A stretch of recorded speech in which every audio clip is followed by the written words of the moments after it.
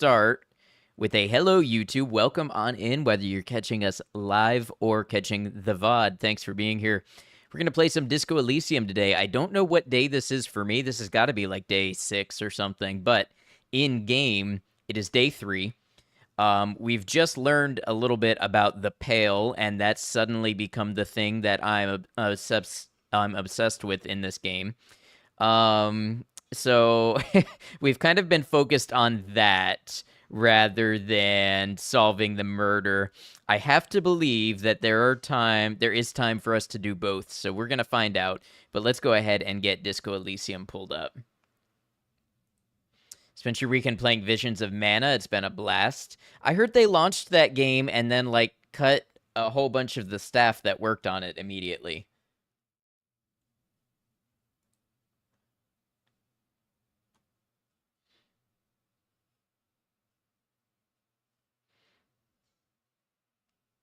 Glad you're having a good time with the game, though.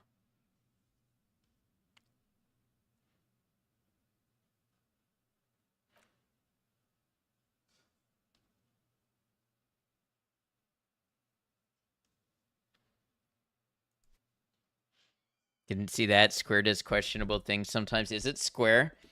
I hope I'm remembering which game it is correctly.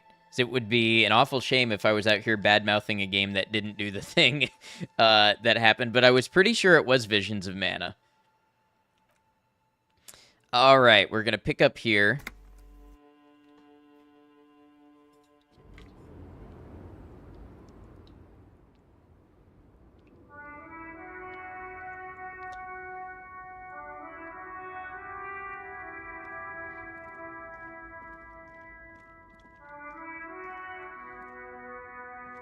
Did some very light Fallout 3 modding and now just chilling. Very nice. I hope the modding was treating you well.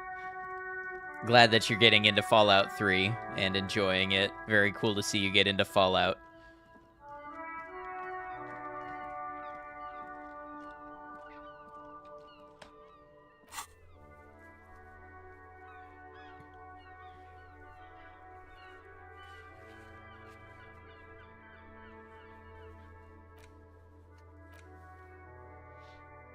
Oh, yes, let's go restock this trap. We have to find this Insulindian phasmid. I believe it exists. I want to believe. Maybe a Square Enix made by Uka Studios, I suppose. Just Googled it and it looks like you're correct, unfortunately. Yeah, there was a whole bunch of, a big deal about it because people were, like, streaming it on a sponsored stream and then got off the stream and found out that, like, the whole staff had been fired the same day that they sponsored a stream for it. So it, very unfortunate situation.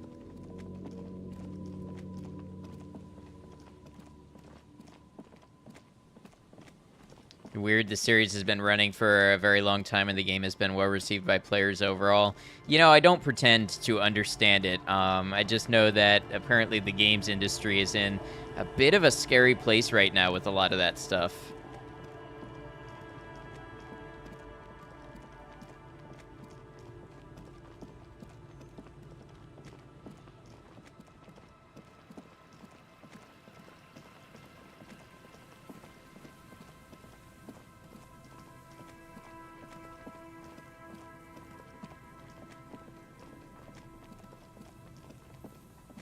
Disco Elysium has an interesting sense of time in that time doesn't pass, so you can run all around from one end to the other, and time doesn't progress, but a short line of dialogue will progress it.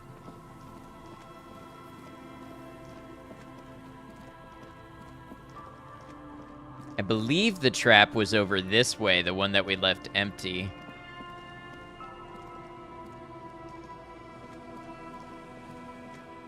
Morel's trap stands empty, just like the boathouses around it. The wind ruffles your sweaty hair. Release the locusts into the empty trap. The locusts, dazed from being transported, slowly begin to acclimate to their new surroundings. They're not really going to get the chance to get comfortable here. Good, now that's done. When do you think we will return to our impending apocalypse of a murder investigation? Yo, Jova, what's up? How you doing? Don't answer that. It was a rhetorical question. He doesn't want to. But if there is one more cryptozoological runaround, he must force the investigation back on track. This better be it. We'll see about that. I decide when we've had our last cryptozoological runaround. Hey, Cemetery Chick, welcome in. Hope you're well. Doing pretty well. Pretty slow day, though. What about me? Yeah, pretty much the same. Definitely took the opportunity to sleep in. Felt like, Sunday feels like a good day to do that. And, yeah, now hanging out with some stream.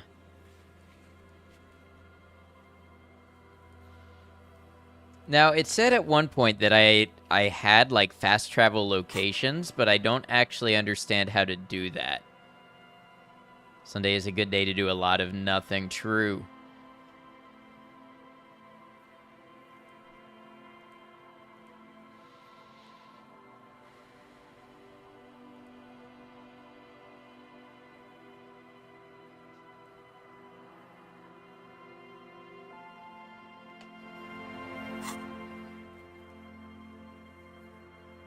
Oh, maybe because I never acquired a copy of the city map. That's interesting. I think we should retry this authority check with Titus.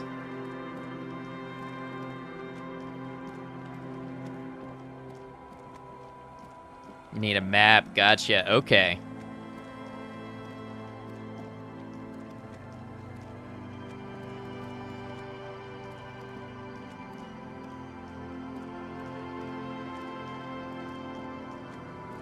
How you doing, MQ Bush? Good to see you. Oh, there's money up there I never noticed. We'll go pick that up. Hope you're well. Yes, I am. Thank you.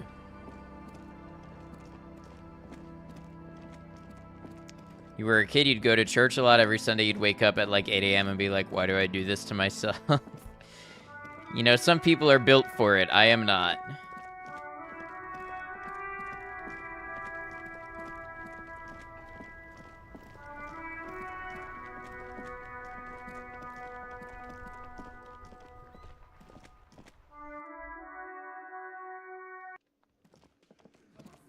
Let's check on this check, first of all. Behind the dockworkers, a ceiling height window. It's not hawthorn time yet. branches scrape the glass like bony fingers.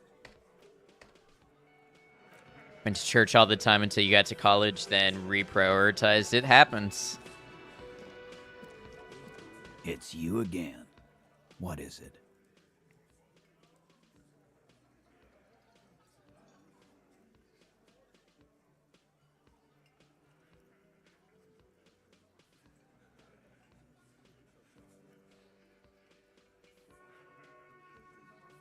I talked to Joyce, the merc you hanged. His friends are coming for you. Yeah. By friends, you mean his squad. Establish authority. I'm trying to see if any of these increase my role to establish authority. Wouldn't want to beat up his grandma. Yes, they're forming some kind of tribunal, and they're coming for you. This is what happens if you take the law into your own hands. Other people start doing it too. Let them come. The Hardy Boys are right fucking here. You heard the man. Right here. We're armed. We got the whole district behind us. And Glenn. Glenn is fucking crazy. Yeah. A well-oiled murder machine. The mercenaries are armed with automatic weapons. We got weapons of our own. We got Ister 50s, Zeelagers. Glenn's got a knock cannon at home. Not cannon, pretty cool, but will they pierce ceramic armor? I guess we're gonna see, aren't we? That was an unsure phrasing. See what? That they don't? Yeah, like you've been up against ceramic armor. He takes a sip of beer to bide his time, then tries to get the last word in. You haven't even seen the whole suit, right? I've seen the whole fucking thing, and it didn't make him immortal. This Cronell is bad news. You know that, right? So are the local gangs. The fucking Barmy Army and the Madre scum. You've been out there. Seen any around? Yeah. Where are they now, huh? Sent back to Madre in an airtight cargo crate. These people are trained military professionals. Special forces, as you said. They're not a gang or barmy army. No, they're not. They're uncoordinated and drunk. We know more about them than you think. Joyce said they've gone rogue. Nobody is controlling them. Big fucking surprise. They hire psycho scum, arm them to the teeth, and let them loose in the city. What do you think is gonna happen? What's up, Rust? How's it going? Do you know that a single Ceray's giant hornet can kill 40 bees a minute? The fuck is that supposed to mean? You're the bees. They're the hornet. We're not bees. We're men. We're socialists. Easy, E. He's trying to phase you. What are you trying to do? Scare my men? Okay, conclude with a What shrug. do you mean, okay?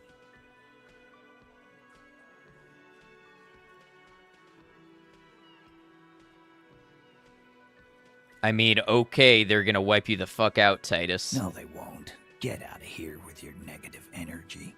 He really doesn't like you ruffling their feathers like that on what might be the eve of battle. All he means is that the situation is serious. No wonder you cops get shot to shit every day. Can't go to war with an attitude like that. Oh, see, yep, because I did those, I now have a 72% chance. Because I got a +2 to my roll for warning about the tribunal. Let's talk about the witness. A witness? You ain't got shit. The locals would never come to you with this. That's just cop tactics, Titus. Next, he's gonna tell you one of us already roll on the others, and he's in witness protection. My witness isn't a local. Well, let's hear it then. Who is your mystery fella? Hey, Maiko, thank you for lurking. No worries. Hang out with us however you like. Hope you can relax. It's good to see you, though. This goes without saying, but nonetheless, don't give out his name. Let's just say he's a high-ranking government official, and leave it at that. Yeah, right. Like we wouldn't know if an MI plant was in our town. Nice try, right? Hey, thank you for lurking. Also, hope you're doing well. MI is short for Moral Intern. Moral Intern is short for Moralist International, the coalition that runs Revachol. I've seen this shit a million times, Titus. Fly fishing. They are desperate. Mark and Tori, Yes, welcome in on YouTube. Hope What you're well. lucky claims did he make?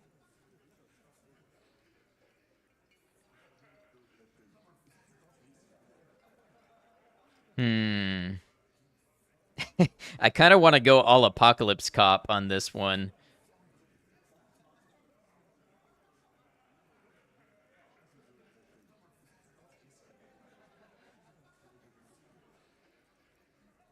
Witness said the hanging went down very quietly. No shouting, no commotion. It's you assholes that feel the need to go around like a fucking brass band. The Hardy Boys are dead silent. Yeah. It's like they put cowbells on you before they send you to the streets. What's with the cowbells, policeman? They're avoiding having to answer this question.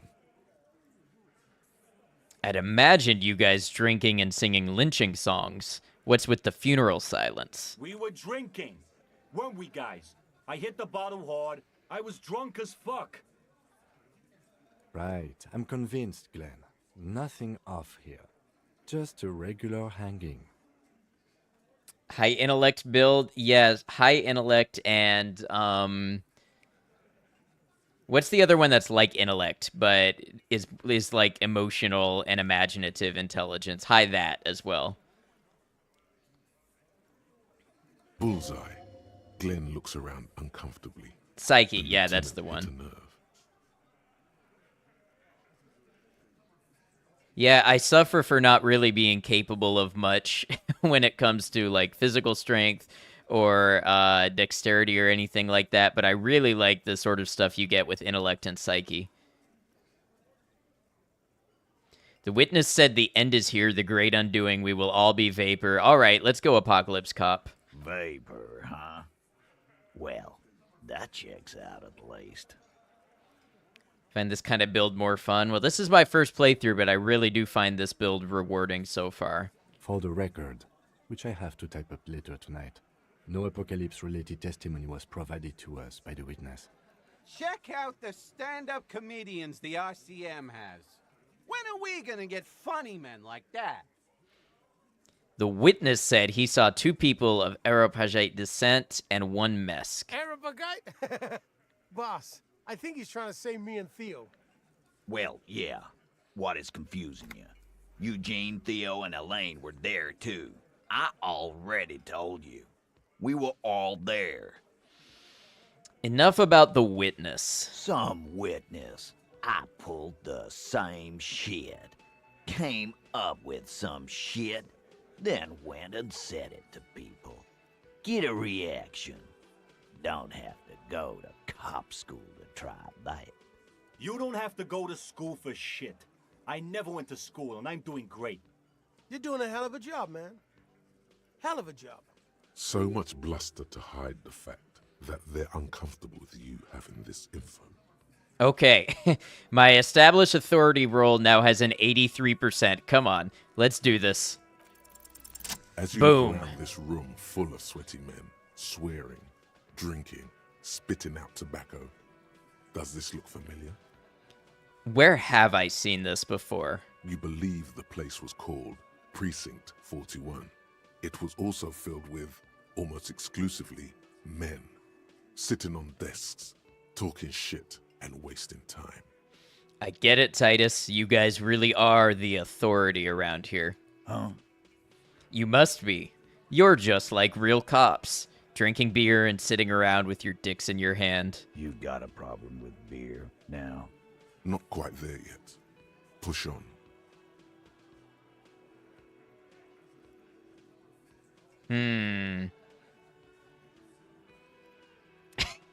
Why do none of these choices look like they're actually going to establish any authority for me? 2, I don't know.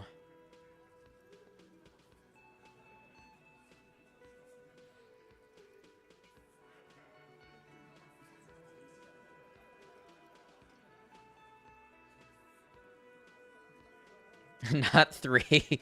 Boy, let's see.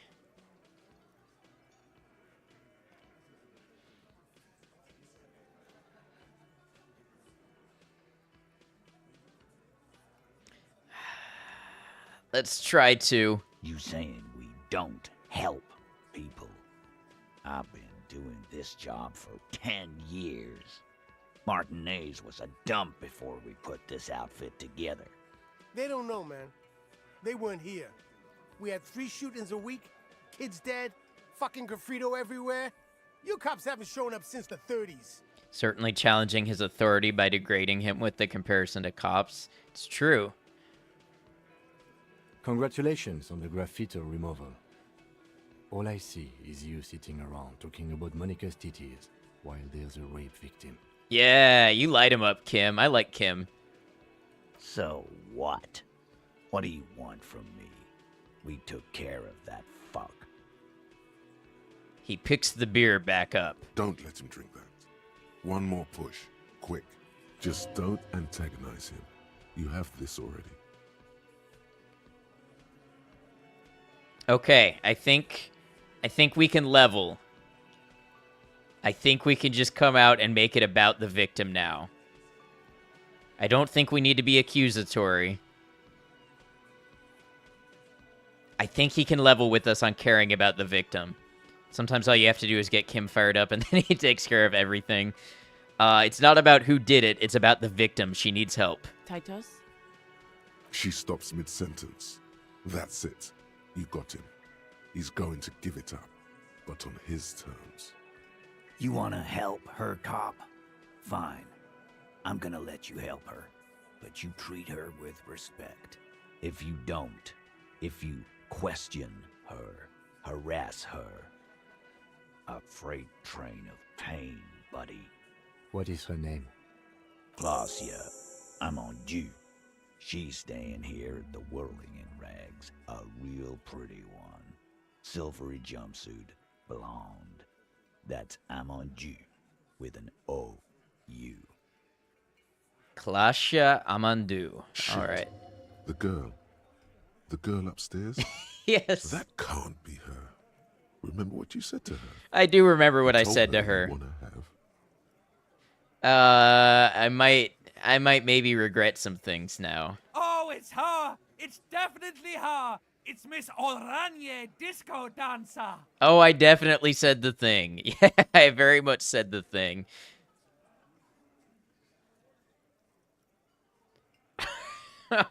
This has got to be the worst roll in the history of rolls. I already only have Composure 3, and I'm losing points for saying I don't remember being a cop, saying I don't remember reality, saying I want to have fuck with you, and saying I'm the apocalypse cop.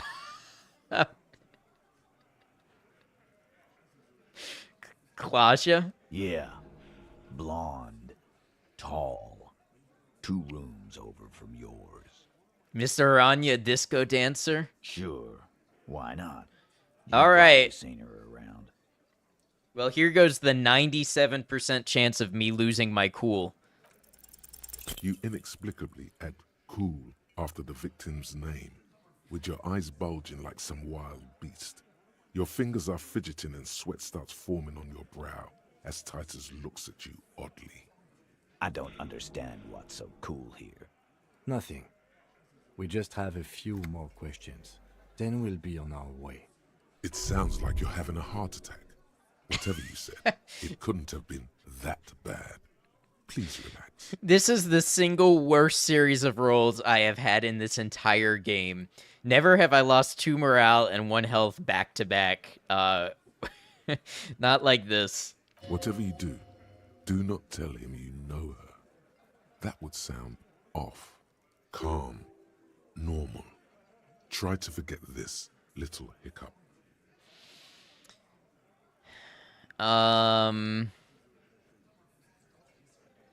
So what was her relationship with the mercenary? Relationship? There was no fucking relationship. He raped her. That's their relationship.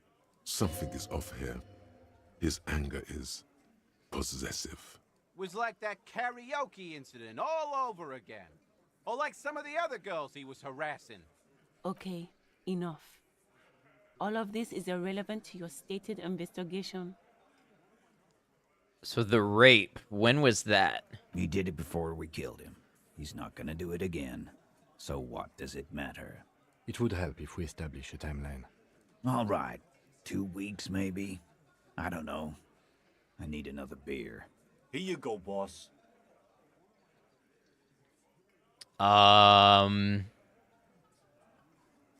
This one's touchy, but I want to know if there's something more here. So what is your relationship with her? I know her. He looks around and an uncommon silence fills the room. How well do you know her? Well enough, Copper. We party. She's been here for a few months. He crosses his arms. So she's not from around here. You mean Revachol? Nah. Our Miss Oranje disco dancer is an immigrant or a drifter of some sort. Been staying over here over the winter. Don't you give her any more trouble. She's just had some bad luck, that's all. Shut up, Angie. She doesn't need your help. Titus gives them both a look. They fall silent. What's with all the silences? It's like these guys don't know how to feel about this. You should keep picking at it. Okay, but we're not going to say that we know her. You said you partied. Cool, that's cool, but what did you mean? What do you think I meant? Was it sex? Yeah, pretty much. Another question. God damn it. Get it over with already. Awkwardness is palpable, it's true. You know what? What do you think I meant? Drugs. Avoid his gaze. Yeah, we did them. What's that to you? So you're saying the two of you were close. No, we just fucked. That's all. I'm not gonna give you any details if that's what you're after. So put your dick away. He really went out of his way to seem comfortable with this topic. That's all you're gonna get for now. I agree. Thank you. We'll talk to her. The voice acting is so good, isn't it? Love that they went and recorded audio for all the conversations. The original game was a little lacking. I think I first played this game before there was voice acting, and there's no way I could stream it if it wasn't voice acted like this. There's literally so many great games that I can't stream because I have to read the whole thing myself. Like Yakuza 0. And it's what's kept me from streaming Pathologic so far, is how much stuff I would have to read by myself. My voice just can't do it. So that honestly has made the difference with me being able to stream this game. Remember what I said. Freight train of pain. Plus, I mean, the voice acting in this game is just so good, it truly elevates it to another level. Like, honestly, the writing is amazing, but the delivery of the writing is really part of what sets it apart. I was astonished that they really voice acted all lines. There's so much of it. Yeah, it had to be a big undertaking.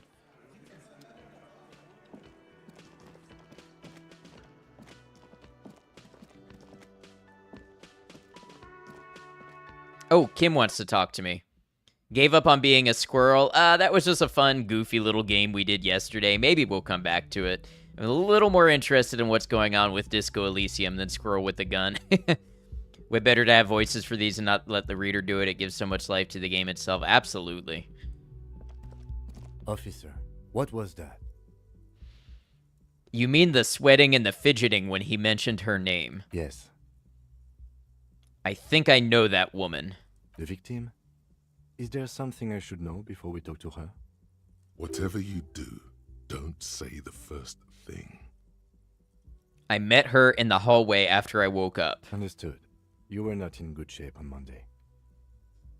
She knows I didn't remember being a cop. Okay, that's manageable. I tried to hit on her. Understood. He's stone-faced. We do not deserve Kim Kitsuragi.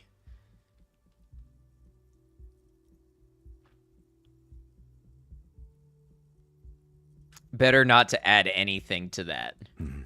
What else did you do? Nothing. Let's move on. We'll be alright, officer. This is nothing. Oh man, to have a calm, reassuring voice in my life like Kim Kitsuragi. You feel fortified by his assurance. It's See? going to be alright. He literally healed our morale. Is it though? Nothing? You're still in for a bumpy ride here. Try not to mess it up. Alright. Just in case things go bad with this, let's get all healed up and let's do a quick save.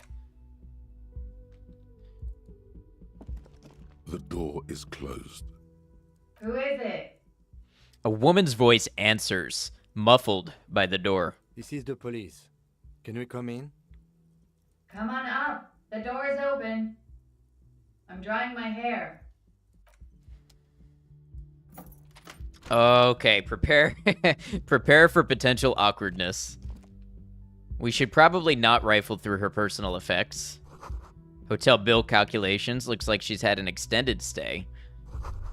Piles of dirty clothes. A woman's. This room has sad all over it. Reminds you of your own. You like Klasha? Let's see. Oh, she did say come on up, so she must be upstairs. You see the yard below. The corpse is no longer there. Imagine if we made it to day 3 and hadn't removed the corpse yet. I like to think we would have gotten some sort of special dialogue if so.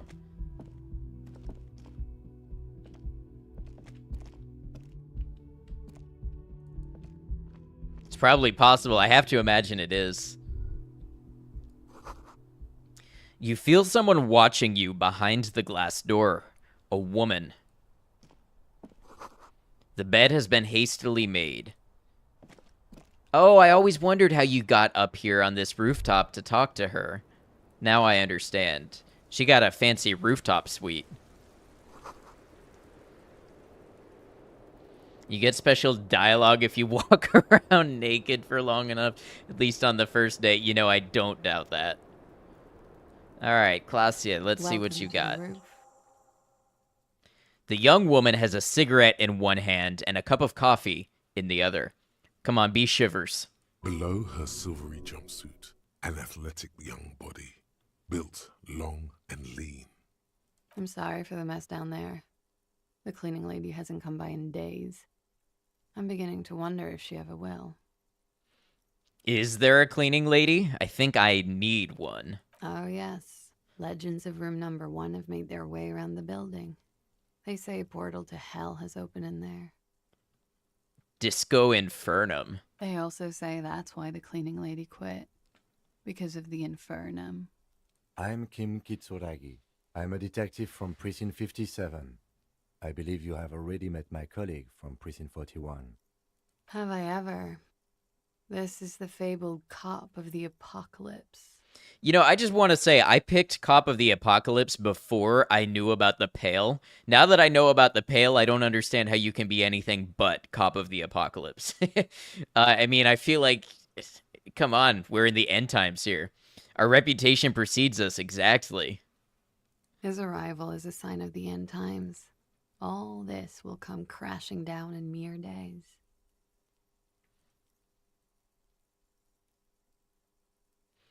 New information has come to light. It is a matter of weeks now. A great reckoning of the classes. Revachol explodes in vigilante violence. It is foretold. Wow. Can it be stopped? And if not, what are we to do with the time left? Don't hit on her again. Miss, we are investigating the murder of the man down there. The people who put him there have asked us to talk to you. Huh. I see. She takes a pensive drag of her menthol cigarette. Be careful. Ask something else first. When you go there, use words like, I hear you have been through something difficult. What is your name, miss, for the record? Clausier Amondou. Same name that Titus gave you. It sounds Oranese, as does her accent. Hey, Bacon Bits, welcome in. Hope you're well. You from Oranje? Right, sir. Vredefort, Republic of Oranje. I guess you could say I am an Oranese expatriate. How old are you? I'm 28. What do you do, miss? What is your specialization? Something stupid. What's that? Oranese lit. Oranese lit. Oranese literature. It's what I studied at the university. What is Oranese literature about?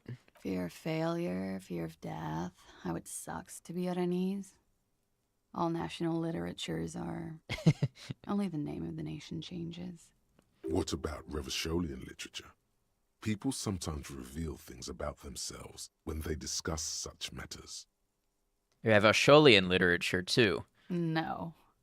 Revacholian lit is about how magnificent and serious Revachol is. It's about how you have to save the world. I do feel the urge to save the world, yes. I guess that's why I'm on this case. That's the natural state of the Revacholian hero. She breathes in the menthol-flavored fumes, savoring it, then breathes out. She seems quite relaxed for a victim of assault. But, of course, what seems should not be your priority. Oranese lit. What do you do with it? Nothing. I do nothing with it. Do not show her some money and talk about how important money is. We're just going to say cool, because it is cool. Literature is cool. It's not very cool, but what can you do? Could we take a look at your passport, please? I'm afraid you can't, officer. Oh, is she not here above board, maybe? Why is that? Because it's buried in a sealed plastic bag at an undisclosed location on the coast, along with cash and airline tickets. Thank you for your candor. Why? They say so in your tourist brochure. Keep travel documents away from your person when west of the river. How do I know you've told us your real name? If I were to lie to you, I would come up with a more mainstream name than Clausia Mondu. It's a weird name. See, I'm worried if I press this dialogue, it's gonna push the level of comfort we have right now. But maybe she'll come up with something besides a passport. So I'm pretty sure I have the legal right to demand your passport, miss. Look, officers, I like this place, but I don't want to be stuck wandering the city like a ghost after being robbed of my travel documents. I don't want to become an indentured servant in a brothel on Boogie Street, and I don't want my relatives to pay the ransom. There are plenty of other reasons for hiding your documents from the law. That's not why you hid it, though. It's also why I hid it. Why, yes. He's suddenly very attentive. I'm an unpopular girl. There are people back home who don't like me. If they show up, I'm in a hurry. The kind of hurry where you can't afford to not find your documents. But don't worry, this has nothing to do with your investigation. What kind of people are these, the ones that don't like you? I would love to change the subject. It's not important.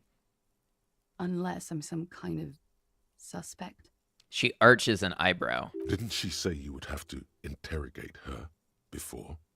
And that she didn't do it? What was up with that? Earlier you said I would have to interrogate you. Suspects are interrogated. Well. It seems I either underestimated you or overestimated your hangover, officer. If I didn't know better, I'd say you feigned that fuck having lied to get me to say something stupid. Was that so?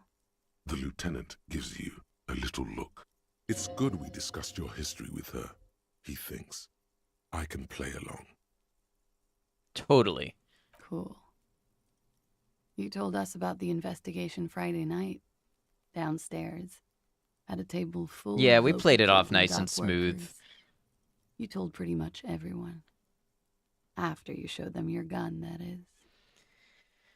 Speaking of, maybe we should get that woman to sign the documents Everett wants if Everett is going to help me look for my gun, because it's kind of concerning that we're on day 3 of a homicide investigation and I still don't have my gun.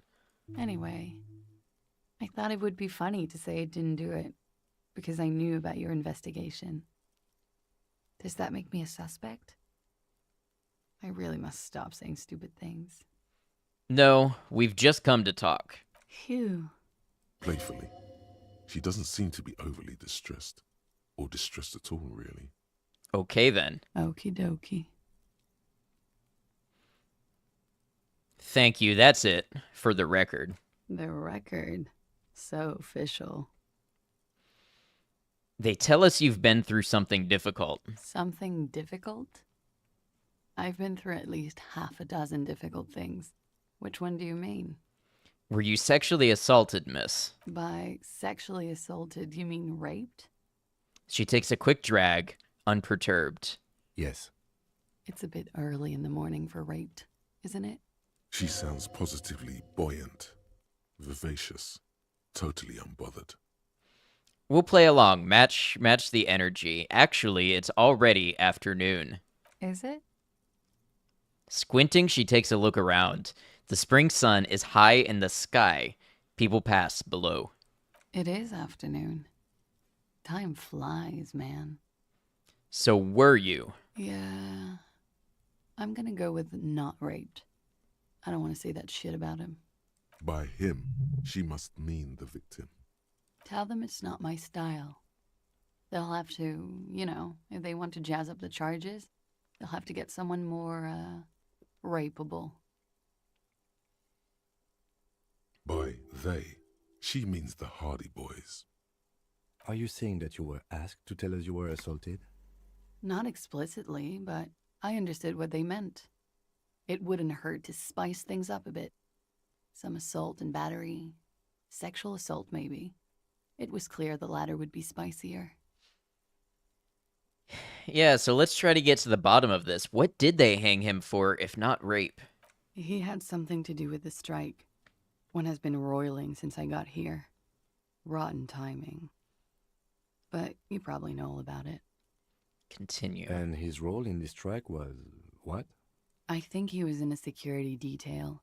He was ex-military, worked for Wild Pines, and against the Union. We didn't discuss work much, if you know what I mean. But I understood it was dangerous. And they lynched him for it? She nods. How do the Hardy Boys know you? They're frequent guests. Downstairs, they have a booth for Union members. They're probably down there now. And how did you meet? Over drinks. It's been a long, boring winter. There must be more to it. You should return to this topic after you've talked about her relationship with the deceased, maybe. So what did happen between you and the victim? We partied. Wait, partied. Where have I heard that before? A lot of partying going on. From Titus. About her and Titus's relationship. That's where you heard it. What kind of partying? Point to your bloated face, the kind I do. With all due respect, sir, I think we partied a little harder than that. Harder than this? Keep pointing to your face. I didn't know it was physically possible. Oh, it is. You're still alive. What did you do when you partied? We drank, sir. A lot.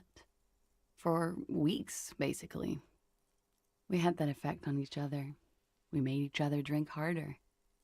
That's why I liked him. What else? Stimulants. Speed also has that effect, making you drink harder. And then drinking harder makes you do more speed. It's quite the combination. We also had sex.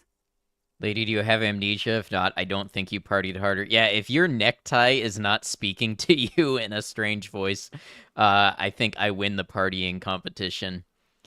Let's ask, were feelings involved? This is a dumb question, and she's going to react to this as though it's a dumb question, I feel. But I think it'll be good to delineate things. A little. The drugs were good enough, and we did enough of them. How did you two meet? The lieutenant's voice is quiet, calm. Downstairs, at the bar. He was on some sort of assignment. A military man, as you probably know. Had a cool, scary scar. Do you have a long conversation with a corpse? It's not a party until that happens. She appears aloof, but that scar part, the scary, is stressed and drawn out. What's that about? Apprehension? With longing. She misses him. When was this? A month ago? Something like that. Titus asked you to spice things up for us. Pretty much. She cradles her coffee cup in both hands. Warming them. Are you sure you weren't raped? I'm 89% sure. Does that mean you're 11% not sure? You know how it is. Do you?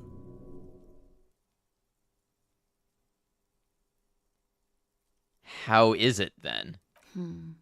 Maybe you don't know. The ash lands on her jumpsuit. She brushes it off. In conclusion, officer, I'm gonna go with a mild to medium not raped here. It sounds like something happened, and you don't want to acknowledge it. Let me make this 100% clear then, officer. I was not sexually assaulted. Would I be as flippant if I had been? You get the feeling she might be.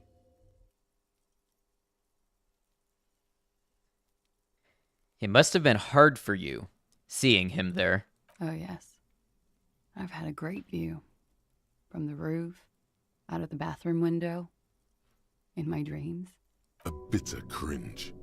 It hurts. You look to the lieutenant. You called us, the RCM. Yes. Jackpot. The call reporting the hanging. That was you. I made it. And I would appreciate it if you didn't tell everyone. In Martinez, they call it snitching. Reporting crimes is confidential in Ravachol, miss. If it's snitching, then why did you do it? Because I couldn't handle it anymore. None of these people called. He just kept hanging there. Then they started stripping him. The voice was disguised. Did you... I didn't exactly disguise it. I just muffled the mic and nicked the landline a little. Nicked it how? With nail clippers. And I diverted some radio fuzz into it. Into the cold wire. So, she's God's mystery phone cutter. And, in the process, you broke the landline downstairs. Did I? Fuck. I didn't mean to. I had no idea what I was doing. Why go through all the trouble? I don't know, sir. It was stupid. I was drunk, too. I was probably afraid the union was listening in. Locals say they have ears in the wires. Thank you for making the call, miss. It was the right thing to do. I didn't want to, sir. But if I hadn't, he'd still be hanging there. What can you tell me about him? Name, eyes, age? I'm sorry, I can't do it. Not right now. Later, maybe. I keep seeing him. Like he is now. I can't talk about his... I don't know. Hair. Another puff. More nervous. Imagine her surprise when the police arrived and left him there for several days. It was an embarrassing amount of time before I managed to get him down. This is true. I know it's difficult, miss. We can return to it later. She meant she sees him in her dreams. I've also seen him in a dream. You have? Not like I do, I imagine. She's run out of cigarette. Time to light a new one.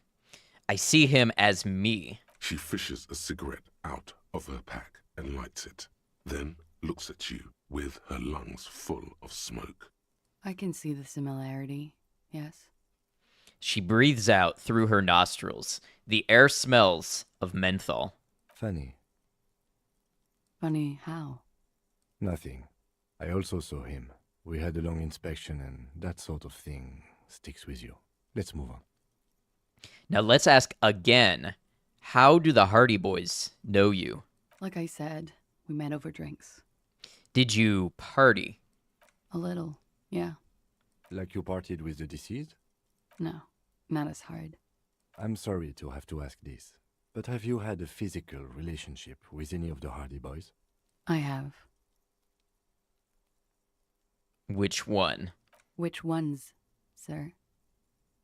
I don't remember precisely. Titus, obviously. But as I said, it's been a long winter. Could that have been part of the reason they hanged him? Don't mention it. Don't be tactful. She doesn't care. Like I said, Like you part? No. I'm sorry. I have. Which one? Could that have been... I hope not. Actually, I know that's not the reason. I'm careful about that kind of thing. Not crossing the wires, you know? But that's probably where they got the rape idea. What do you mean? Men like that? I don't know. It's the way their imaginations work. I suspect it's what they'd like to do to me. That's fucking bleak. A lot of stuff in this game is quite bleak. She breathes a silvery sigh of relief and weariness. The air on the roof feels humid. It's not a cheery game. It is not. It's a beautiful game, not a cheery one. Should we head by downstairs, officer? We may have things to discuss there. As he says so, you feel the young woman looking at you and get a feeling you can't quite put your finger on. A suspicion? I had something else before we go. A little thing. She nods. Silvery cigarette fumes disappear into her mouth. I noticed your room is close to mine. I have a personal question. Yes, you're just one room away. Very personal. Good. Yes. This means she could have heard something. Like what you were doing before you blacked out. Were you in Sunday night? I need to know what I did before I lost my memory. You do not need to know that. What you need is to ask normal police questions. Like, He waits for you to finish the sentence. Get a grip, he thinks. At least do your personal stuff when I'm not here. Nice room you've got here. Yeah, it's pretty deluxe. No one likes to talk about their dirty laundry and their empty bottles. Maybe if you phrase it emotionally. Hate to say it, but you've got sad all over the place. Yeah, I've contaminated it pretty bad. Is that why you're out here? The contamination spreads from room to room. First, I escaped upstairs. The sad got that too. Then I found the handle for the summer door. What exactly is the nature of this contamination? For me, it's a mix of me with a lack of cleaning services. How about you? Talk around the establishment is, you have an industrial sad spill in there. For me, it's alcoholism, miss. Cool. I think I'm developing a pinch of that, too. It hasn't done wonders to my taste in interior decoration. What are you doing here in the Whirling and Rags? I'm wintering. How long have you been staying here? About 4 months. I came in November. Why here? Here in the Whirling, here in Martinez, or here in Revachol? Here on the Insulindian Isola. Came to see the new world. It's a tourist thing. This is by far not the only reason she's here. She isn't overtly hiding it either. What happened to the old New World? It turned out to be a Zarath-infested third world slum. Called Ilmara. And it didn't. Even after the Mesk colonized it 7 ways from Sunday, it's an industrial powerhouse. I have other questions for you. Okay.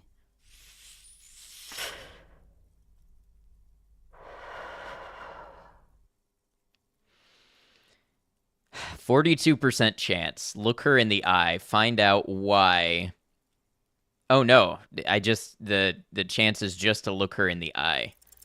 She looks back. Time moves slowly. The triangles of her face rearranging into a weary smile. Don't worry. We will protect you from her beauty. We will consult you through the reefs and sounds of her persona. We will see through deceits. You are shielded. You are wise. You are advised. There are muscles on long white bones that line her limbs, just below the silver jumpsuit. Avert your eyes. The strange moment ends. It was brief, no longer than 2.2 seconds. I'll remember that if we ever get Volition up. Let's return to this later, miss. Why not? I'll be here until 11 p.m., drinking coffee, most likely.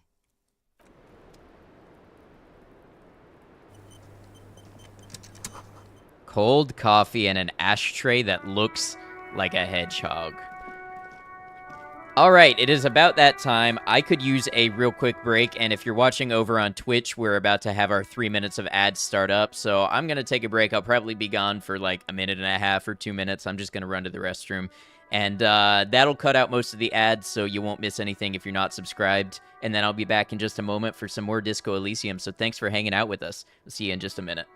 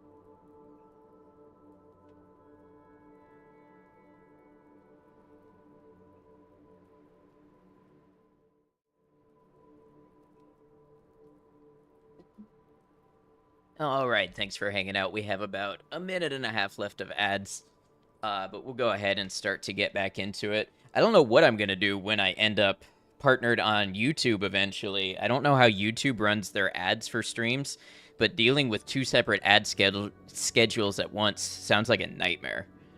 Hope I can figure out something for that. I don't think they run any ads on your streams if you're not partnered. I could be wrong.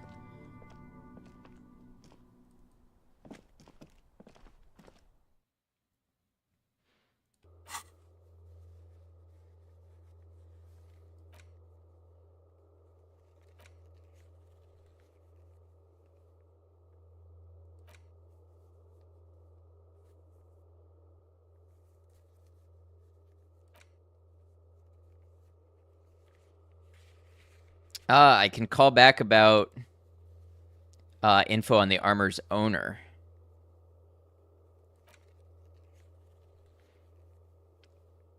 Oh, I don't understand why this hasn't happened. I did track down my badge. Interesting.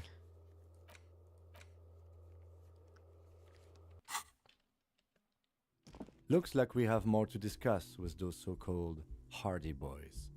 Half their reasoning just went out the window. You think this will make them cooperate? Thank you, Rain. Thanks for hanging with us. Ad break should be wrapping up now. Nothing will make them respect the RCM, but it will disrupt the game they prepared for us. We just stripped off one layer of whatever it is. Her decision to not corroborate their story was definitely not part of the plan. Hey, Starlit, welcome in. Hope you're doing well. So we'll say in a hushed voice, why did she tell us all of that? What else could she have done? Lie? She saw there was no way to lie and get away with it. Love y'all. Gonna go lurk on YouTube because Twitch, and oh, sorry to hear, Love Glutton, but thanks for hanging with us. Good to have you. Thanks for joining us over there since Twitch isn't working for you. How is the game? Are we winning? I feel like we're making progress. This game is really cool. This is a really cool game, and the more you get into it, stuff opens up and snowballs, and you learn more about what's going on. It's really rewarding. I'm not sure she had to lie. I wouldn't have known. If not you, then me. It was a smart move from her. Something is off here. You think so? She seemed forthcoming. Unusually so. Being forthcoming about some things is a good way to obscure other things. The best liars are always forthcoming. Anyway, we should move. I suspect our investigation will bring us back here soon enough.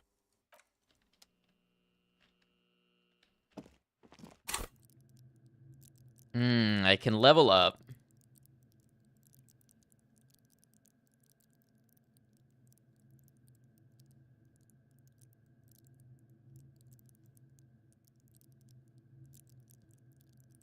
Do I want to do that, or do I want a new thought?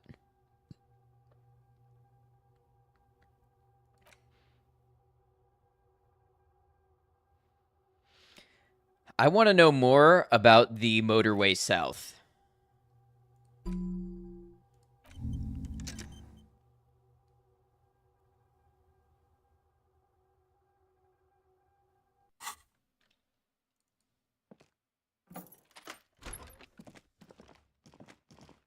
So what's this room here in the middle?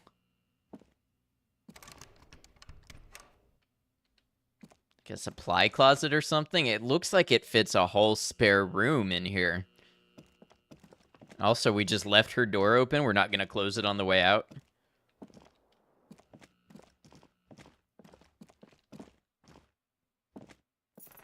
Ah, okay, that one's on me.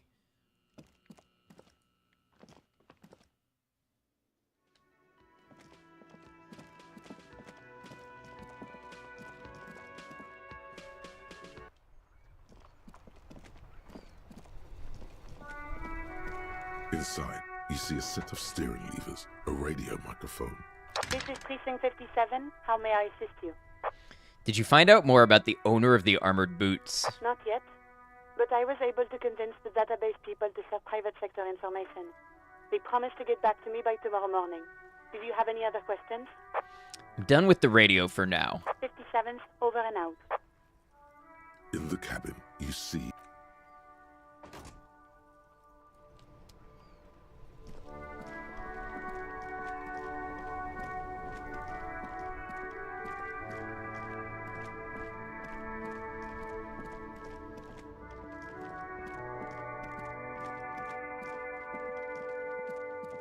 I worry that I'm gonna regret this, but let's see if the woman will sign the documents that Everett wanted signed.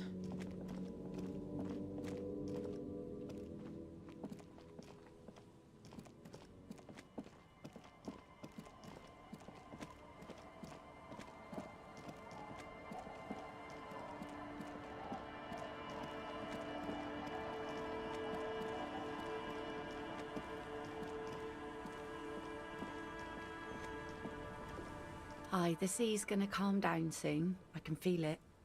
The wind is turning southeast. What's on your mind, officer? That's my motor carriage in the sea, by the way. Oh, that's good to know, I guess. Why is it in the sea? An official investigation has been launched by me to determine just that, ma'am. That's great. Until then, you should maybe start thinking about the funeral. Sire, she doth not believe it wasn't you.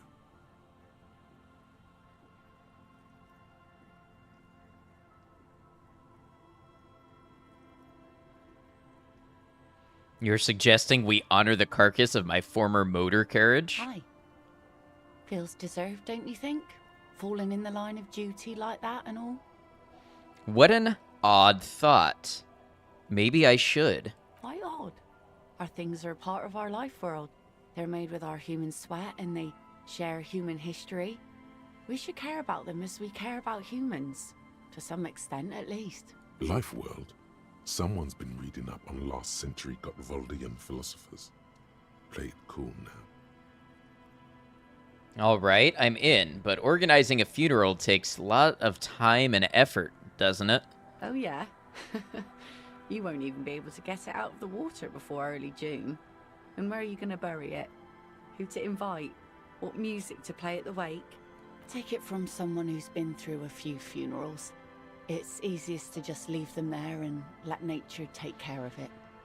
That's all we have time for right now anyway. Come back here in June and see how you feel about it then. It's not like it's going anywhere. It's a pity we don't get to do more frivolous side activities. I would have really liked that. Yes, that is a pity. But for now, let's focus on the things we do get to do. Like the murder investigation, for example. You like the Capri funeral idea? I changed my mind. I would like you to sign the documents. Everett and his plan for the village. I guess it does sound nice enough. So, will you sign it? Aye. Why not? Fine. Here you go. Wait. Why did you sign it? I shouldn't have. No, it's a youth center. Why shouldn't you? That's what I asked you. It's a youth center and I have children. Got to give them something else to do. They're cute and small now, but they're growing up fast. I had my first drink when I was 11 because I was so bored. Anyhow, you also need Isabel's signature. It's a bad idea. She won't sign. You'll find she's a tougher nut to crack than me. Sound logic. Division of labor. She leaves the skepticism to the skeptic. Sounds like Isabel is the leader around here. What do you do around here? Like I said, fish mostly. Sail the waves, take care of the kids, pick nets. Right now I'm tarring a little skiff. Is that enough to make a living? Sometimes I also walk to the beach to see what the sea has given up. The sea is full of surprises. Keep it professional, man. Don't make it sound like you're hitting on her. This is what is called a conversation. You don't have to be guarded right now. Interesting. What have you found? Wood, pieces of glass. Every once in a while we see dead bodies. Human, animal, fish, other odd sea creatures. A mine washed ashore once. Bottles, drugs also. Lost cargo in general. Most of the time it's just wood and glass. All right. Major choice moment. You only get to ask one thing. It would be weird to say them all. Choose wisely.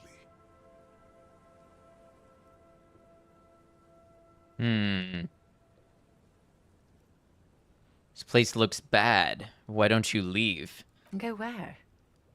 The fish are plentiful here and we get enough orders to get by. It's not great, but it's something. Just somewhere, away from all this sadness. People imagine picking up and finding something better is an easy solution. But how is that supposed to work when all your time and energy goes to staying alive?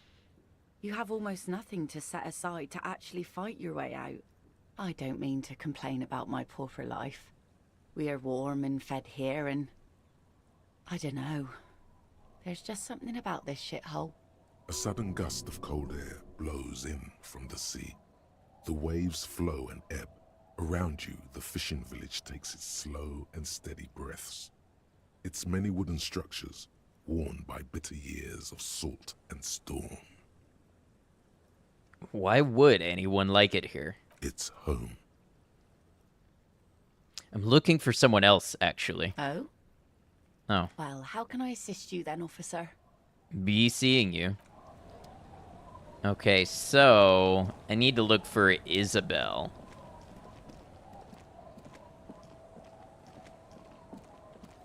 Maybe in here?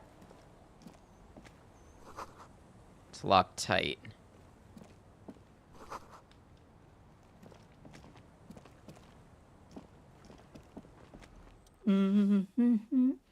The woman next to a bucket of clothes hums an odd melody. Her eyes are closed. You're not sure about the melody, but it might be South Samaran, possibly Sigayan, also known as the Apricot Suzunti. Welcome to the fishing village. Please lean in closer. I have cataracts. Sure, lean forward. Oh, welcome, police officer. We don't cause any trouble around here. And we don't want any trouble either. We are not here to cause any trouble, madame. Trouble? Say the second thing, Bratan. Shows you got style. No, thank you. What he said, we're cops. We don't cause trouble. We take care of trouble. Oh, of course. Last time we saw you around here was 12 years ago. You also came to take care of trouble then. Wish you did. But still, in Martinez, you're considered an ill omen. Wait, I've been here before? No, not you personally. I meant the RCM. Some of the men got into a fight. One of them killed another. Locked himself in that woodshed over there. She points to the building behind her. He was brooding, needed some help opening the door. You got it open for him and took him to think about what he'd done in a more secluded place, somewhere more quiet. She says it as if he was on some kind of spiritual retreat. What kind of an ill omen are we talking about? Oh, the usual. Dark tidings. Black hound. That's you, all right. A black hound licking your own heels. I'm totally an ill omen. It's exactly what I've been telling everyone. The end is here. You're not. No one around here considers us an ill omen. People would have told us. Maybe they are afraid. Why? Because you're an ill omen. But you're still welcome here. As long as men with guns aren't chasing you. And maybe even then. Because that's the kind of fishing village we've built. I'm sorry there's not a lot of room to park the motor carriage. And not a lot of houses. Or a lot of people. My kids are long gone. Searching for treasure.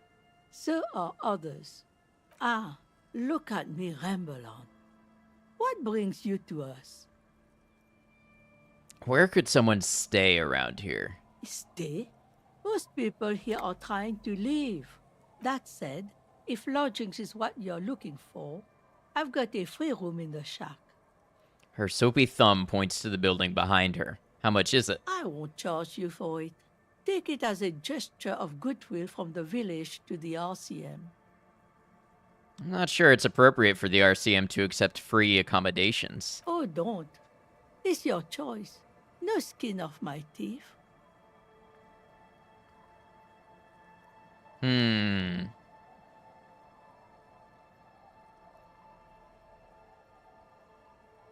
I worry I'm gonna regret this if I take it.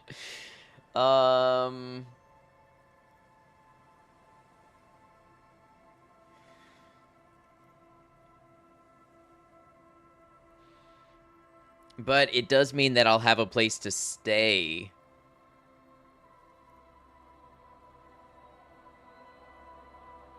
Let's see what Kim has to say if we do this. Don't make an old woman regret opening her house to the place. A key appears from under her apron. She hands it to you. Well, if you are not in the hostel in the morning, I'll know where to find you. Here, in a shack. He's a little relieved you're no longer in that room. Should he? This environment encourages one thing, and one thing only. Drinking. Finally, you have those lamos of matinees off your back, Bratan. This looks like a great place to bring chicks. Tell me about yourself. Who exactly are you here? Me? No one. Just an old washerwoman. Mother called me Isabel, if that's what you're asking. And my married name is Sadie. Now it's your turn, Mr.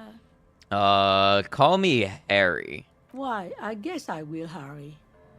Aye, it just rolls off the tongue. I used to know a Harry. Strong lad, but dumb as a rock. What happened to him? He did too many narcotics. So many, he fell off his boat and split his skull on a buoy. Folks who saw it say his head cracked open like a melon. Nasty, nasty. I was asked to get your signature. Hand her the envelope. Eh? What's this about? Come now, I can't read all this scribble. Tell me what it says. Everett wants to turn part of the village into a little youth center. Huh. I might be half blind, but it looks like part of the village is gonna be a street. The best part. The part we need to get out of our houses. I see Lillian's name is already here. The girl is too trusting. Either way, I won't sign union papers. She hands the envelope back to you. What do you have against the union? I've seen it all before. You think they've got our interests at heart? Rich men are always selling poor men promises they never plan to keep. She pulls a dark red rag out of the bucket and puts it back. Then the poor get pushed out of their homes and the rich get a little richer. That's the way it goes. So, no, I don't trust the fat man, and neither should you. In her mind, the Union is right-wing because Everard is fat. It's that simple, and there's no changing it. She speaks with the authority of a leader. Hers is the final word around here.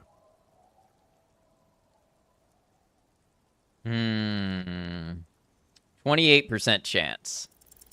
Logic and reason won't work on this old bat.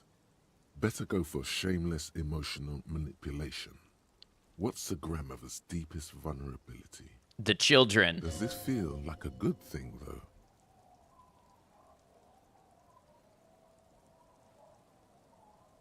Gonna find another way. Don't get her signature. Damn, you almost had it. What was this? A pang of conscience? Yes.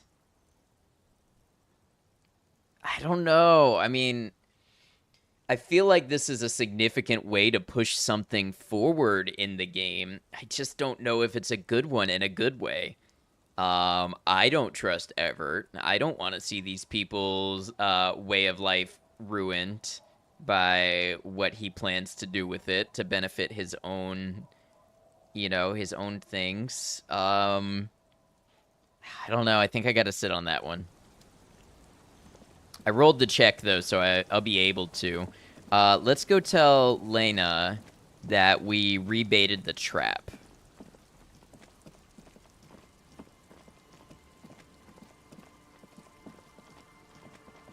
We're doing an awful lot of not investigating the murder, but I think that's okay.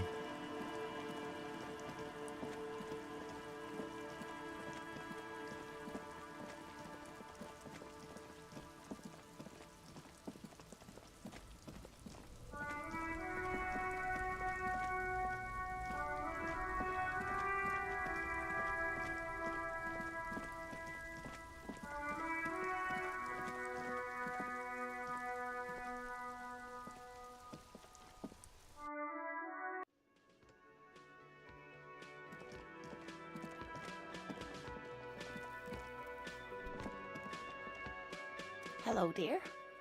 It's good to see a familiar face. The elderly woman smiles up at you hopefully. I restocked the empty trap. Where's Morel? Thank you for doing that, dear. She manages a smile for you. Her smile is wary. Her earlier ebullience has left her. Morel still isn't feeling well. I convinced him to stay at Gary's to get some rest. I'm afraid the cold has really gotten to him. It's probably for the best. It's awfully cold out there in those reeds. I'm sorry, dear. You've had to drudge through them so many times. Such is field work. A young person's game, as they say. So, who's going to check the traps? Morel will eventually, or we'll talk Gary into going back out, perhaps. The lieutenant stares at his shoe, caked in mud. He doesn't say anything. We'll take care of it. That really is too much, sweetie. Thank you for your dedication, but I can see you're coming down with a cough yourself. Very strange. Why is she not letting me do this? It's like she's given up. Lana, what's wrong? You seem different. Different? How? The half moons of her glasses reflect you as she looks up at you. Answering a question with a question, for example. Defensive isn't her usual style. You've given up on the phasmid. I'm in doubt, sweetie. That's all. Everyone is now and then. You're in doubt. About what? It's a strange feeling. I haven't really told this to anyone, but you are a police officer. And when a police officer asks, you must answer. Do you ever wonder if some lovely story from your childhood is just that? A story? Or a dream? Seeing the Insulindian phasmid was just a story I used to tell people. I didn't really think about whether it was real or not. But Morel told me you'd seen it. You also told me. Morel's so proud of it. He always tells everyone. A terrible sting in the heart. Regret. You seem to really believe it happened. Doesn't that count for something? No, sweetie. There's more to it than that. Morel was so eager to believe my story was evidence of the phasmid's existence, that I'm some queen of the cryptozoologists. That, and for years his belief made me believe too. What's up, Sally? Good to see you. That I am a queen, an extraordinary witness to grace. But now, we're both getting old, and he's still working himself sick out in those reeds looking for it. But what if I was just wrong? I think I was. The lieutenant opens his notebook, but doesn't write anything.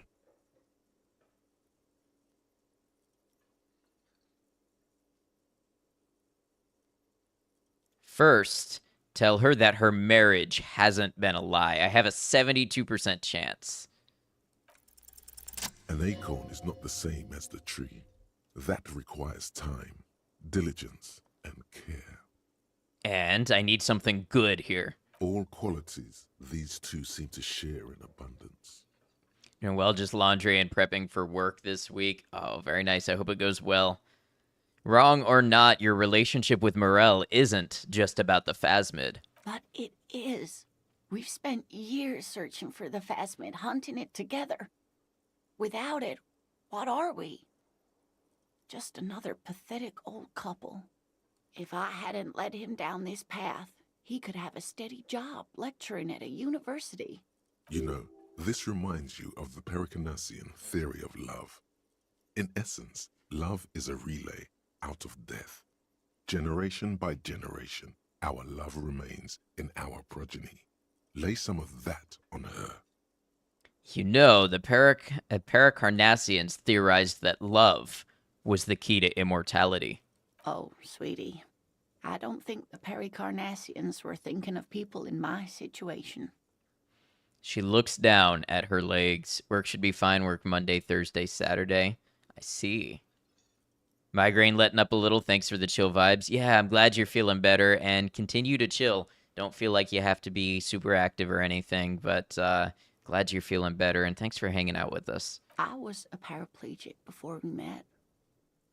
He didn't know before I arrived on our first date. If I weren't the queen of the cryptozoologists, if I didn't tell him that story... Maiko, thank you for remembering that quote and adding it. Back to the abyss you go. Sounds good. She has to swallow to relax her throat. It's keeping her from talking. He'd still be into you. That's not how these things work. Maybe. But then why do I not dare tell him? I've wasted enough of your time with this drama. I really must stop talking about it lest I start crying and waste more of your time. What you have to know is the Insulindian phasmid probably does not exist. Let us fools chase our ghosts. There are a million better things to do with your life. Are there? Some of the other things are pretty bad. Thing is, you're not sure you made it up either. I'm not sure of anything.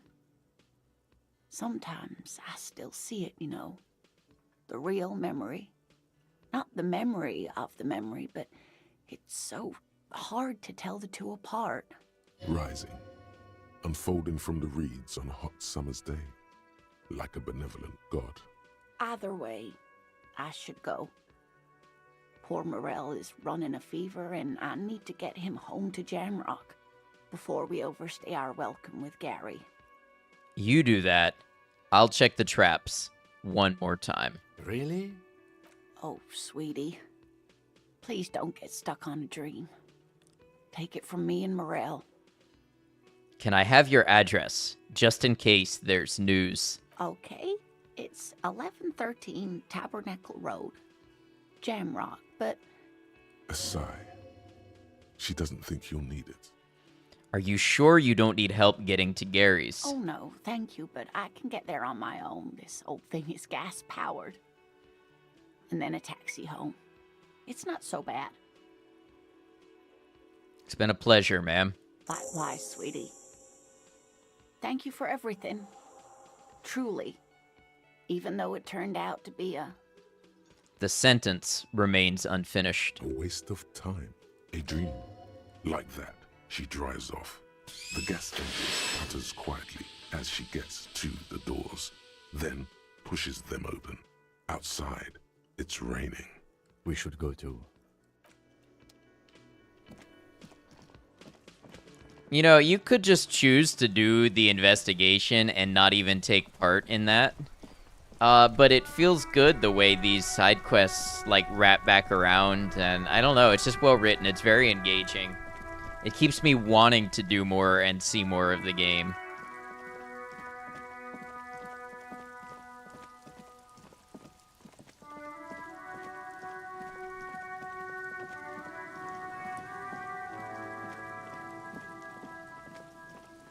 It's a great game, it truly is.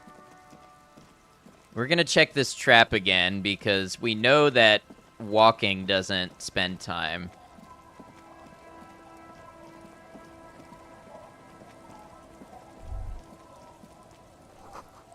Inside you hear the cozy sound of some kind of heater sputtering.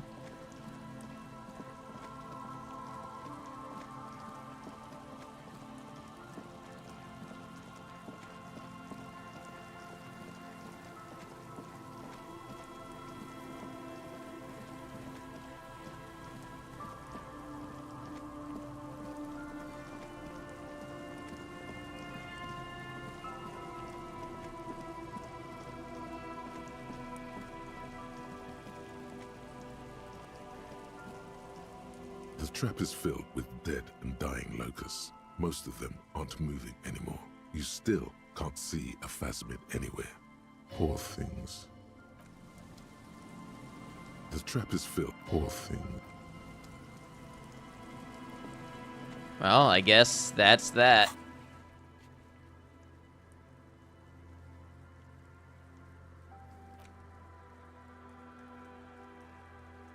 While I'm here, I should ask about the armored gloves.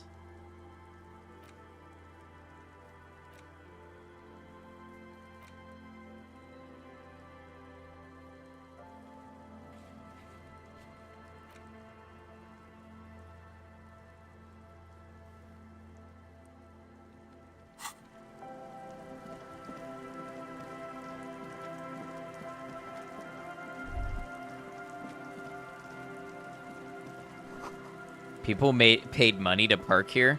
No one would pay now.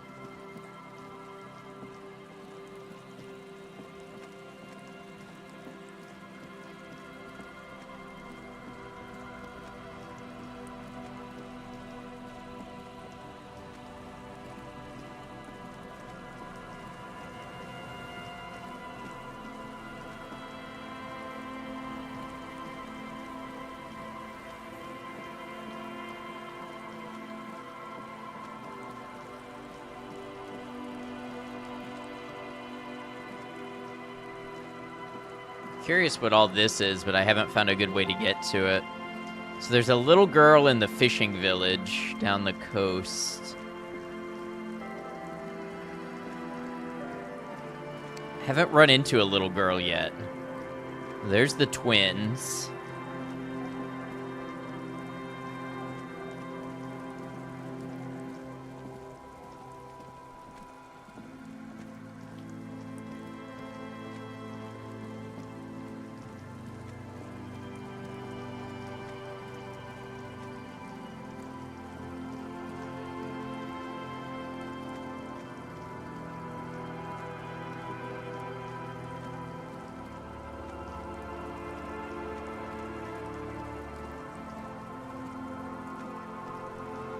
Looks like there's more village back this way.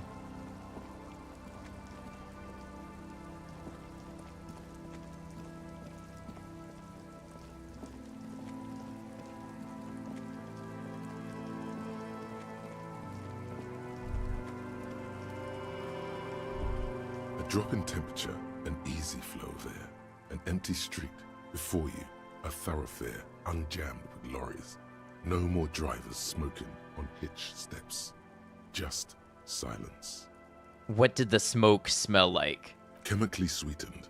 Across the road, a forgotten bus stop. Corrosion has opened a hole in its roof. An elm tree watches over the building. Its branches are dripping with rain and snow. The road is smooth and motley. Craters filled with a black asphalt. The asphalt, first laid, is grey already. A row of tenements are under construction in the distance. Who are the people who live across the road? A tub warm with water, white with soap. A man bathes while radio waves transmit the lottery numbers. 4, 18, 21, 4, 1. A modern washing machine rattles a drawer full of silverware. His boyfriend is on his way home. He brings tins of meat and vegetables with him. Their pockets are heavier with money, but only slightly. What about the bus stop? Number 312D. Young girls used to come here, huddled up, hoping for more warmth than their thin coats give them. The bus took them to school. It has not run for 8 years. There were not enough girls to sustain its cost. What about the road? Craters pocked the surface. Children played in them until heavy trucks full of black pitch rolled in. The landowners have filled the craters with money. It is a vital artery of the flow of trade. That is enough. The wind moves the aerosol. A detective stands behind the boom barrier. A breeze moves a curl of his hair.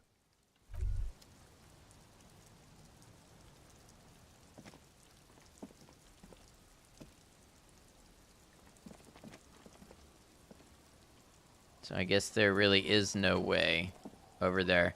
Hey, Kraz, good to see you. I hope you are also doing well.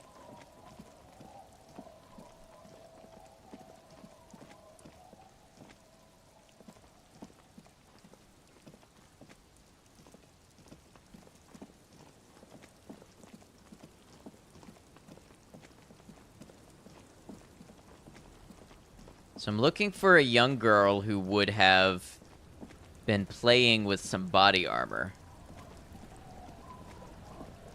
I feel like I've searched this whole fishing village and I haven't seen anything that matches that description.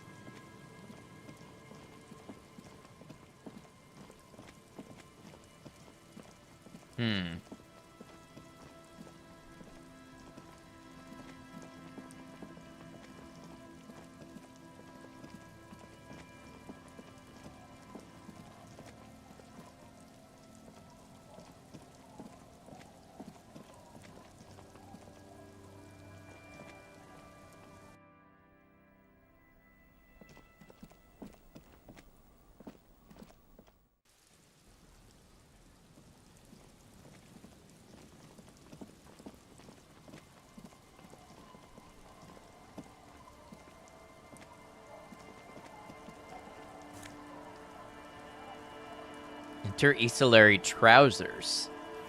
+1 to Kingdom of Conscience. Interesting. What are my pants doing for me now?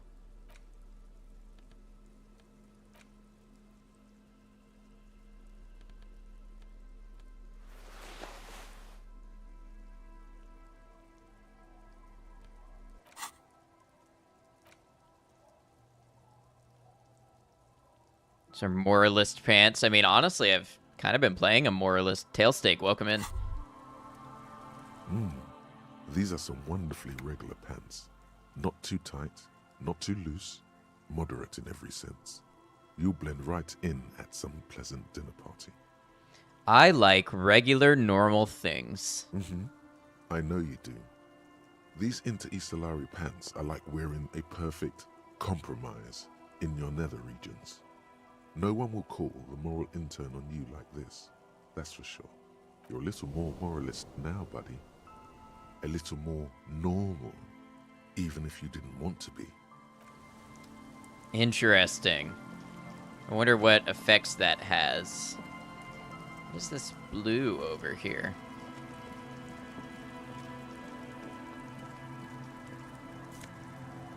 Nice, okay. Is this the shack that I get to stay in now? The door has seen better days. The layer of paint has started to peel off due to the salt and wind from the sea. Even the lock looks slightly rusted.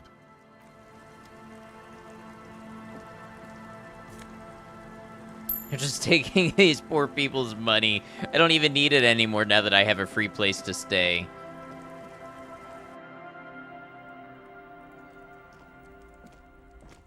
Hello, mister. A young girl, barely 4 or 5 years old, sits on the sofa. She's looking at you with frank curiosity. She clutches a small stuffed animal. Occasionally, she twirls it around. What's that thing you're holding? It's Lammy. He's my friend. Sort of. Like... She holds the fuzzy beast up to demonstrate. Lambie is a stuffed lamb that, admittedly, has seen better days. One of the eye buttons is missing, and the fur is tattered in several parts. Lambie looks soft. Yes. Very soft. Suddenly, she pushes the stuffed animal towards your face. Press your cheek against Lambie. Isn't he soft? She's right. Lambie is very soft. She rubs the white fur against your cheek, then returns the lamb into her lap, cuddling it. And what's that? Point at the stuffed bird hanging from the ceiling. It's a grouse. A grouse. You might be able to get on Gart's good side if you make up for the skewer you broke. Yes, but what's it for? I don't know. Can I have it? I know someone who really likes stuffed birds. Sure, just go and get it. I don't like it anyway. It looks angry. Okay, we got a free grouse. I love when life hands you a grouse. What's the plural of grouse? Is it grouses or is it like grease or grice? It's got to be grouses. Are you Lillian's daughter? Yes, I am. Little Lily. You know my mom? Yes, we met earlier. That's nice. My mom is great. She's never angry or anything. I heard there was a girl here who has armored gloves. Is that you? Oh, I had gloves. Very big ones. Heavy, too. Where did you get these gloves? Found them when Lemmy and I were playing hide and seek. In an empty house. Where no one lives. I think someone hid them there. She doesn't want you to think she stole them. Depends on what the grammar rule for grouse is based on language of origin. Right, but think grouses sounds right. I feel like it's probably grouses. And where are the gloves now? I hid them. The twins were gonna take them. They're stupid.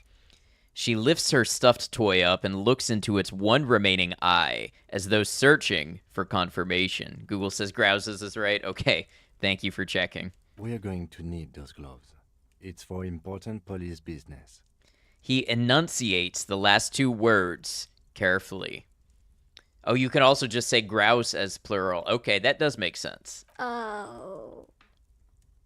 She doesn't seem to understand, but the lieutenant's tone has conveyed to her the important part. They're in my sandcastle. Behind our house. Under the sand. You can break the castle. It's not very good. Are the twins outside your brothers? Yes. They don't want to play with me. They're older and play outside. They look the same. Sometimes I can't tell them apart. They look identical, right? I said the same thing. They look identical. Bye. The girl's large, curious eyes remain fixed on you. Okay, let's take the grouse.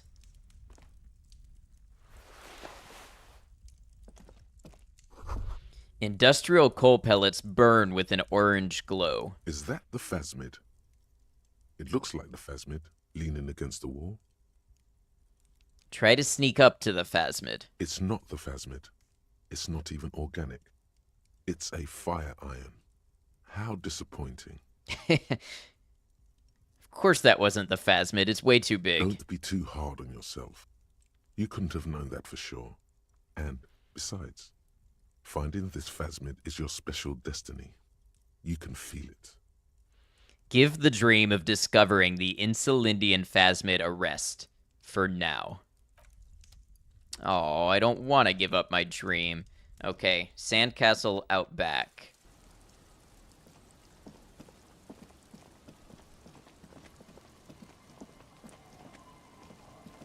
Weather has not been kind to Lily's little sandcastle. The once mighty towers are quickly eroding away. You can see something shining back to you from what must have been a vast underground catacomb network. Broken. The little castle? The reigning lord must have come upon some really tough times to let it sleep in such decrepitude. Reach in the catacombs and pull out the shiny object. The walls and floors give way to the giant's greed, collapse and present you with a pair of ceramic gauntlets. Congratulations. That's the gauntlets down then. We're doing good on the armor collection front. Nice. We got the gauntlets. Can I wear the gauntlets?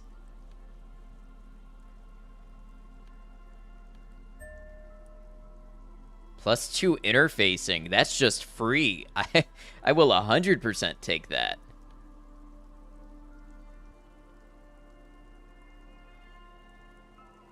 The gloves are a bit sandy, but the grip is phenomenal. As you fold your fingers into a fist, you realize you could knock anyone out with one punch. The white ceramic gloves wrap around your digits comfortably. Like the gardening gloves ×2. I forgot about the gardening gloves. I will be responsible with this. This is just to protect me from harm, not to show off. The hardened vitreous enamel, at once sleek and voluptuous, adds a glow to your cheeks and a spring to your step. Just imagine what a full suit of this stuff could do for you. This is the long sought after enemy technology. I can't just enjoy it. I must study it. Remember, this is a highly specialized kinetic redistributor meant to stop bullets. Wear it. Observe its properties. See if there's a weakness in the design. For the day you have to fight someone covered in the same material. All right, that got heavy. Let's grab a skill. Let's, do I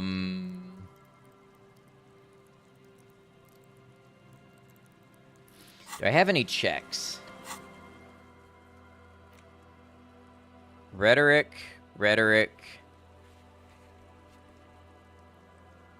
Empathy.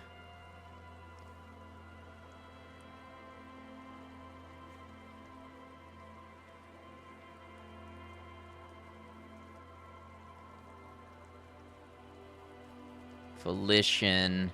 I'm looking mainly at the ones that I'm interested in psyche and intellect. Hey, Darkin, welcome in. I hope you're doing well.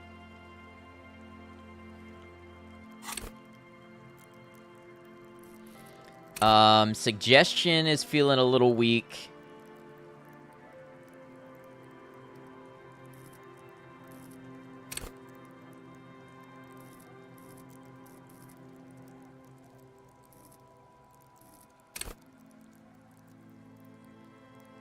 Could probably do with more volition.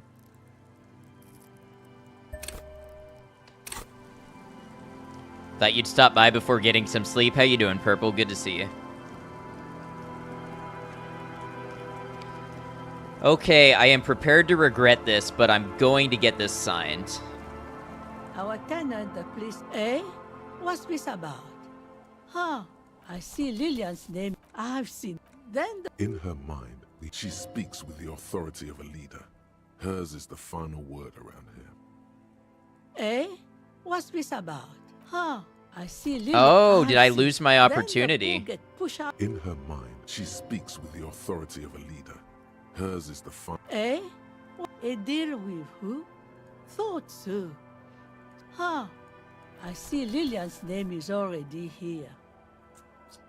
I've seen. Then the. In her mind, she speaks with the authority of a. Wow, I might have lost the opportunity because I didn't take it when I had the check. That's rough, but you know what? That is what it is. I was prepared to regret it one way. I guess we'll go without that. Maybe we'll talk to Everett now and see if there's another option after we return the grouse. Running on fumes, but doing okay. Well, I hope you get some rest soon. Some dinner. Mom made curry tonight. Nice.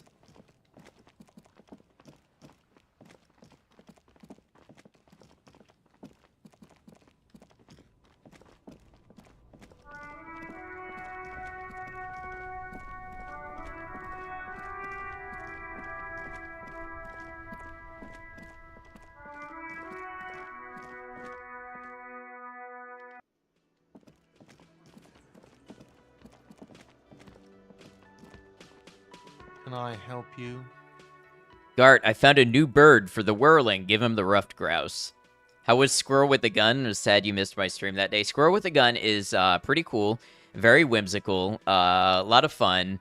It's a little performance intensive. I really had to change some settings to get it to behave with OBS, and it did. It was a little unstable, but overall a fun, good time. I think it's worth checking out. What is this thing? The man takes the stuffed bird. I wanted to apologize for breaking the great squaw by bringing you this ruffed grouse. Okay, well, this is actually a nice bird. A competent piece of taxidermy. I can fix it to the plaque and have a new bird in the establishment, I guess. So, I don't know. Thank you. I'm gonna go with thank you. People just don't know how to accept gifts, especially taxidermy. He likes it. He likes the bird. It solves his broken bird problem. I feel good about our work here today. It's all about the little things, like bringing people random stuffed animals. It's not actually about that, but he liked it. Ah, there's a thought here. I'm running out of spaces for thoughts. I can only fit 4 more before I have to get rid of something.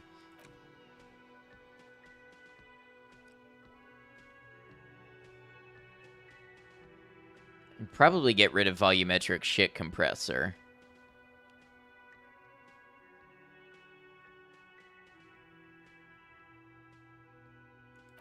I like a lot of these other ones. Motorway South has a long way to go. That's like 2 streams before we'll see the payoff of that.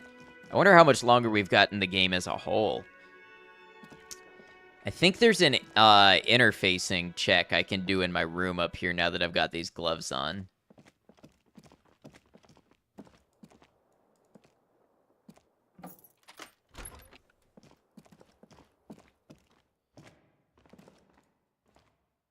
Only have enough space for a certain amount of thoughts. Exactly. In it, your face. Now without. Oh, I have to actually put points into interfacing to unlock it. That can't just be a boost from my outfit. I got it. Okay. Well, it was worth checking out anyways. Tasks.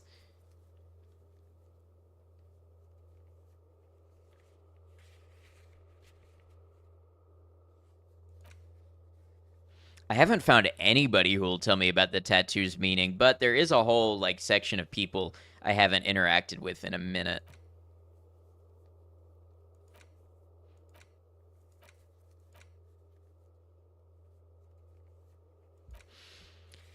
I would like to talk to Klasia after 9, when Kim should be away, so that I can get more conversation, and then have a dialogue with the Hardy brothers tomorrow. I'd like to finish my conversation with Klasia before I do that.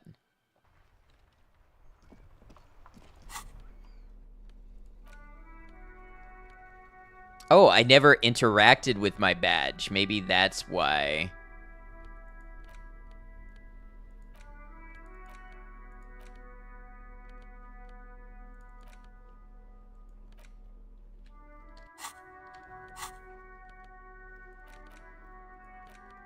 A police badge on which you see the photo of a man. You. Some seaweed is stuck to the back. I found my badge. At least something good came out of all this.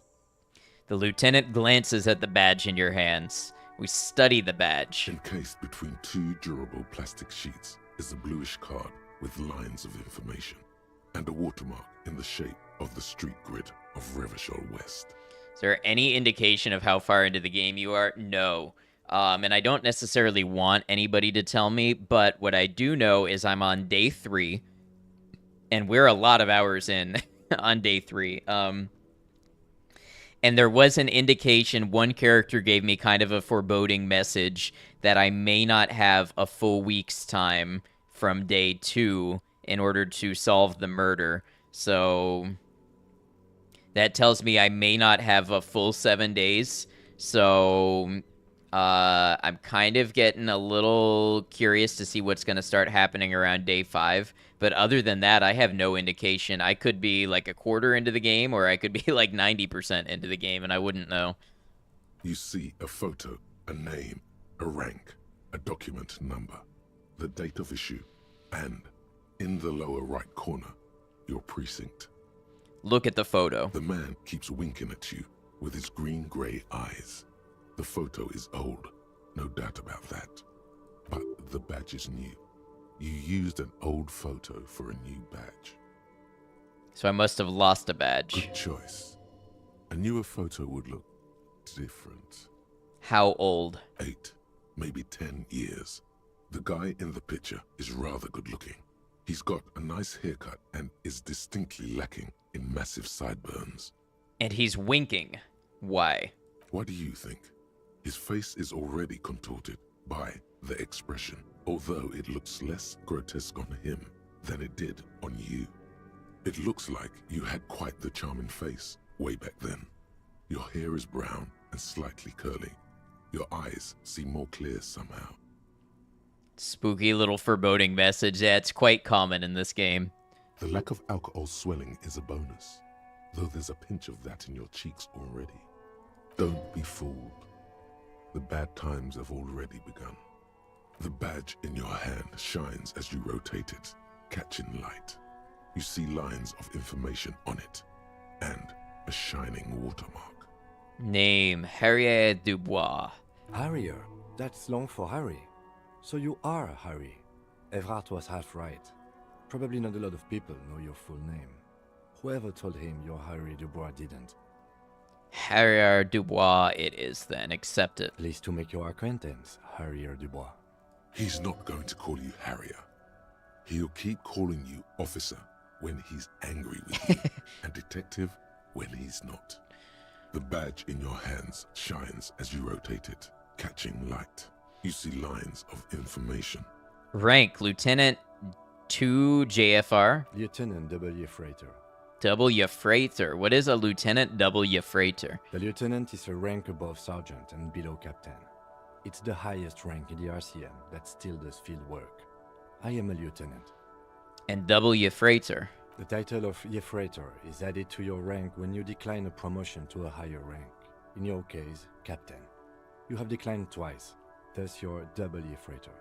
Declined? There are many reasons one would do this. The rank above you in your precinct's decomptage might be taken, or sometimes promoted officers do not want to replace their superiors out of respect. And sometimes they just prefer the type of police work available to their current rank, in your case, lieutenant. Heavy-duty case-solving machine. What's a decomptage? Decomptage is the hierarchical system employed by the Revachol Citizens Militia. It means counting down to twos. The countdown is modeled after the dual leadership system employed by the left during the revolution, which in turn was developed by last century experimental psychologists in the University of Königstein. The lowest rank is junior officer, usually teenagers. Then there are the patrol officers, then sergeants, lieutenants, and then a captain. That's basically it, except for a few kinks. What kinks? Kinks like satellite officers and the additionally a freighter rank I already explained. The long and short of it is, you're his superior. Wait, satellite officers? You are given the title of satellite officer if your partner is quickly promoted through the ranks and you rise with him. You don't seem to be a satellite. Thanks for explaining all this. Don't mention it. We're not gonna pull rank on Kim. Kim doesn't deserve that. My pleasure. I thought my rank was drunk. Yes, apparently you've had a rather successful career in the past, and this leads me to believe maybe your current situation is only temporary. Thanks. That gives me hope. Y'all, if you're watching over on Twitch, we are about to have our 3 minutes of ads that keep our pre-roll ads off and support the channel, so I do apologize for that. If you're not subscribed, I do think I'm going to go ahead and play through this ad break.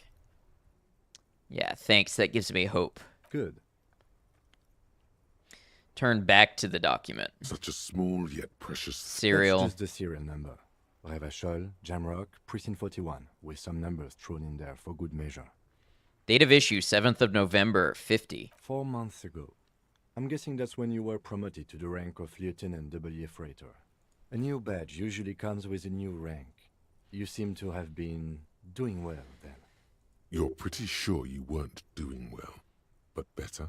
Probably yes. A lot can happen in 4 months, especially in winter.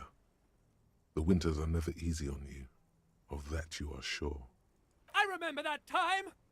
That was a good time. We had a good work-drink balance going. What happened, man? Pump it up! Precinct 41. Yes, it's the designation of your precinct. 41. Like mine says 57. The 57th is mostly industrial harbor. A lot of asphalt. The 41st is... He stops. What? It's a tough station to work in. You have all of Jamrock to cover. That district should have 3 precincts, but money is what it is. It's no wonder you are like you are, he thinks. But then again, it's a legendary district, and a hell of a station too. It must be an honor and a curse to work with people like Price, McCoy, Berdiayeva. Roberts, Feuerbach, Dimitri. Suddenly, names from your decomptage flash in your forebrain. And you? Is it an honor to work with you? Don't ask him. Ask yourself. The badge in your hand shines as you rotate it. Put the badge away. You take the legal documents out of the envelope. A 12 to 40 month construction period and the zoning plan in the addendum. Underneath all this, Lillian's signature and an empty line waiting for a signee. Look at the zoning plan. The youth center cuts into the ocean like the bow of some great modern ship. Apparently, it's going to cover most, if not all, of the street and the square between the existing houses. It's 3 stories tall. It's going to be awfully close to the already existing buildings, almost wall to wall, practically integrating them into the youth center. This is either an ominous or cool architectural choice. Hard to say. My money is on cool. Looks like a cubic pyrite. Kim, what do you think of this? I'm no property lawyer, but it looks fine. I like the print size. They're not selling or leasing anything. It's not a perfect solution, but... He shrugs. How else are you going to build something? It's always inconvenient to build things, and citizens inevitably have disagreements over such construction projects. But there's no other way. Try to find a loophole in the deal, 72%. There doesn't seem to be anything of interest here. No fine print. You're smart. You can read. Okay, so maybe if we get another little level, we'll put some points into logic and try that again. Put the documents back in the envelope. Only 2 ads? That's interesting. You should be getting a full 3 minutes, but I will not complain if you got off lighter than that. Okay, I guess we can talk to Everett and just see what's up with him. Does this guy have any new things to say? Sometimes it's like 6. Well, since I run 3 minutes, it can easily be like 9 to 12 ads in a row, but it's the length of time that matters. Zartrin, thank you for the gift sub to Darkin. I appreciate that. Right to work! Right to work! Shame on you! Gifted a sub. I meant to say hi. Hello, Zartrin. Good to see you. I think you may be able to help me decipher some tattoos. Don't think so. Suddenly, this feels like a really, really bad idea.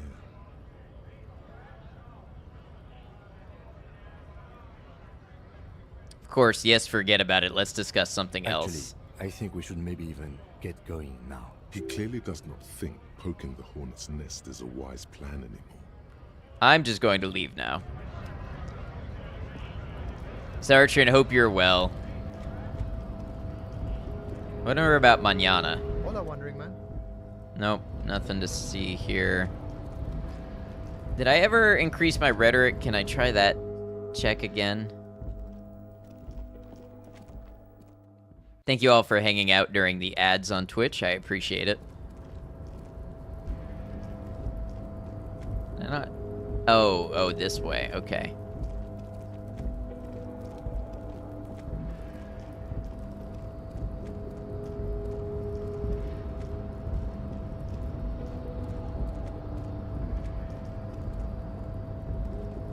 You're back before the cargo container. Its draw has not lessened since you were last here. If anything, it seems to have grown slightly. Okay, 8% chance. Let's try this. And as it's always been, it's impossible to open a container with rhetoric. Maybe you're losing your mind. I needed to roll an 11, I think, and I rolled a 10. That's so disappointing. One of these days, we'll get it open.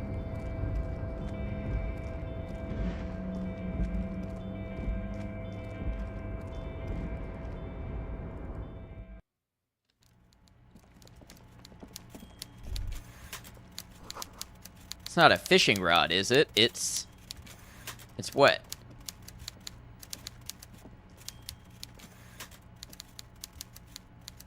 Huh. Mr. Dubois, a pleasure as always. You don't have to sit down this time, since you've already sat on that chair. Just finished investigating the local drug trade. Ah, yes. Your side investigation. Thank you. You've got some spirit clearing up phony drug accusations alongside this murder. I'll talk to the mayor and see if I can get you the key to the city, Harry. Now let's talk real business. Actually, Rivershell doesn't have a mayor.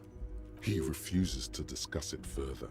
It's probably just a small nuisance to him. Not even a speck of anger in his voice.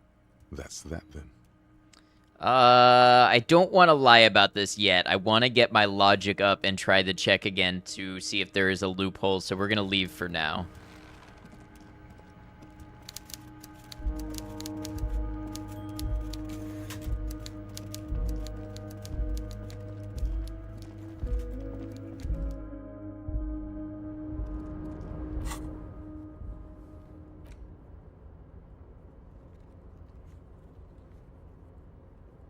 I don't remember this. Gaston Martin.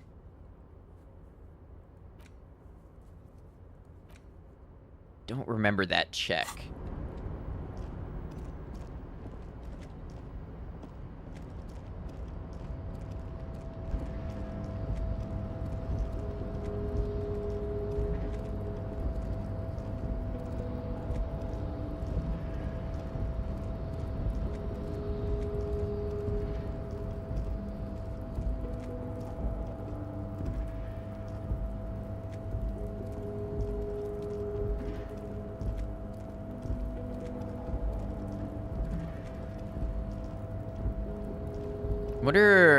What other threads can I advance here?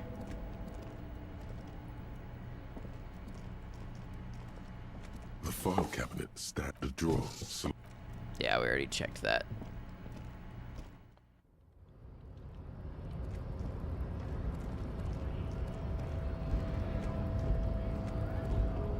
I'd like to pass about 4 hours so I could talk to Classier again without Kim. Looking for something odd? Come.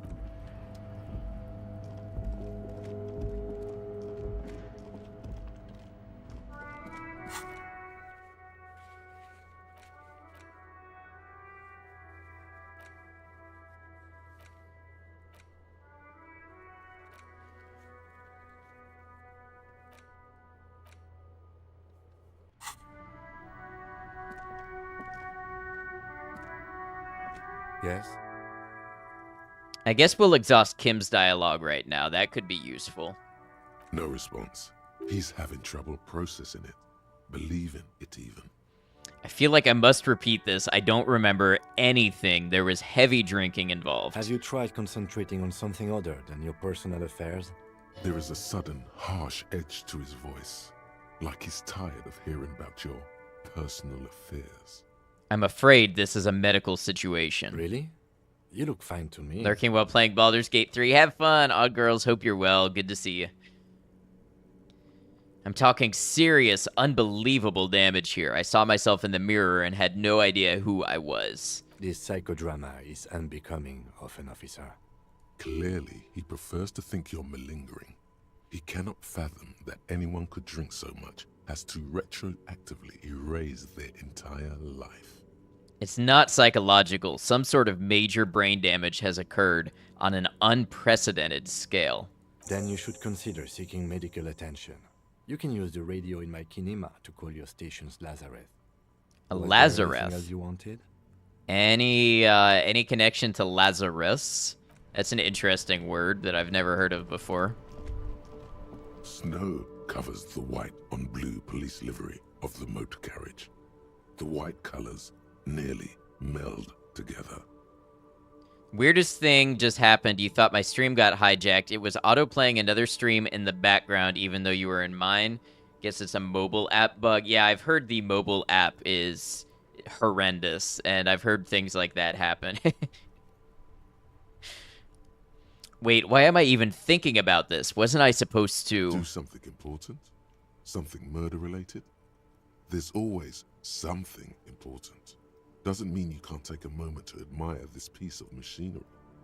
This is a Caprice Kinema, the Caprice Motor Corps follow-up to their highly successful workhorse, Caprice 40, and the answer to the Lum's racing breed. Ferv series.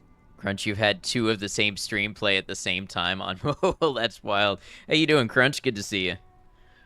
With its air-cooled, rear-mounted 12-cylinder compression ignition engine, driving the rear wheels through a 4-speed manual gearbox, the Kanema is able to reach 100 kilometers per hour in 13.5 seconds and go on to a top speed of 180 kilometers an hour.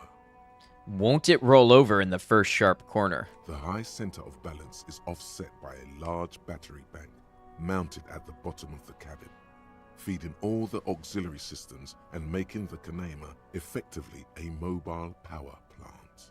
This tech talk is really rubbing me the right way here. Due to a quite steep price tag, it is very unusual to see one in police livery. It's definitely better on a computer, but you mainly watch from mobile when you're on a lunch break. Yeah, that makes sense, and we're happy to have you hanging out here when you can. I totally understand, especially with the time zone differences. That machine really puts the loco back in locomotion. Very cool. Mm-hmm. You want to take a closer look? What's it packing there? Point to the engine. 130. I reckon that's a 7-liter V12 there. That's what? A 7-liter V12? 7.2. Supercharged. The lieutenant is trying to suppress a smug smile, unsuccessfully. Saying these words brings him immense joy. A fine machine. Run your hand over the smooth metal surface. Yes. An extraordinary machine. Mainly only watch a small handful of streamers, and they're mainly in the US. I mean, I guess that lines up with your lunch break, but yeah, it is unfortunate you only get that hour. Helium headlights would improve the range and quality of the visual field a lot. It's a bit girly right now. Fit it with some proper off-road components. Nah, I don't care about it being girly, but ever thought about switching to helium headlights? Now that's something I can get behind. Actually, I have a pair at home. Just haven't gotten around to fitting them yet. I need to lay some wiring for the ballast first. If we ever get this case solved, maybe we can do it together. Maybe. Yes, definitely maybe. And means no. Okay, let's move. Is your lunch break over? Hope you make some good progress and take care of yourself. You have a good one, Dark, and thanks for hanging with us. Inside, you see a set of steering levers. This is Precinct 57. How may I assist you?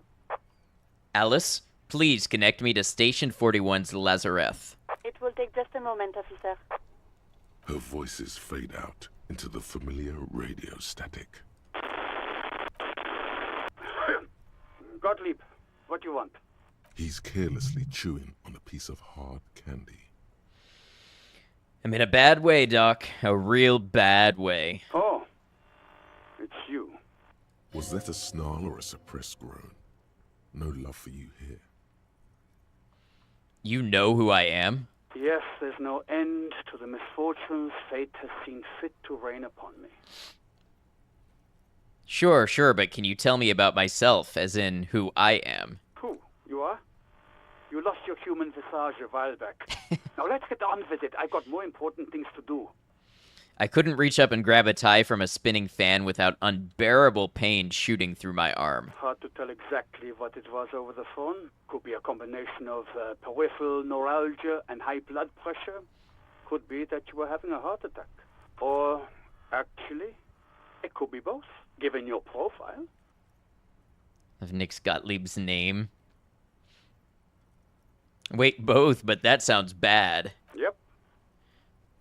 No wonder I'm in so much pain. I feel like I've been damaged. Yes, probably in more ways than one. You're detecting very little in the way of empathy from Dr. Gottlieb. So what do I do? Cut down on the drinking, pal. In fact, cut off the drinking. The drugs, too. Anything else? Abstinence could have immediate positive effects on your health. I'm proud to say I don't think I've done a drug or alcohol the whole time I've played. I think I've had a heart attack. And you survived it. Congratulations. Are you mobile? Yes. Even better. Anything else? I wouldn't worry about that. Officers your age have carny trouble all the time. Also, Death is a natural part of life. Oh, that's reassuring. Accept it. The body is an object, and objects break down. Do what good you can with yours, before the rest goes too. I've lost my memory. All of it. With all the damage you've been dealing yourself with drugs and alcohol, I'm not surprised. There is no surprise in his voice, only careless superiority. You're not surprised. Okay, anything else? What else? I'm not a brain doctor. Look on the bright side. You've got a whole new life now. Use it wisely. It's hard to say if he doesn't believe you, or doesn't care. Isn't there anything you can do for me? What? You want me to do blood work for you again? Tell you just how bad things really are across the board? You want another rundown of everything collapsing inside your body? Yes, I want the truth. You want the real, honest-to-God truth? Stop drinking, eat magnesium and vitamin D. Our station is not a retirement home. We don't have the funds to deal with rock stars past their prime. And no, I don't want to hear a political commentary on the topic. In fact, I got work to do. Some idiot has glued his eyelids shut with cyanoacrylate. It looks like Mactorson. Cyanoacrylate is super glue. That's CA glue. That's very unfortunate to get in your eyes. It's not fucking cryoacrylate. It's super glue, Doc. Cyanoacrylate is superglue. I just pulled a real-life encyclopedia. How about that? Such a nice way to look at life, right? Mm-hmm. The phone clicks. Suddenly you hear the already familiar voice. Anything else I can help you with, officer? I'm done with the radio for now. 57's over and out. Her voice disappears into the void. In the cabin, I wonder if the pawn shop owner can tell me anything new. It has been some time.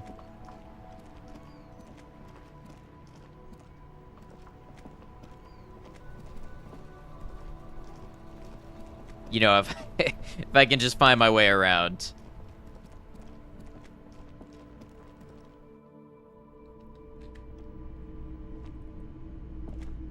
Hello again. How can I help you? Do you have any recordings of the Col de Mamadakwa?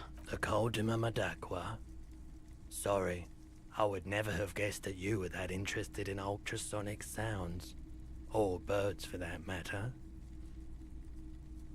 Been really into all kinds of art lately. Experimental things, you know? What an interesting development. Well, it's been a long while since I've gone hunting for the Col de Mamadakwa. Once knew a group of young musicians who decided they didn't want to play music anymore, and started looking for all kinds of interesting sounds instead.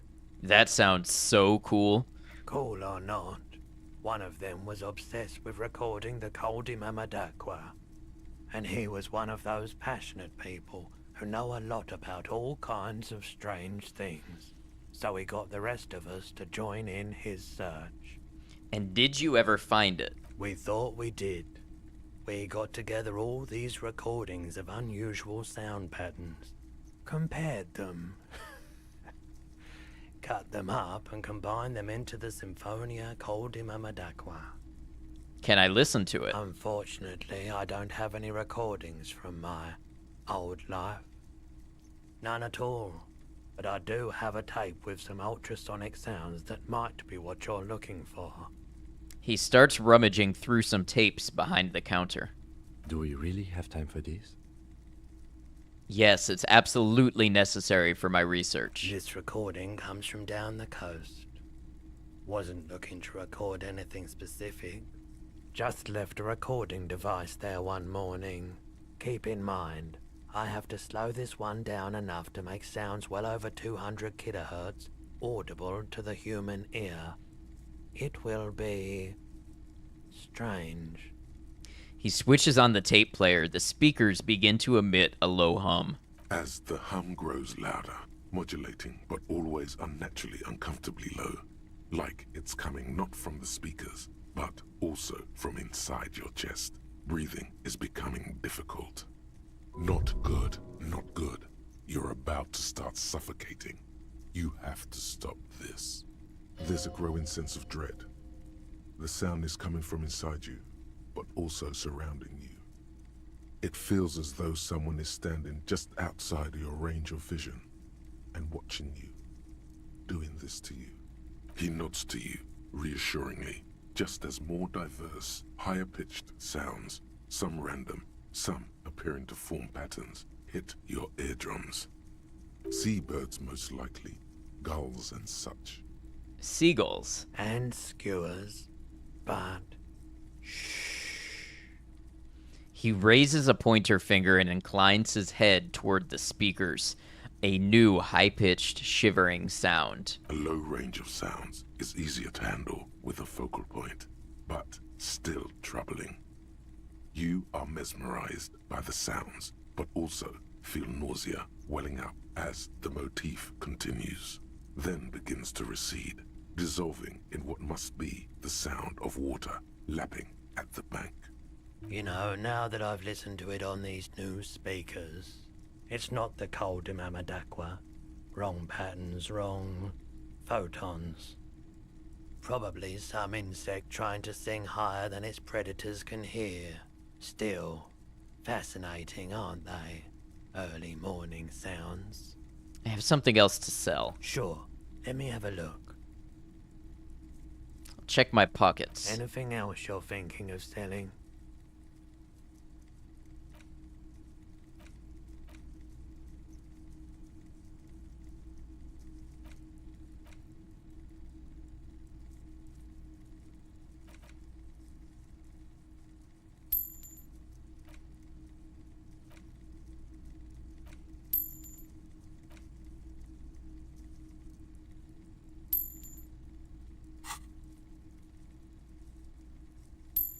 Don't have anything to sell at the moment. Another time, perhaps. I have other business to take care of now. Okay.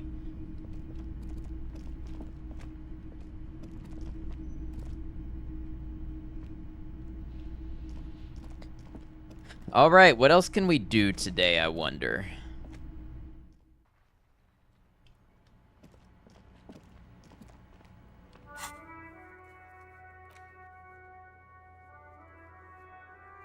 Wait, I still need Kim to tell me about the case? What haven't I exhausted with Kim?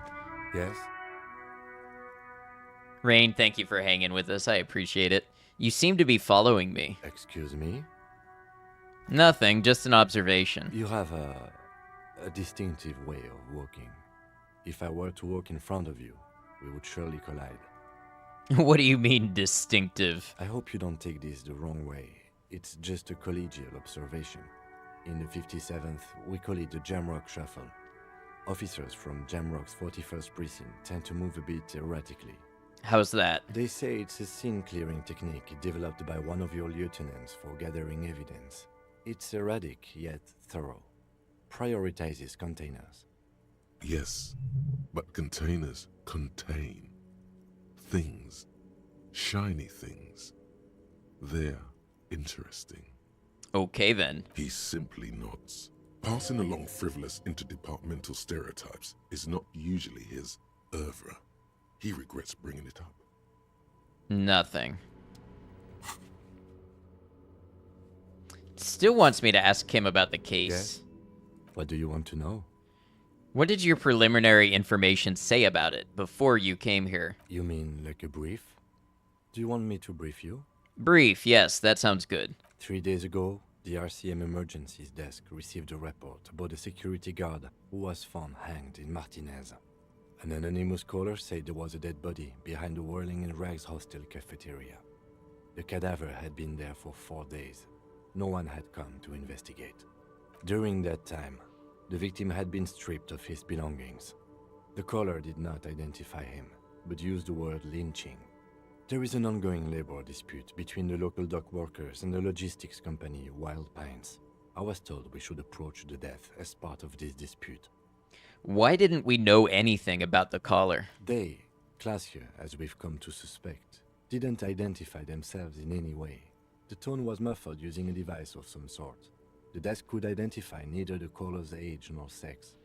Why hide themselves? There's a strong prejudice against involving the RCM in what's seen as union matters.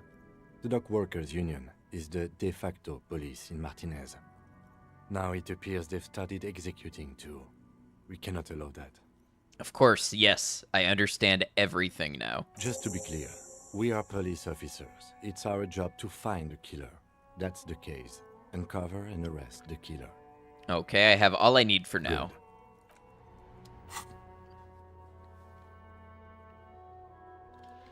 I guess we can see if there's another way to go about... No, I don't want to do that. I want to try to level up first. I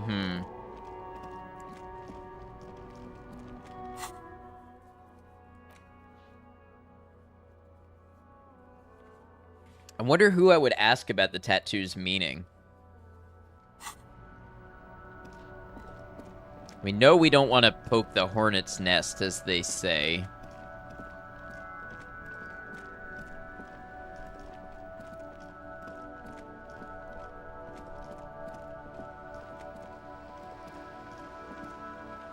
We never did find a boule to replace for the gentlemen's that we lost.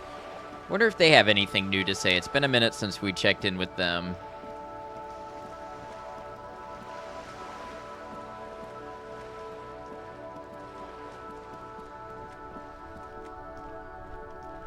Officer, God damn it. Pull yourself together, René. What do you want? I understand Jean-Marie meant a lot to you. There's nothing for you to understand here. It is not her death you are investigating. Oh, this is Gaston. This is the rhetoric check. Okay. Were the circumstances of her death in any way unusual? Absolutely not.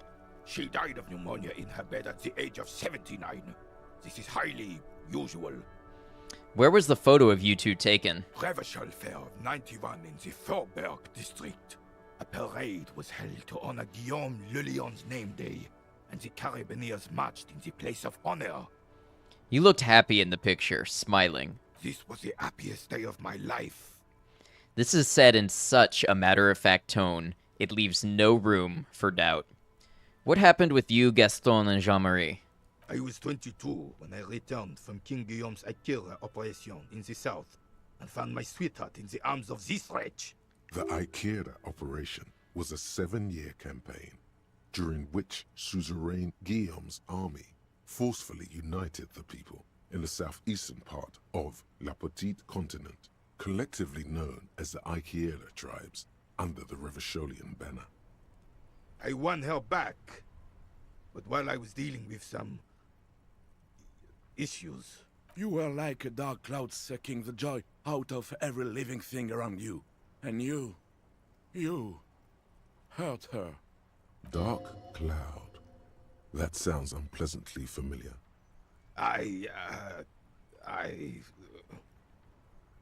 He looks down at his boots, lips moving, but the words are inaudible. Those days and memories are gone. He nods and looks Renee with something resembling compassion. The old soldier says nothing, but when his glance quickly runs over Gaston's face, there's an odd look in his eyes. Thank you for your time. Now, Gaston. It is such a pleasure to see you again, officer. How may I head the citizens' militia on this fine day? Let's talk some more about Jean-Marie. Sweet, sweet Jenny. Thanks for Of sharing. course, Okay. officer. Wanted to ask you about the Memories are union all we have again. left. Sure, officer. That's all for now. No, thank you. For being consummate professionals. You'll have this case wrapped up in no time. Okay, I don't know why we are so obsessed with this sandwich, but we're going to try this check again. 28% chance to convince him to give me some of his sandwich. A man so principled about his sandwich calls for a principled approach. Time to get political. Already tripping knee-deep in politics, baby. You really do. Now, unleash the fury.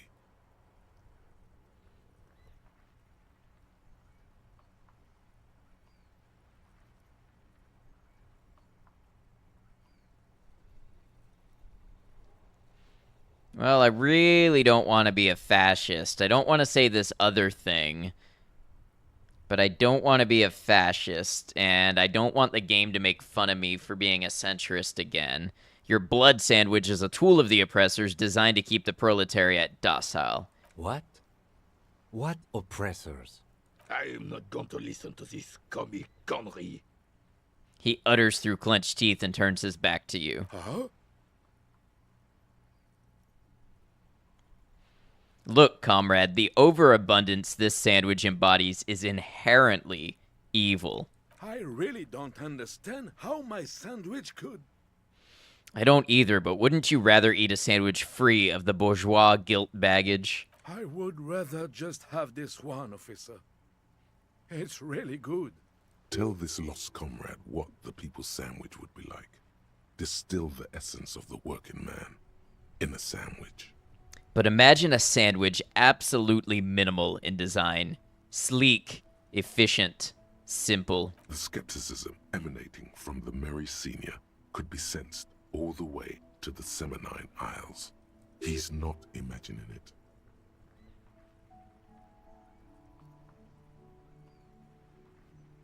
Melting butter, yellow like the sun shining on the backs of workers on the fields. I don't hate worker food. Look, officer, I like different classic food. Fine dining, not worker backs. Please, just drop it. Bye for now. Okay. As you turn, a bright light catches your eye, making you squint. Where's it coming from? From a distant sunset, a stage light, flash photography, nowhere in particular. It's just what superstar law officers do. They squint at lights, and they solve shit. Yeah, that's me. I've been establishing my superstardom hard lately. Yeah, you have. You're a big dick cop. Dick Mullen. Salam Rocky Bayi.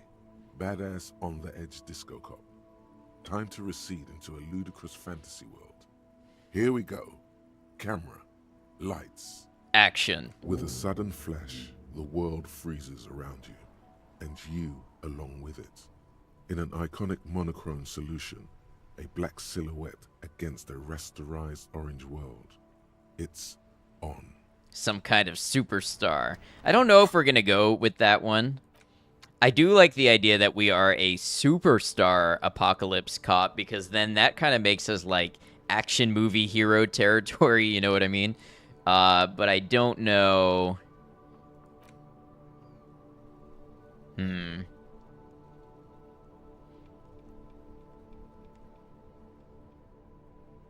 Alright, I only have 4 experience to a new level, and as much as I would love a new thought, I really want to get one more in logic and try this roll again for the white envelope. So, if I click 4 more orbs, I'll get enough experience. Art degree is pretty good. I want it. I think that's the next thought that I'll do, but I also should not ignore my skills, I think.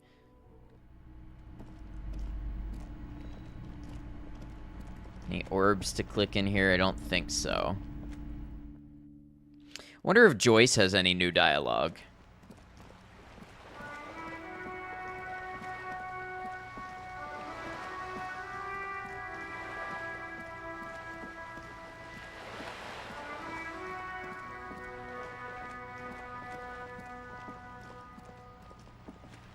Oh, and maybe if I get actual art degree, I can have a better chance at the painting the mural on the wall, which would be pretty cool. You're back. Good. What can I help you with? That's all for now. Okay.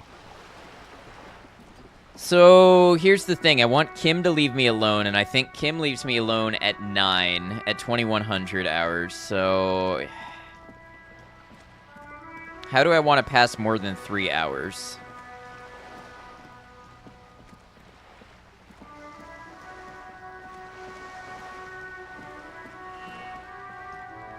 What was that noise?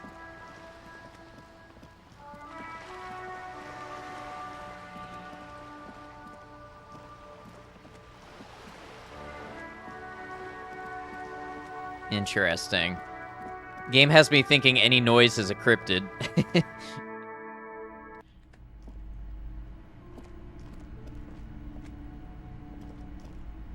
A small mountain of colorful board game boxes.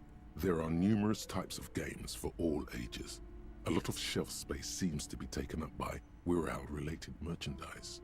I could buy the Wirral game. I don't know what that would do for me. It could be a waste of all of my money. But it could also be the time killer that I need. I'm not sure. What board games do you have here? Wonderful board games, sir. The Viticulturist is a classic for sure, or perhaps you'd like Archipelagos of Insulinda, a very educational game for those interested in geography. Raubritta is a fun game of economic competition, but can get quite intense after a while. We have games for the whole family. You can play with your children. Who are you going to play board games with? Do you have friends or family? Do I have friends? Look at the lieutenant. Are you actually friends? Or just colleagues thrown together by circumstance? I don't feel as if I have any kids. Friends are technically like family. She fiddles with her pendant, thinking. For playing with friends, I'd recommend Suzerainty. It's a civilization building game where you build a civilization, then set off to brutally colonize and repress other civilizations. It'll cost 12 real.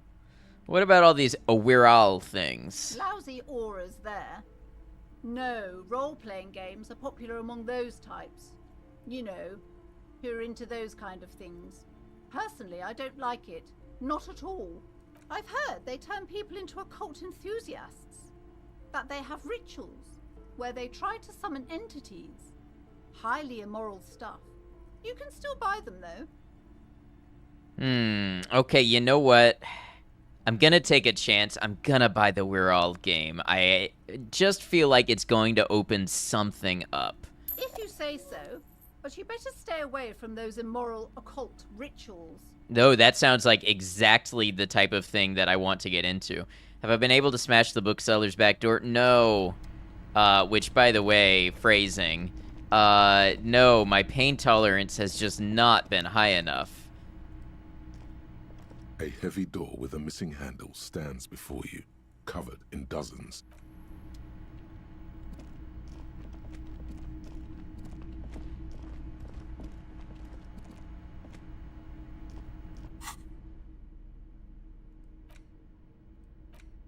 Large letters on the front form a title, Wirral. The colorful box is illustrated with bucolic vistas. The cover art also features odd-looking humanoids. Some short, some taller, some with pointy ears, others with ephemeral wings. Okay, examine the box. Text underneath the title in smaller typeface reads, 3rd edition, Mega Setting Supplements Module. The side panel adds, a sword and sorcery adventure board game with new maps and miniatures. Shake the box. Mysterious things rattle inside. What could they be? Dice? Plastic miniatures? A fantastical alternate world full of magic and wonder? None of that witless man from Heimdall, fascist dross, hidden behind faux realistic allegory. Wirral is no cliché-ridden apologia for colonial violence. Wirral is pure imagination. Okay, who put politics in my board games? Fess up. Yes, the Wirral setting is known for its complicated system of political alignments. But if you're not into that, you can just hack your way through dungeons in search of loot. That's what most people do. Look at the back. A blurb on the back reads, tired of the tedium and toil of modern life? Escape to Wirral.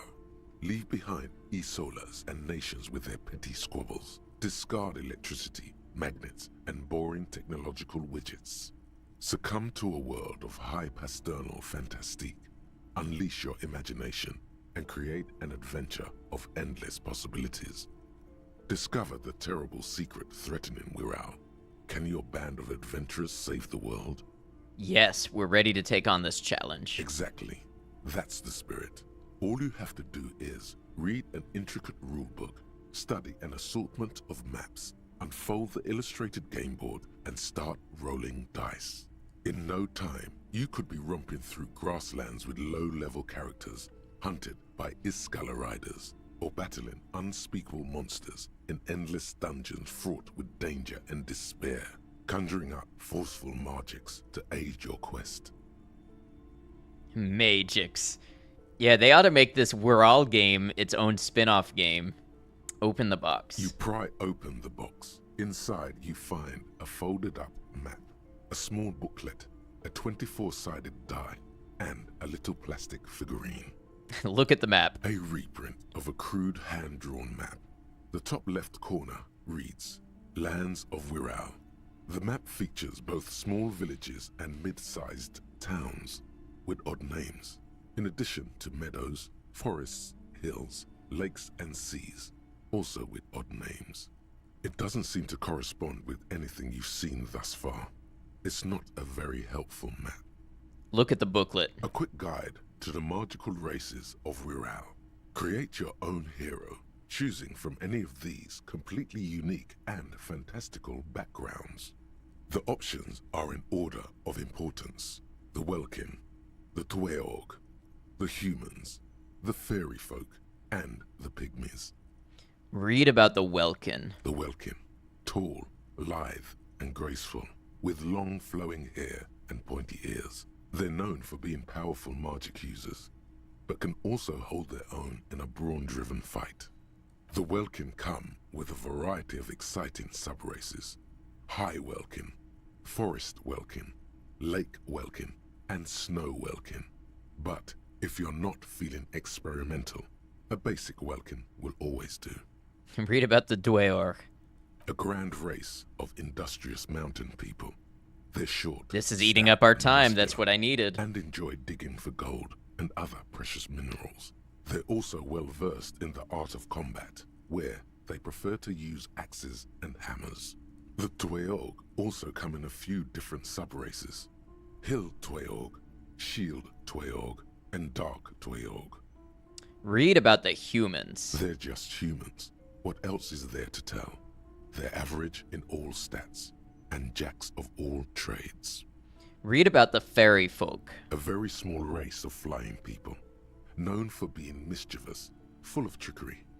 They often lure people into their magical traps. There are no sub-races for the fairies. Read about the pygmies. The least popular of the Wirral races, the pygmies, are short, rotund, and dim-witted. Pygmies live in small villages made of shoddy wooden dwellings. They spend most of their days tilling the earth and smoking their pipes. There are no sub-races for the pygmies. Look at the die. It's made from some sort of wood and has been decorated with peculiar plant motifs. You don't know much about dice, but this one looks pretty damn fancy. Look at the figurine. You see a man in ragged clothes wearing a lopsided hat and wielding some sort of a firearm. Huh, interesting. A communard. A what? A communard. One of the leftist revolutionaries in the anti-centennial revolution. What's so interesting about that? The figurine is not a part of the real game setting. I guess someone misplaced it during the packaging process. Maybe someone should make a role-playing game set during the revolution. Good luck finding people who'd want to play as communard. Take the figurine. You pick the figurine up by the base to meet your gaze. The little plastic man stares back at you, his face contorted into a disturbing shout. Then you pocket it. Take the die. You place the die into your pocket. It's always good to have luck on your side. Close the box. A colorful box with the title, Wirral, in bold letters. It's a board game. Wait, can I really not play? You pry open the box. A reprint. It doesn't seem a quick the options are in order of you stuff it back in a colorful box. Interesting. What a nice little figurine. A turn-of-the-century leftist revolutionary in ragged clothes. On his head lies a lopsided hat, seemingly an ushanka. In his hand, he carries a little musket. This basic 24-sided role-playing die can be used to get results for several dice. It's made of East Seminoese snake wood and embellished with plant motifs. It reminds you of plain and hill welkins. Note, look at the map tab in Journal to see which white checks have opened.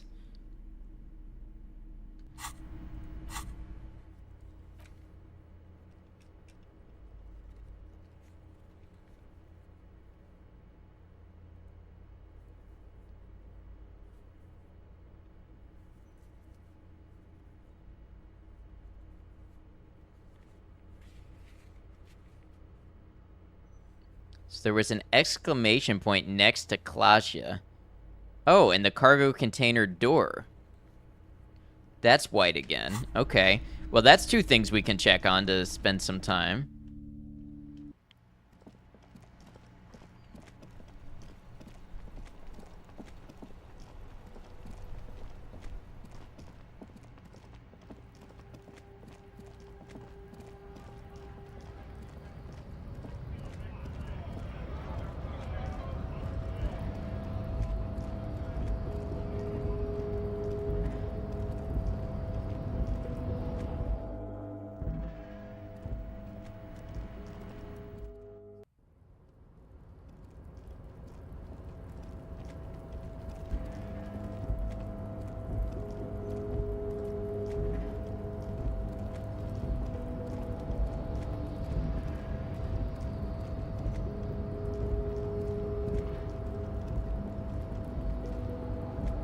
You're back before the cargo container.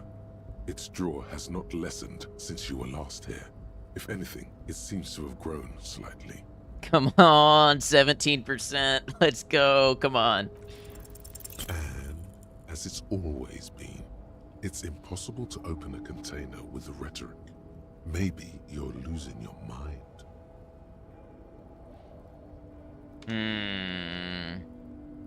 You attempt to your left. The lieutenant considers your actions with some puzzlement. No reply.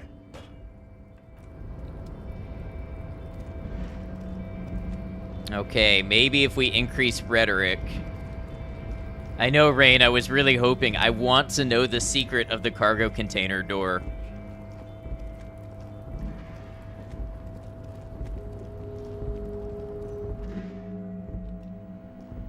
Okay, maybe we can talk to Klasia. Maybe I can talk to her twice today. I can get some of this done while Kim is with me, and then I can try to pass enough time that Kim leaves. And I can ask her about what she overheard me doing.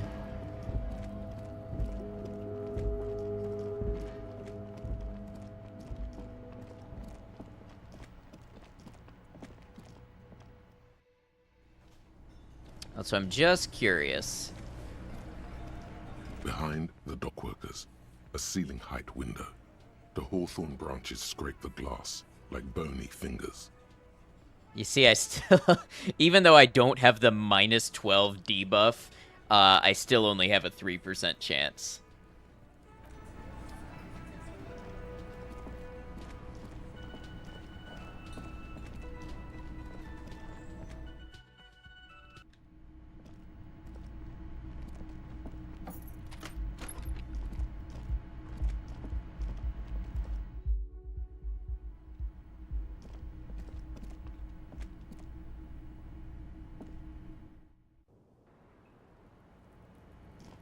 Officer, it's a fine day for questions.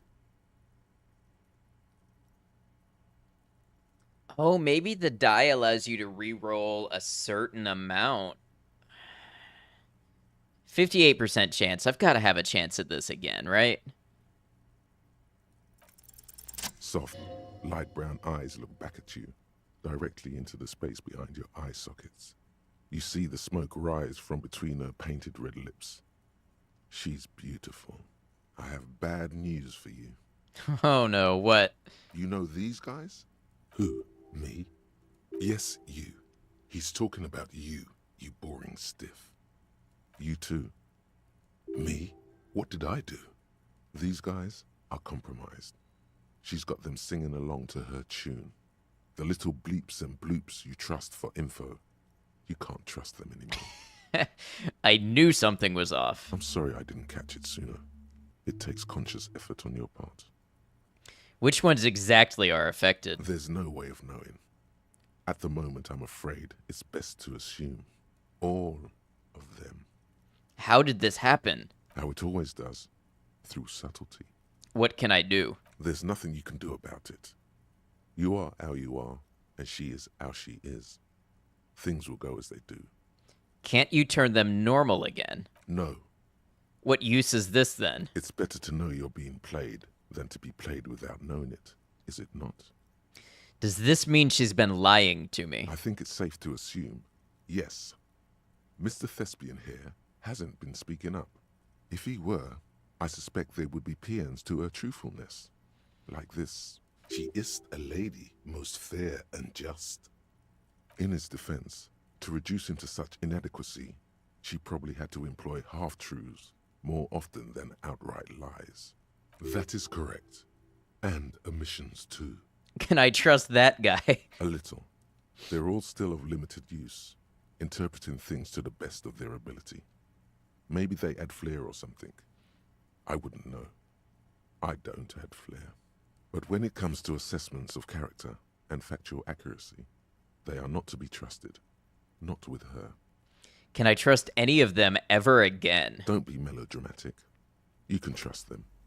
Just not with her. Oh, just not with her. Okay. What is her plan? You can't draw a sound conclusion. The one he usually does says, she may want to control the information rollout, not to become a suspect. She may have a past she's escaping, unrelated to this case. You doubt it's something truly insidious. See? It's oddly moderate, probably compromised. Oh, man. Who do I trust when I become the unreliable narrator of my own life? I've been talking to myself long enough. Let's get back to it. Don't worry. It's only been 4 or 5 seconds. You've got this. According to my clock, it's been like 5 minutes. Just close your eyes and let the moment pass. For a second, her face disappears from your cornea. Only a silvery negative remains. Still smiling, a tired smile. Let's talk more about this so-called assault. Not my favorite topic, but okay. What can you tell me about him? I'm sorry, I can't do... I know it's difficult, miss. We can return to it later. She meant she sees him in her dreams. Say nothing. You pissed it all away. All of it. Elysium. How about we, change the subject to something more lighthearted now? I need to talk to you about your room again. Yeah? What are you doing here in the Whirling in Rags? I'm wintering. How long? About 4 months. Funky town. Oh. How long? About 4 months. Here in the Whirling. Here in the Martinez, Whirling. Because it's the funkiest building in Martinez. And because all the other buildings are bombed to hell. True. I'm wintering. How long? About 4 months. Here in the Whirling. Here in Martinez. I heard this is where the washed-up disco has-beens go. You're too young to call yourself a disco has-been. I'm really not. I'm winter. How long? About 4 months. Here in the Whirling. Here in Revachol. I always wanted to see the only city in the world in the worst time of the year. It's a tourist thing. This is by far not the only reason she's here. And she isn't really hiding it. All right.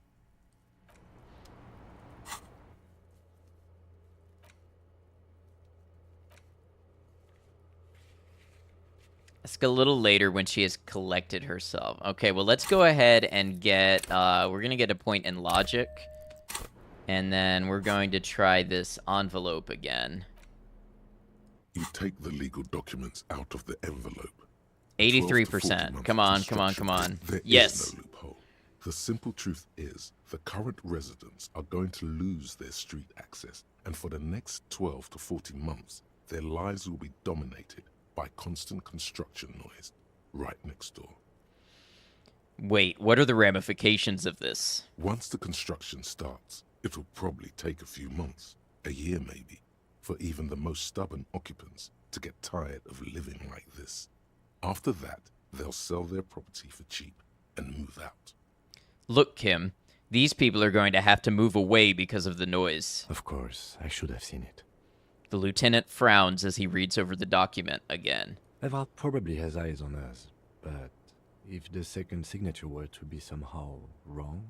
He won't say it outright, but he's suggesting forgery. You're suggesting? Forgery, yes. It would render the document invalid. Oh, yeah, let's do this. It's not the sort of act I would normally encourage, but under the circumstances, if done discreetly, it may be the only way to save what's left of the village. You probably don't have a pen? Here, you can keep this. I have another one. Or you could try to trick Everard. Get someone random to sign the document. By the time the Union boss finds out, your business here will already be concluded. Everard's people could be watching you here. Okay. So where would I go that I would not be watched? And or who could I get to sign... do a fake signature for me?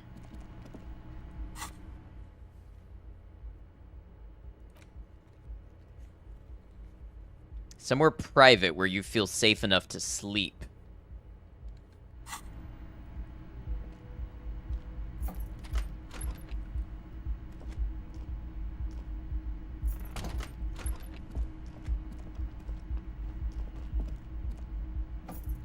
Is this considered private?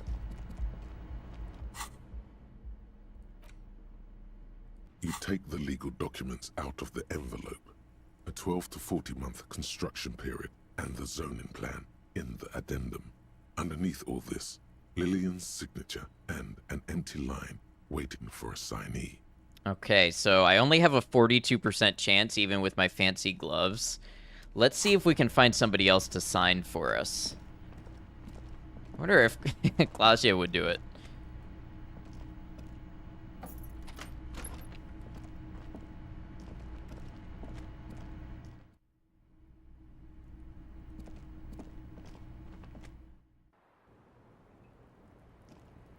Officer, it's a fine day for questions.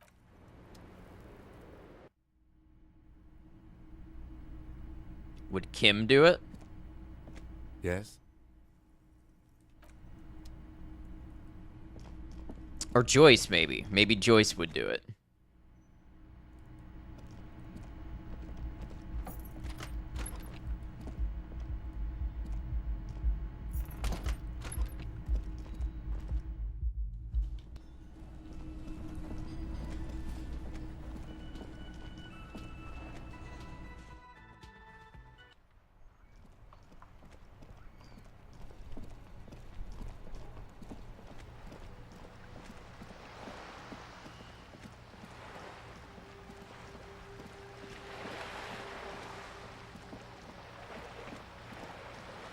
Feel like I have a good chance if I go with Joyce, right? She would want to help me against the Union, I feel.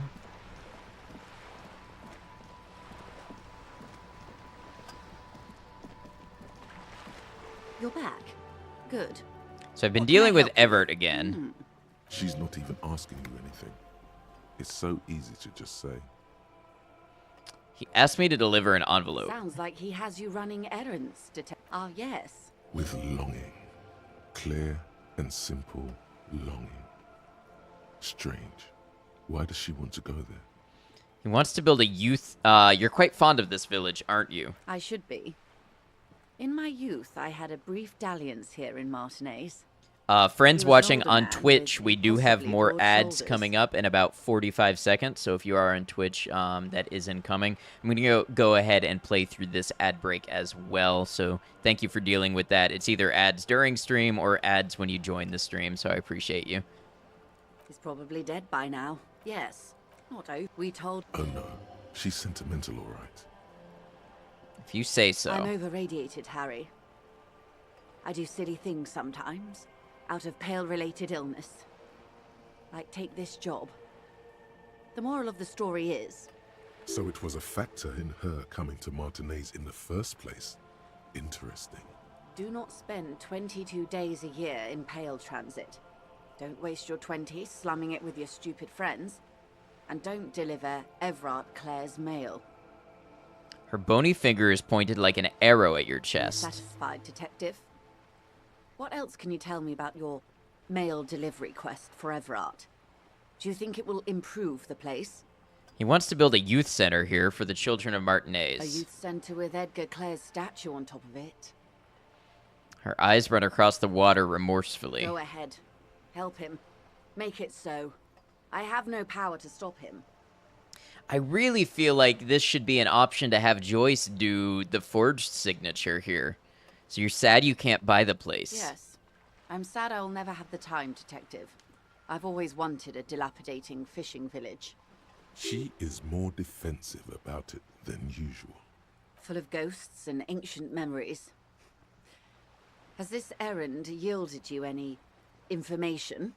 Money you gave me, would that make things weird if I shared information, I mean? Weird? Oh no. One of the positive things to come from the revolution is the unhindered exchange of information, you see. Even when it comes to trade secrets. Which isn't to suggest our talks constitute corporate espionage. Even if they did, it would be fine. But they don't, since you logged the money as a donation, and this is clearly just gossip between friends. The lieutenant might have, but I don't remember you logging anything as anything, Harry. Of course, Detective.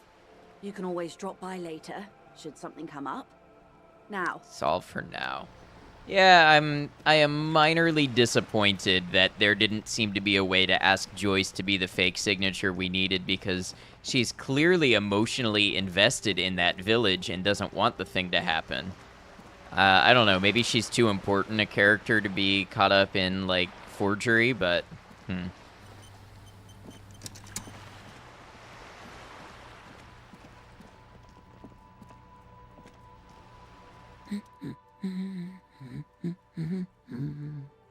Maybe your husband is missing. My husband?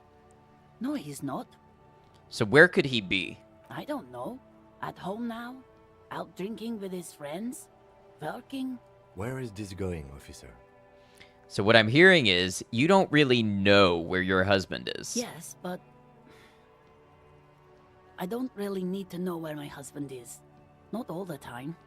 Wouldn't you like to? No. She looks you straight into the eye. Her right foot is tapping nervously. I can totally help you find your missing husband. Why are we still talking about this? I haven't lost my husband. She has, though. The husband is totally lost. You should tell her that it's okay. It's okay. What? It's all right to not know where your husband is. Nothing shameful in that. Who said anything about shame? Stop talking down to me. My husband is not missing. But he is. You can feel it. Or maybe it's something else then. Maybe your children are missing? No, absolutely not. Okay, so where are Are they? you a policeman or a nanny? Please, whatever I want, where are they? They're not missing, sir.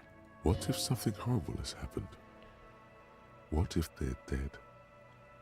That's the bad vibe you got before. What if something awful has happened? What if they're in the sewers? This sounds like living with OCD. What if something awful has happened and it's all your fault? What? That's just... My daughters are perfectly fine. They're with their friends down in Shamrock. There's nothing to worry about. They're almost grown up now anyway. They're past the age they need me protecting them from everything now. I'm afraid the danger is now greater than ever. Tell me, how old are they? My youngest girl, Jolie, is just shy of 16. Jenny, she is turning 18 next month. But we shouldn't even be talking about them. And can you describe me their appearance? Any features that stand out, something to make identifying a little easier. Why do you need to know this? Haven't I repeatedly told you that they're not missing? That they're in Shamrock, safe and well, at some stupid party? It's for the investigation. I'm trying to be professional. There is no investigation here. I can tell you that. She picks up a book and tries to concentrate. A flock of seabirds passes by. It must be asked then. What are you doing here? Why are you pursuing this? Is it a hunch? Maybe your cockatoo is missing. I don't mean to disrespect, sir, but you are being a bit of a cockatoo here. For what it's worth, I agree. But cockatoos can't be stopped when they get ladies. It's better to indulge him at this point. Ma'am, I was asking about your cockatoo. Is it missing? I don't even have a cockatoo. And guess what? It's a trap. Never ever say what. All right, cockatoo not missing. I just wanted to make sure. Great. She turns her attention back to the book stand. Just one more question. What did you mean by me being a cockatoo? Nothing. Go read up on them if you're so interested. There's a great book in the bookstore. Maybe you should. What if the cockatoo is your astral captain? Or your heraldic bird? Actually, that's exactly what I'm going to do. Thanks for the tip. Wonderful. The store is open. Watch her browse books. Her hands move over the book covers. The tips of her fingers look rough, stained with yellow. It seems like she has spent a lot of time at work, smoking. That's all for the moment. I'll let you read. The woman before you nods and returns to her reading. All right, let's see if we can find a book about a cockatoo, and if we can afford it. Hello again, esteemed officer, and welcome to Crime, Romance, and Biographies of Famous People. I'm looking for a book about cockatoos. A book about cockatoos? There should be one upstairs, right next to the shelf of biographies.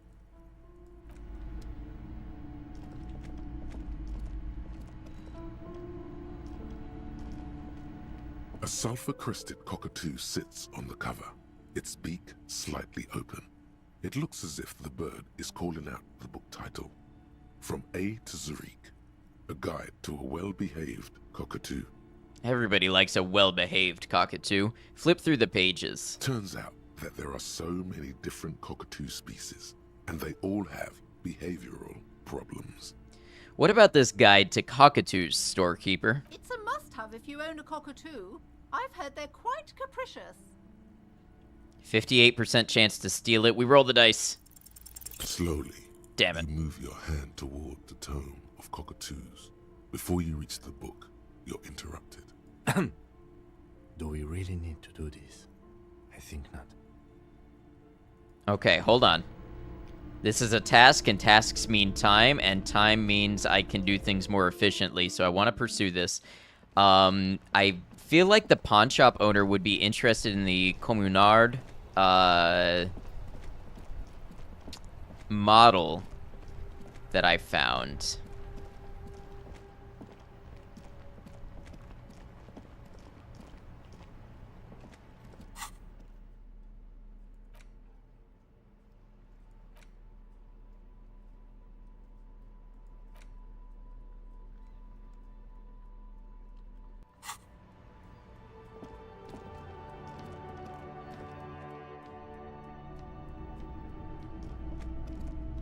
Hello again. How can I help you? Something else to sell. Sure. Let me have a look. Anything else you're thinking of selling?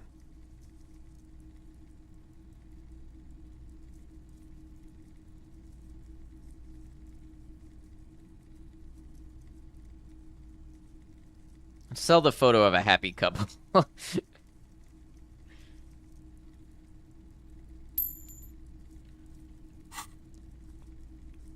Another time, perhaps.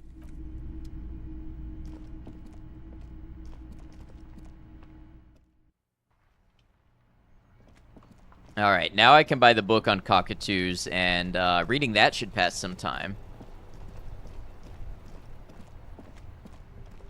Poor Kim has been dragged around for hours by me doing absolutely nothing.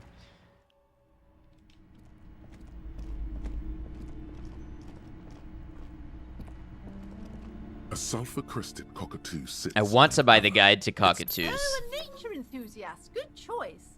I knew it was a good idea to keep that around.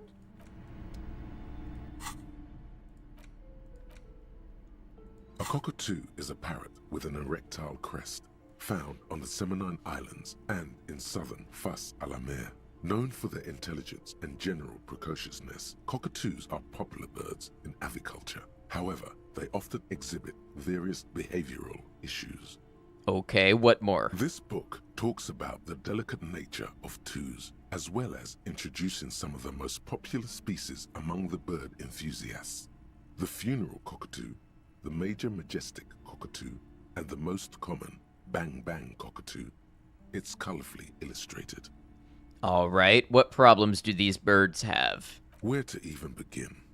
All cockatoos are known for their needy natures, requiring attention for at least 2 full hours a day. They love to talk and have been described as lovable clowns who just don't know how to wrap up. I could handle that. It would be nice to have someone to talk to when feeling lonely. Pet owners also report moodiness, loudness, and hostility as recurring issues. If left unsatisfied, cockatoos may scream non-stop, pluck their feathers, or become aggressive. Right, that's pretty bad. Anything else? It is not recommended to get a cockatoo if you're not able to cook them food every day and give them the full care that they need. These birds will never understand that you have a life of your own. Yes, but there has to be something great about cockatoos as well. You're right. Cockatoos are magnificent creatures. They love to perform, cuddle and show off, and will even scream for fun, often as loud as up to 135 decibels. Not great for the neighbors. Read about the funeral cockatoo. This is a yellow-tailed black cockatoo. Its specific name, Psittacus venereus, relates to its dark and somber plumage. This bird looks as if dressed for a funeral, 24/7. There is something indisputably ominous about it. Cool. Yeah, very cool. Read about the major majestic cockatoo. Perhaps the most impressive of all the species, the endangered major majestic cockatoo, is often described as the most flamboyant bird in the jungle. Its pink-colored wings and flowing crest embellishing its proud and bumptious nature.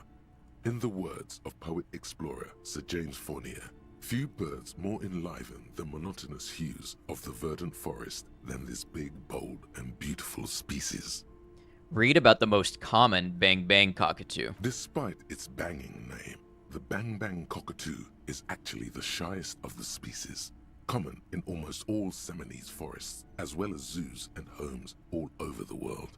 Its plumage is mainly gray and white. The Seminoles name, bang-bang, is thought to be of onomatopoeic origins.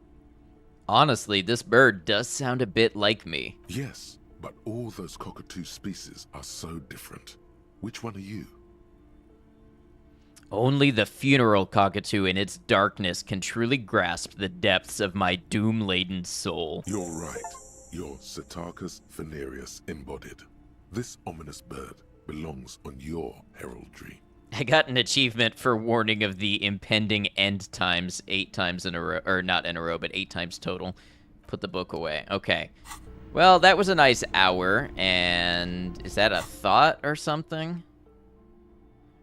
I don't think so. We're 54% on Motorway South. That is a beefy thought. It was like 8 hours and something, and that's real time, I believe.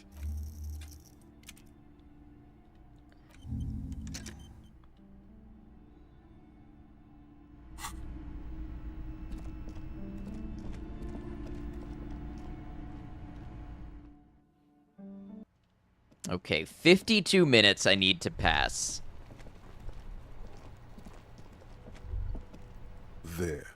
Working class drunk. You know what this means, right? Case solved. Cracked it. All in a good day's work. Wait, what did I crack exactly? What do you mean, what did I crack?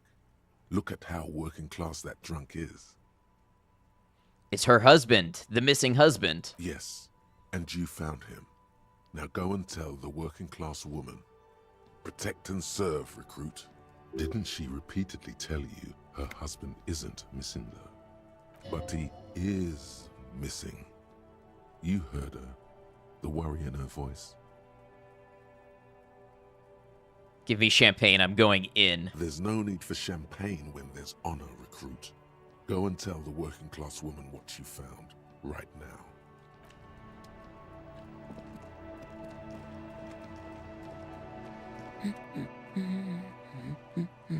You were right that I'm a cockatoo. Excuse me? I went and read up on them just like you said, and I even decided on what kind of a cockatoo I am. Want to know? I don't know. The most talkative one? No, I'm the funeral cockatoo. The what now? The funeral cockatoo. It's the most depressing one. You truly are one strange cop, aren't you? She says, slowly shaking her head. Protect and serve, madam. I found your husband. God damn it, I already told you. My husband isn't missing. But you said you didn't know where he was. And I specifically added that I didn't need to know where he was. Well, I found him nevertheless. I'm that good. Very well then. Where is he? She's getting impatient. Her hand's now picking on a random book cover. There. Point to the working class drunk down near the sea. Excuse me? I don't follow. There's something else hiding in her voice, though. A trace of worry. I found a working class drunk and I thought he might be yours. Right, 'cause working class women come with alcoholic husbands. You know what? Remember, about that what. Never ever say what. Something bad, I guess. I'm sorry, I say stupid things sometimes. I didn't mean to annoy. You were right. I do have an alcoholic husband. Although not that one. You told me your husband's all right. The most talkative one, yeah. I did, and he is. He's also an alcoholic. So is he missing as well? No, he's not. Or maybe he is, I don't know. He's probably in the park, or in Shamrock somewhere. Drinking with his friends.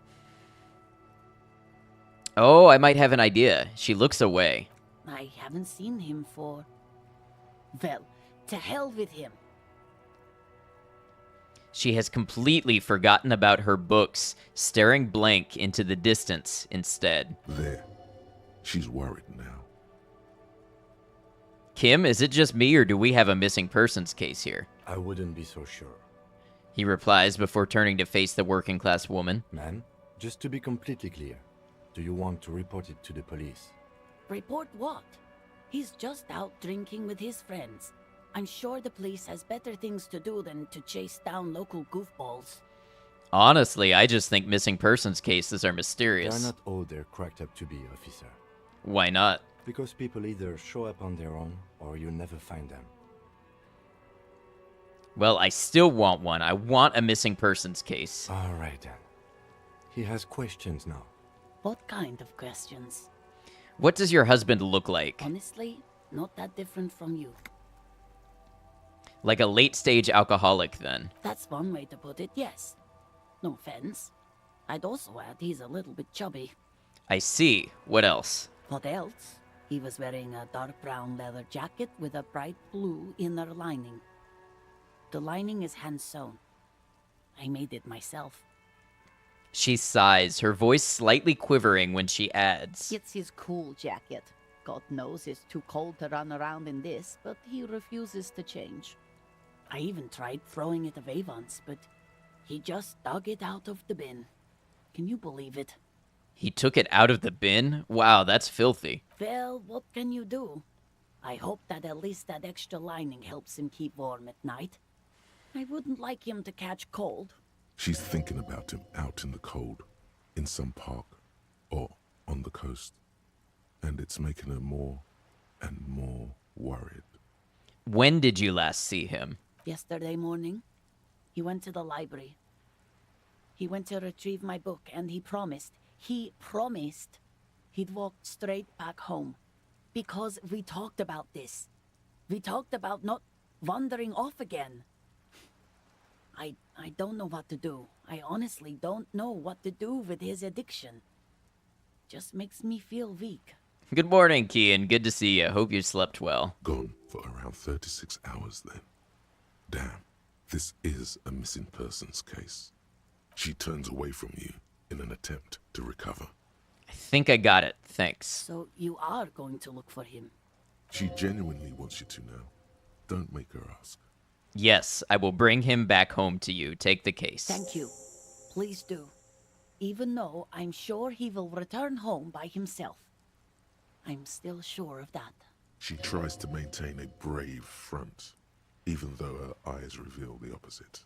I'm sure he will too. When he does, would you let Precinct 57, Kim Kitsuragi, know? He gives her a slip of paper. I will. Of course, officer. As I said, it's probably nothing.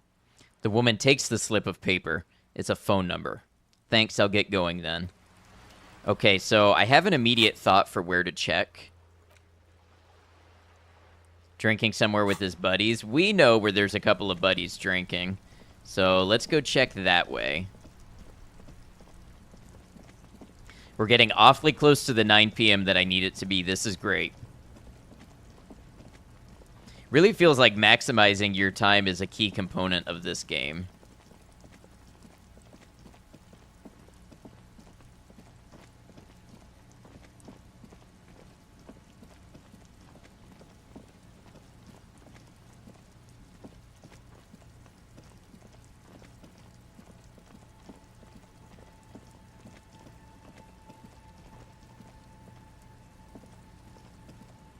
She's wearing a brown jacket with a blue lining.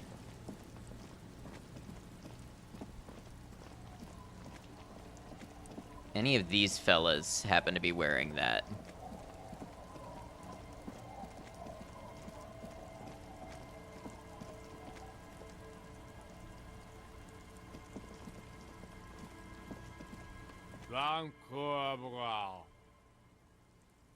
Grimble is an unshaven man with a ruddy nose. He narrows his eyes at you as if in recognition, then turns his head away. Don't you call her? Yeah! Don't call Abigail! Is Abigail potentially the wife? Who is Abigail? Uh-huh. Abigail. Don't you fucking call Abigail. Abigail is his wife or girlfriend. Chances are she's gone. Calling her wouldn't make it any better or worse. You're not going to get anything out of this guy. He's too drunk. Who are you? What's your name? Don't call Abigail! Where am I? What is this place? The man hiccups, then mumbles something unintelligible.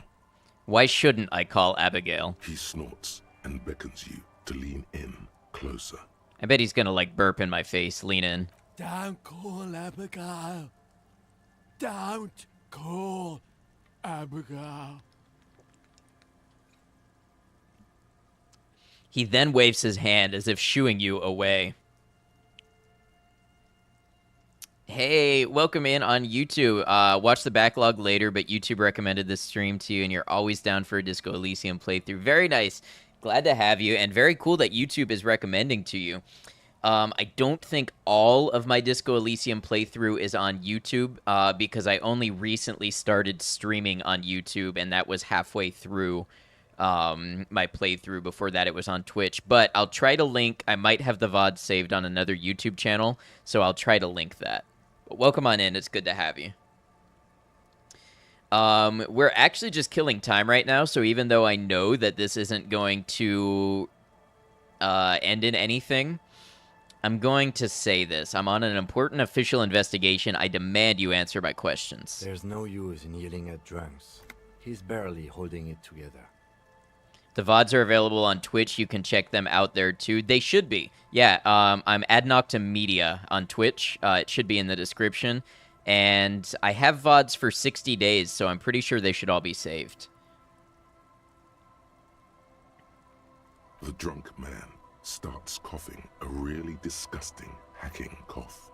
What are we killing time waiting for? I am trying to speak to Klasia without Kim around to see if she can tell me more of my background. I believe Kim leaves me in half an hour. So if I can just get, 31 more minutes, then Kim will leave me for the night and I can speak to Klasia by myself. At the same time, we're doing the missing/totally not missing husband quest. And I have a feeling that one of these three, probably this one, is the missing husband. Tell me about your friends. Don't you fucking call her! Hear me! Abigail? He whimpers in the end. Don't call. Slowly, his head nods off to the side and he passes out, tongue dangling from his mouth. There was little chance he'd be a reliable witness anyway. Tequila sunset. Could you and your pals sign this document? Wait, they can sign the document? Klasia can't, and Joyce can't, but these guys can? What's it about? I'll let my hand address the situation. Maybe you've heard. I used to be a very successful businessman. I've signed more than a few lease forms or whatever the fuck they were. Anyone's got a pen, the pro's gonna do it. I have this blue oblong pen. Lend him your pen. All right. He grabs the pen and paper from your hands and very carefully scribbles on the dotted line next to Lillian Carter, idiot doom spiral. Can I have the pen back too? Don't know if I've mentioned it, but I used to be a businessman. And as a businessman, I am going to keep the pen. For my trouble. He nods confidently. No, that was my favorite thing of all the things you have. This had better be worth losing the pen for. You've done a great service to the community, to the RCM, and to Revachol. Hey guys, I'm a hero. He hands you the envelope and waves his hand erratically at his companions. Hell yes! The red-nosed drunk brings his hand up to his head for a salute. The incapacitated drunk lay there snoring like an ancient, rusting tractor. Thank you for your help. Should we go and mail this? I think I saw a mailbox on the platter. I want to ask these guys a couple of things first. Okay, what's on your mind? This guy. The legend returns. You know the dance. Smokable smokes, pissable pilsner. Drink it, then convert it to piss. And there's spirits and speed too. Love that idiot Doom Spiral calls himself that. Yeah, and calls us, what, Tequila Sunrise or something like that.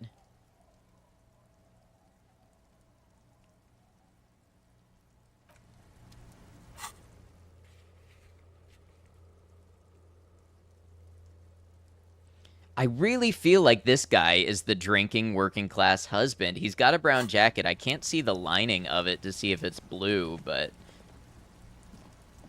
Uncle. Hey, wake up. There's no waking. Maybe we'll have to do that another day. It's getting close to the end of this day, so...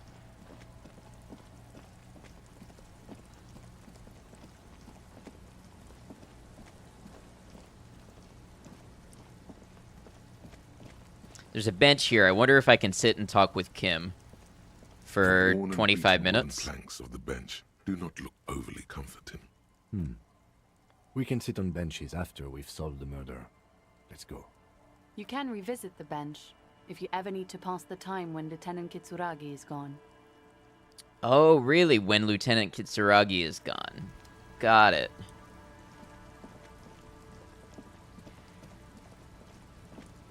I don't know. Usually I find I want to fill time with useful things. I don't necessarily just want it to disappear.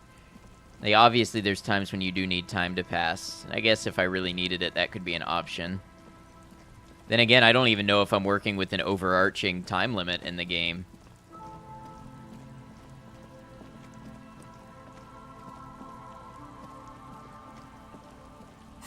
So where was the mailbox? In the plaza, in front of the whirling.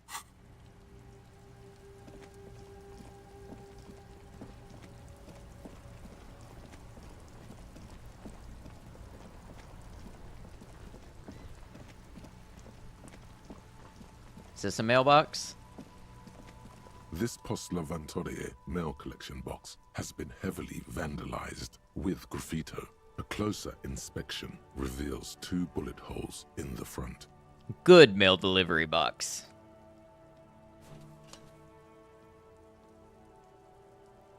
The box seems happy. Eat shit pig, fucked by the coon, and St. G with a crown have been scribbled on it. Jenny is a whore, and best set mailbox also. Probably unnecessary, but in case you don't know yet, time only passes with new dialogue choices or reading books. Right, yeah. So, I'm mostly just walking around because I haven't found the maps to fast travel yet, but what I'm trying to do is squeeze enough interactions out of new dialogue and quests and things like that to make it for another 22 minutes. So, that's why I'm going out of my way to, like, talk to the mail collection box and things like that. Been there, Post L'Aventure. Mail collection box, been there. The mail collection box seems cathartic. Thankful even. So do you. You shudder. Then you swallow. Is this Shivers? And then suddenly, yes, you see it. Over all the other graffitos, someone has, using the tip of a very sharp knife, cut the words, Revachol forever. I love a good Shivers roll. Drop the white envelope into the mailbox. You drop the white envelope in the darkness. It lands with a soft thud on what sounds like a couple of letters. Probably did the right thing. You can't trust that slug, Everard. You know he's going to play you somehow. All right, let's go back to Everard. If we don't mention anything to him, he won't know before it's too late. Okay, back to Everard.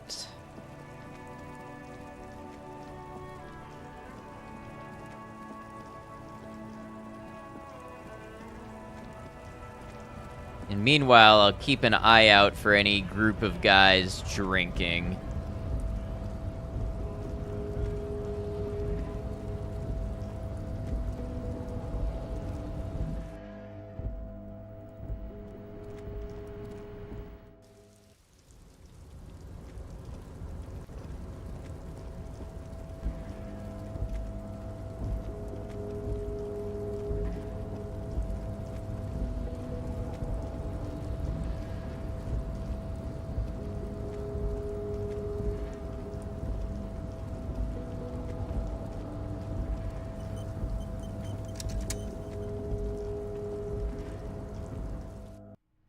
Okay.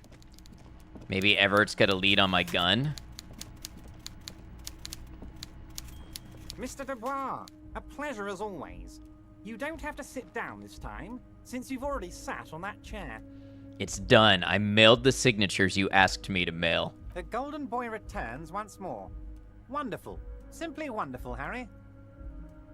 Of course. I already knew this. Got it. You're trying to pass time, but also do some useful things, not just talk to the drunks all evening. Exactly. Just because I have a feeling that what I get to see and do in this game is going to be a function of how efficiently I have passed and filled time. My friend, the mailman, confirms the letter is on its way. You've done a great thing today. You've given the children of Martinez a real future, Harry, and I feel I can finally trust you now. You're in my inner circle. You too, Mr. Kitsuragi. We can talk about anything. The strike, the murder, your lost gun, nothing is off the table. Oh, Bratan, you play the old man like a three-string banjo. He has no idea. Better not to gloat, sire. 'Tis arrogance that gives the play away. Be subtle. The signatures I got. I know you... No, that's not subtle. Can I get my gun now? Harry, I've got to be honest with you. Your gun was found 2 days ago. Withholding this information weighed heavily on me, but it had to be done. Fine, where is it? An old woman has it, and let me tell you, Harry, word on the street is she's a character, so watch out. Is it the Pale Driver? This must be the woman who bought the gun from Roy. The one he described as terrifying. So the gun's still with the woman who bought it from Roy. Yes, the same one. I see you've done your research. The pawn shop made the gun easy to track. Crazy stuff, Harry. Selling your gun like that?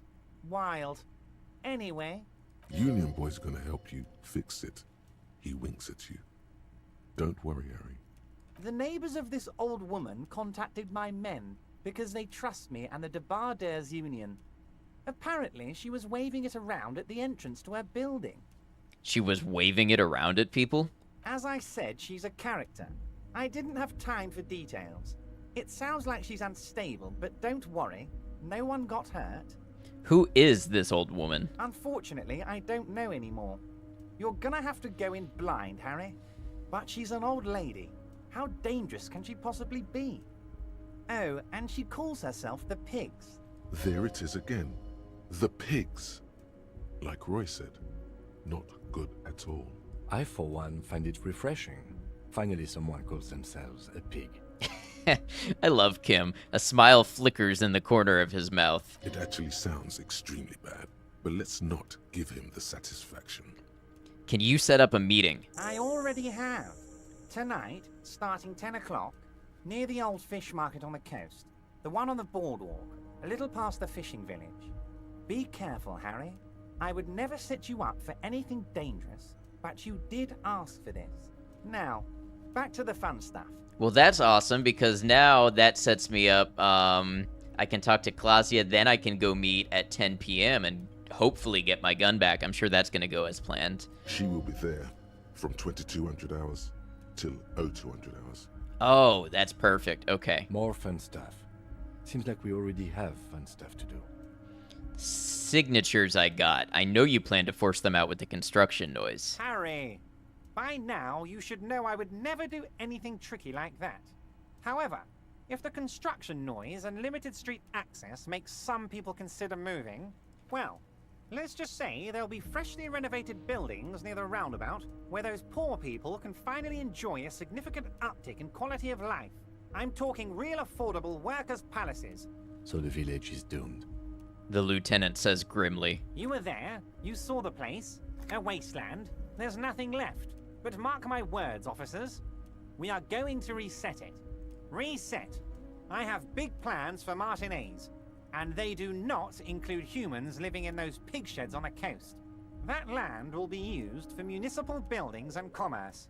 What do you mean? Harry, imagine a youth center supermarket church complex, employing hundreds, no, thousands of people. The coast will be lit up with enterprise and life. All those ruins out there turned into low-income housing. Harry, enough is enough. We're taking this district back. The war was 50 years ago, for God's sake. It's time to move on.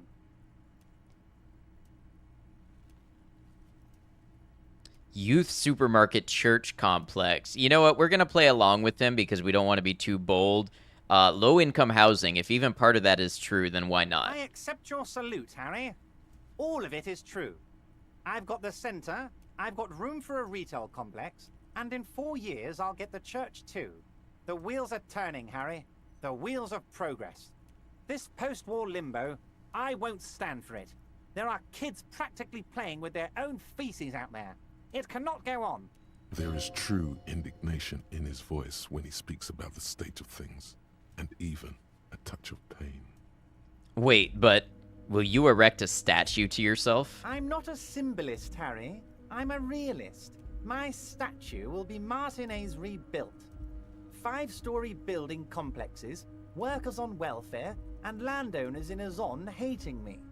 That will be my statue. And yours. We're doing this together. You would look nice as a statue. We're not going to commit, but I will say, sounds like you got this. You can rely on my vote, because it did say, you know, not to be too arrogant in dealing with him. Oh, I do, Harry. I really do. I'm gonna make the working man as rich as Joyce Messier with that vote of yours. That's my job. Just like yours is to keep the peace. Did you order the hanged man killed? I did not, Harry. Although I am very, very glad he's dead. What do you gain from him being dead? Why, a war, of course. And what do you have to gain from a war? Victory, Mr. Kitsuragi. I have victory to gain. We are going to start a war with the Wild Pines group and win before they even realize there is a war. They're trained military people. Aren't you afraid for your men? Harry, we outnumber them 1,500 to 1. And that's just Martinez. With all the unions in Revachol, and with public opinion on our side, we can hold off 2 men, or 15 men, or even 50 men. The more they send, the worse it's going to look for them. They made a huge mistake hiring those guys. No one likes foreign mercenaries. The leftists hate them, the fascists hate them, even the moralists think they're in bad taste. That's true. Harry, there is no strike, only war. Class war. Or, in business terms, a dawn raid. Or wait. Is that when you still pay them something? Because we won't do that. We're not going to give nothing. We're going to take Terminal B away from them. The roads, the gates, the containers, that big crane, even the damn coffee maker. We're going to take all of it for the people, and fuck Wild Pines. So that's why you haven't let Joyce in? Yes. It's also why I let that midget Gaumont go. He's too nice. I can't put him through this. Plus, he knows how to get in here. That woman can't tell her tits from her arsehole. She has no chance. What? Tits from her arsehole. It's a local saying. Actually, no, it's not. Why are you telling me your plans? Because we're friends, Harry. Besides, it doesn't matter now. You can go tell her if you want. It won't change the course of events. We have a significant head start. It's already happening. How many of you guys are there in the Union? 2,372. Plus yours truly, of course. 2,373 is a sizable contingent for a labor organization in Revachol. Evening, Liz. Great to see you. Everett is a fascinating character, isn't he? Such a scumbag, but who isn't in this town? I have said before that I feel like this game is a game about having conversations with people with whom you disagree. Now, I don't know if that's just because I'm the centrist contrarian that the game keeps making fun of, but I really feel like everybody that you talk to is objectionable in a lot of ways, but you still have to make progress somehow in spite of it. Besides Kim. We love Kim. We protect Kim. Kim deserves all the best. And they're all well motivated, at least the ones you've seen. How are you going to fund your new independent harbor? Oh, you mean what sort of goods are going to be flowing through? How am I going to replace all the contacts we'll lose once the poo-poo hits the fan? The clients will ditch us. Harry, we've thought of everything. Clients would take a well-known multinational conglomerate over a local mobster any day. And I'll pet Kim. Everything? We've been running back channel negotiations with all the major clients. I think the company will be unpleasantly surprised to see how many of them stay loyal to Martinez and to the new competitive contracts we can offer. With renewed zeal sparked by communal ownership, the men will be shipping those containers double time. You'll be surprised to see how fast things go without parasites latching on. We'll have our hands free to pursue bold, exotic new revenue streams. That's drugs. Drug trafficking. Drug trafficking? Don't be stupid, Mr. Kitsuragi. There are perfectly legal, 100% ethical chemical factories on the Samaran Isola. You don't need to be colonialist about it. Man, imagine doing inter-esolary travel just for the purpose of trafficking drugs. All they do is produce components to keep the pharmaceutical industry running. That's people's health we're talking about. Old grannies, little babes, people with disabilities. Was this character's voice in the original game? No, they added a lot of voice acting in, but seem to remember people getting a snippet of voice dialogue, but don't remember this voice at all. So to be honest with you, before it had voice acting, I only played far enough to get like outside of the hotel on day one. So I don't honestly remember, but I do know that they added a significant amount of voice acting with the Final Cut edition that came out. So it's very possible you are remembering correctly. That's just the tip of the iceberg, though, isn't it? The company thinks transporting these chemicals in bulk looks bad, has bad optics, may be illegal in some countries. The Debarders Union, however, we're all about the large volume column. We're gonna transport the living daylights out of those materials, Harry. So your sick kid can get his benefit, and your wacky uncle doesn't have to come off risperidone. Those are surprisingly close to real world drug names. Yep, I definitely don't know anything about risperidone or anything. For OCD, certainly not. They did recast some of the VAs for the Final Cut. Let me check if he was one of them. Benefed is a children's cold medicine, usually apricot flavored, and risperidone is used to treat severe psychosis. And the kids on the street can get speed and pyrrolidone. Sure, it's come up a lot, but the voice acting adds so much. An impressive thing given how solid the story was already. Absolutely sends it to the next level. The voice acting and such a solid performance on the voice acting. Liz says thanks, by the way, for looking into that. This might be the first time my two streams have talked to each other. Besides people who came from Twitch, of course, I mean. I'm an old-fashioned guy, Mr. Kitsuragi. I sometimes grab a beer with the boys, but I have no idea about the things you just mentioned. But if I were to supply ingredients yeah, for some hi, sort other of stream rainbow party, I would make sure the Union took a fantastic share, and I'd keep that stuff far away from Martinez. He's basically admitting to it. Interesting stuff. I just want to solve this murder, okay? You know why you're such a good detective, Harry? You don't get sidetracked. You care about the people you're supposed to protect, not some systems that may or may not be unethical. Anyway, let's not focus on the sensationalism of the drug trade. This hypothetical drug trade is all anyone ever seems to be interested in. It would only be a small part of the harbor's turnover, just like the harbor is, but a small part of Martinez. Meba, let me know if I can call you that or if that's supposed to be something else, says, from preliminary Googling, same voice actor, but they did re-record the old lines, presumably for consistency. That makes sense. It is difficult to level and master voice lines and stuff that are in different groups of work, so I could see that. Let's see. So, is there a trade or isn't there? Let's look at the big picture. Martinez as a whole. There are little girls out there with dreams of making music. Meba Young work sounds mothers good. who want to start businesses. Models who want to walk catwalks and steel welders who want to weld steel. I'm gonna unite them all into one economic body.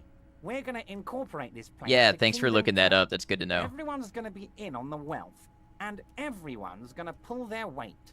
Let's keep focusing on the drug trade. He was almost admitting to it. Hold on, I don't want to look at the big picture. I want to look at the drug trade you almost admitted to. No, Harry. That's boring. All right, it's gone. The hypothetical raw materials trade is off the table. It's such a small and insignificant slice of revenue, I'm cutting it.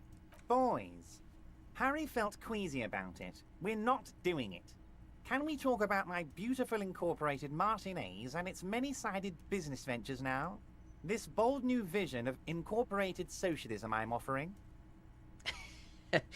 Oh, so this is the part where I often have a hard time picking a choice because it's like this is almost, a very big capitalist, almost anarcho-capitalist, and then you've got the heavy socialist, and then you've got some good old nationalism going on here, which honestly could have flavors of either or. And then you've got the moral intern, which the game repeatedly makes fun of me for being in the center on important subjects. We're just not going to express a strong opinion to Everett. He doesn't really need to know where we're thinking anyways. We have a very uneasy alliance with him. Harry, the length you're willing to go to keep your nose clean is remarkable. You will always have a warm bed in Mr. Clare's household, my friend, and a special place in the future of Martinez. Plus, I'm wearing the moral intern pants, so. Can I ask you about specific union members? We're way past specific union members now. This is the big time. We're talking about the future of Revachol here, Harry. Oh, if you were a hardline communist or something, the game would make fun of that too, don't worry. I love that. You can bother Leonard with that. He loves to run his mouth on such matters. But I'm in big-time mode, Harry. That's it for now. Great, Harry, great. I think we have truly built a bridge between Martinez and Jamrock today. We have united the RCM and the Debarders Union. Suddenly there's sadness in his tone. This has been so great. I'm sorry we don't have more fun things to do together, but if you ever feel like bouncing something off me, my door is always open. I don't think I have more questions, but let's find out. I'm always happy to educate and entertain you. Very nice. Okay. It's 9 p.m. Very nice. Okay, we got what we wanted. And we've managed to move stuff along. We can probably go back to Joyce.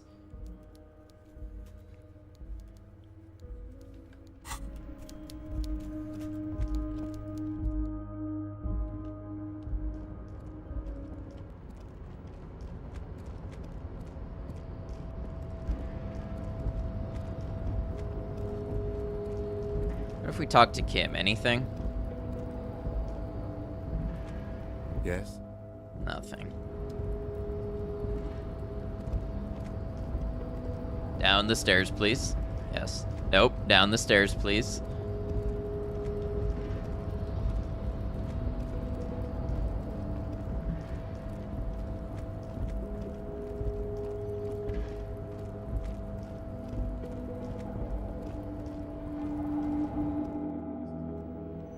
I bet maybe if we go back to the whirling in rags, he'll separate.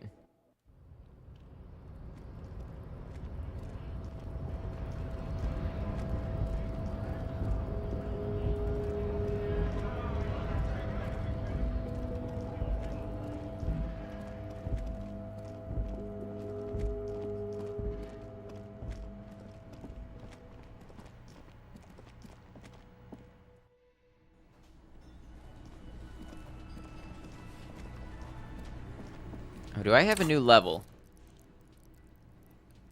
I do have a new level. Yeah, we should probably put it in something because I'm still cooking Motorway South for another 2 hours and 40 minutes. So it wouldn't make sense to put another point in here. I do want to get the actual art degree, but we'll save a point for that when we're closer to finishing the current one. For now, do we have any checks that we're really interested in retrying? Got a couple for rhetoric.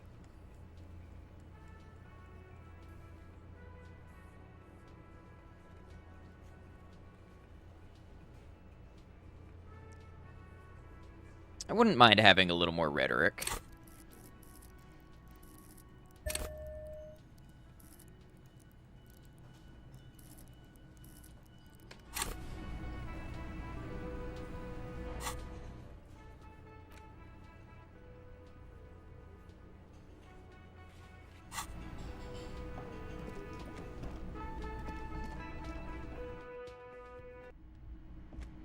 Can we do our nightly debrief session with Kim?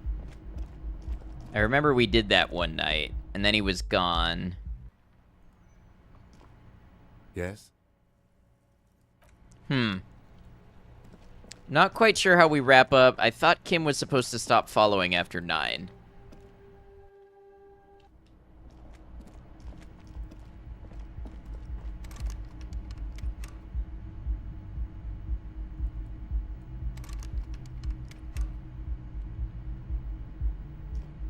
Go in your room. Oh, okay. So apparently, yeah, that's right. I never paid for Whirling in Rags. Yeah, actually it turns out that my new home is the shack. The shack in the fishing village, so we actually have a little ways to go. And then I have to come all the way back here to talk to Klaasje.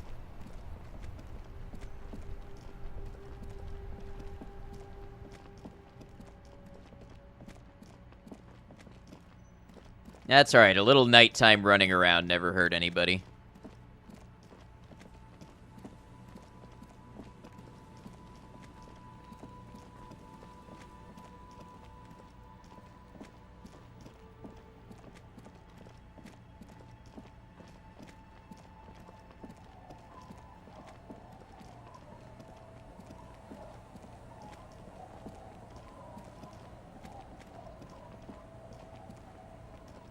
The door has seen better. I'll be sleeping in my room in the whirling.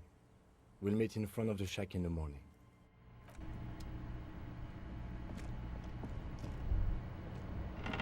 The floorboards creak under your step. You basically have 0 money. What did you spend it on once you realized you didn't have to pay rent anymore? I bought a board game.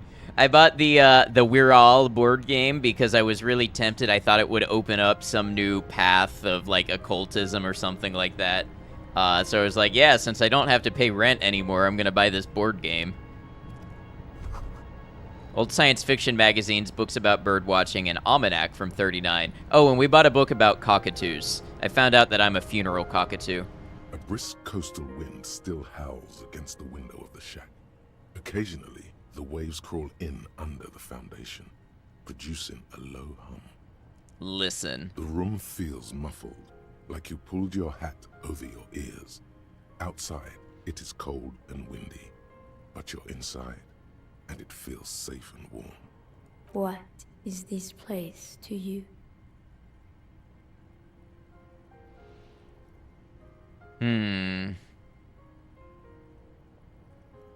It's free. That's good enough. I could live here. Waves crash onto the beach, drowning the reeds. Far to the south, a congregation gathers to a soup kitchen in a shelter for the homeless. An old woman gives out knitted scarves for free. This could have been you. This could still be you. A down-on-his-luck nobody, trying to survive. Thank you, Strange Sensation, for a fair assessment of the current situation. Outside, the howl of the wind has picked up. The waves crash against the stilts again. It's as if you think the thought, but in someone else's voice. Look under the floorboards.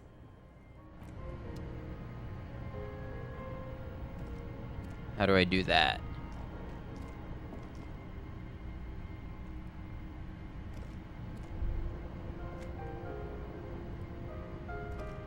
On the table, you see a bowl of water, a rough soap, and next to it, a small hand mirror. A straight razor soaks inside the wash basin. Is shaving the right call? The water reflects back a vague image of your face. Nose bulbous and red, hair unkempt, wrinkles lining the eyes and forehead. The stash is gigantic. I love Shivers. Yeah, I'm so glad that I've invested some points in Shivers. Let's... Ooh, 42% chance. Let's try to shave. Like an artist with a brush or a master swordsman, you use the small mirror and the straight razor with some soap to remove all that unkempt hair from below the nose line.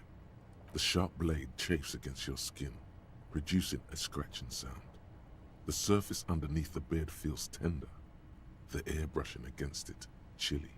Feel your clean-shaven cheeks. They feel so smooth, surprisingly so. A feeling of freshness overcomes you, as if you just came from a cold bath. Leave.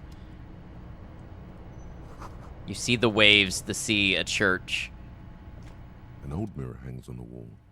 You see the reflection of your face in it, such as it is. A regular, clean-shaven police officer. Let the mirror be for now. Ooh, +1 logic. Okay, in the event that I have a logic check come up, that could be good. Let's go talk to Klasia. Twitch friends, if you're watching on Twitch, we do have another 3-minute ad break coming up in a minute and a half. Thank you for putting up with these. Apologies to those of you not subscribed. They do keep the pre-roll ads off so people can find the channel more easily, and they do support the channel. So we're going to go ahead and we're going to play right through this ad break as well, I believe.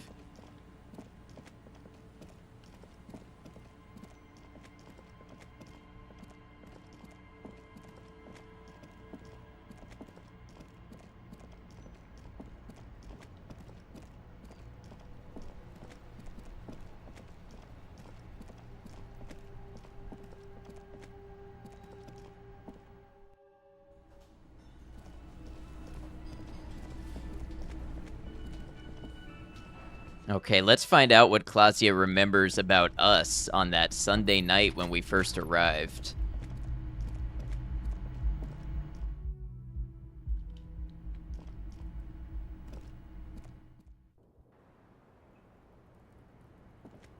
I was just thinking, what a nice evening it is for taking part in a murder investigation. Now that Kim isn't here, let's talk about Sunday night. Ah, yes. The night before I saw you in the hallway and reminded you you're a police officer. The date of your re-entry into the fossil record. Formidable conceptualization. I love that. Yes, before I emerged like Paleolithic megafauna. Wow. That's some creation myth stuff right there. It's one of the first things I remember doing in Elysium. Wow. Elysium. You don't hear that term often. She's a glib girl, but she liked the wording. Did you hear something Sunday night from my room? There was the usual ruckus. Loud disco music. Did I have any visitors? I can't say. Probably not. Sounded like you were flying solo. You mentioned loud disco music. Oh, yes. Various artists. Ostentatious orchestrations prime among them. She arches her eyebrow, waiting for it to connect with you. Oh, that? Yeah. Whoa. The less said about OO, the better. Were huge where I come from. I was very young then, of course, like 7. Life gets hard, but we go on. Then, doesn't life get hard because we go on? Maybe we should stop going on then. Doesn't the going on cause the getting harder part? I think you might have come to the same conclusion last night. At around 2 o'clock, the disco stopped, and there was a change of pace. What happened? A slow, sad song started playing, like organ music on repeat. That went on for quite a while. Some of that time you were yelling along to it. What was I singing? That it doesn't matter anymore, and that we're alone now. It was difficult to tell. The song itself was very quiet and soft, but you sounded like a wounded boar, sir. It was hard to understand what you were singing on top of it. When you say wounded, do you mean that in a cool way, like a wild beast? Yes, it was very cool. It's impossible to say whether she's being sarcastic or really means it. Then what happened? Then you started screaming and trashed the place. That's so me. What did I do? A window was smashed. The tape player, probably. The song stopped. And furniture, too. A real destructathon. There was screaming. Then I think you passed out. Was there anything else? There was. I think you screamed that you didn't want to be this type of animal anymore. I may have misheard, but it was sort of memorable. I went out afterwards. Everything was quiet by then. Around 4 or 5. And that was it. Thank you. No problem, sir. Let's return to this later, miss. All right.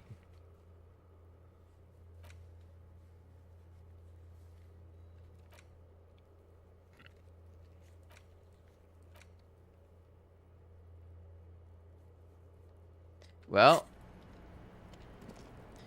I wonder if our artist friend is out this time of night, smoking on his balcony. Figure we've got that to do and talk to Joyce, and then if that doesn't use up enough time, we can sit on the bench.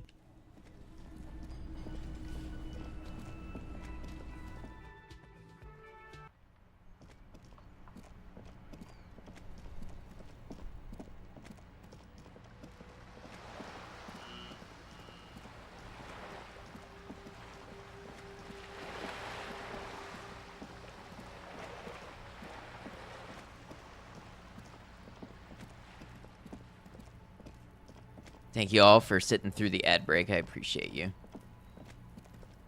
I don't think our friend is out, but let's check.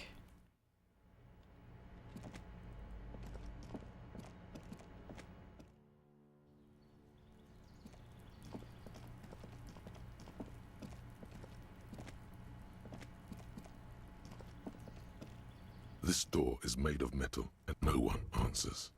All right. It's good to find out.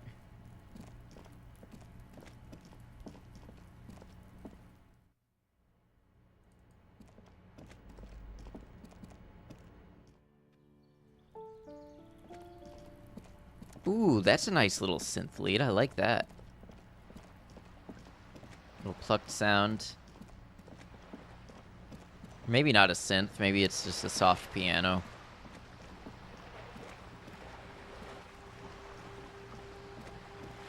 You're back. Good. What can I help you with? So I've been dealing with Everett again. Oh? Really? There's nothing more I can tell her? So very, very helpful. Mr. Everett how is is that helping me going? find my gun. Yes. As you said. Mr. Everett is helping me find my gun. Your gun. Yes. Do you want to talk about something else now? Mr. Everett is helping me find my gun. He seems to be in some sort of loop. Mr. Everett is helping me find my gun. Have I played the Shadowrun games? I have not. I have heard of them. What is happening? No, it's not that. It's... I have no idea. This is bad. Mr. Everett is helping me find my gun. Executive function is completely shot. I keep pushing buttons and nothing is happening. Mr. Everett is helping me find my gun. Of all the things to be stuck looping, this has got to be one of the most witless. They're pretty fun. They're kind of like this style. I might look into them. I've got so many games to play. So many. Which is a very good problem to have. I love playing new games. Mr. Everett is helping me find my gun. Sweetheart, please stop repeating that now. Her eyes look worried, frightened even. Mr. Everett is helping me find my gun. Please. Mr. Everett is helping me find my gun. Mr. Everett is helping me find my gun. How do we get out of here? What makes you think we will? Yeah, we need to pull the plug. There's nothing else to do. Are you not afraid it'll kill him?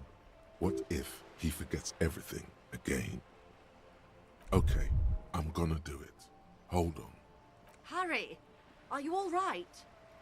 Shadowrun Returns is good, but not as detailed as it was the first one from them. The follow-ups, Hong Kong and Dragonfall, were awesome, though. Interesting. Yeah, no, I've never played them, but I'd definitely consider it. What happened? I'm not sure exactly, but you seem to be caught in some sort of loop. That sounds like me. Never mind the details. We've wasted enough time as it is. What matters is that you seem to have got out of it. Now, please ask me something else before it happens again. Something that, preferably, doesn't include the words Mr. or Everett. All right. Of course, Detective. You can always drop by later, should something come up. Now. I think that's all for now. It's weird that Everett even told me I could go and tell Joyce what he was up to. You know, almost hinting that that's something that I should do, but it really doesn't seem like it was an option. Shadowrun is an old game system from the 80s. Right, yeah, I've heard about Shadowrun as like a tabletop game. Its 3 games are newer. Cyberpunk pulls a lot from it.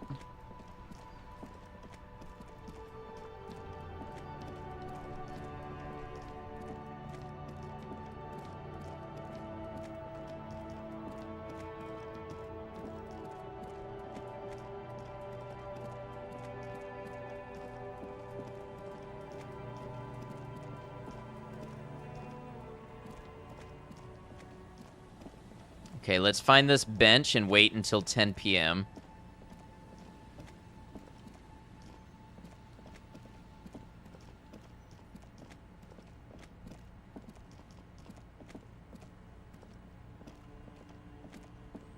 You sit on the wind-worn wooden planks of the bench. Your feet ache.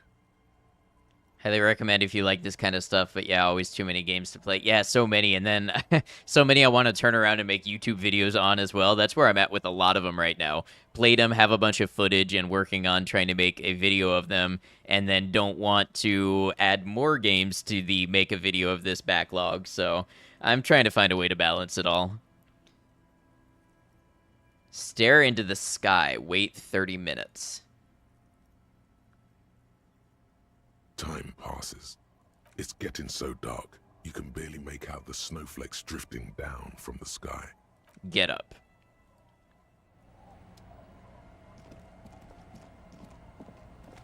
Hey, Ben Caps, I hope you've been well. Okay, so we're talking a boardwalk out by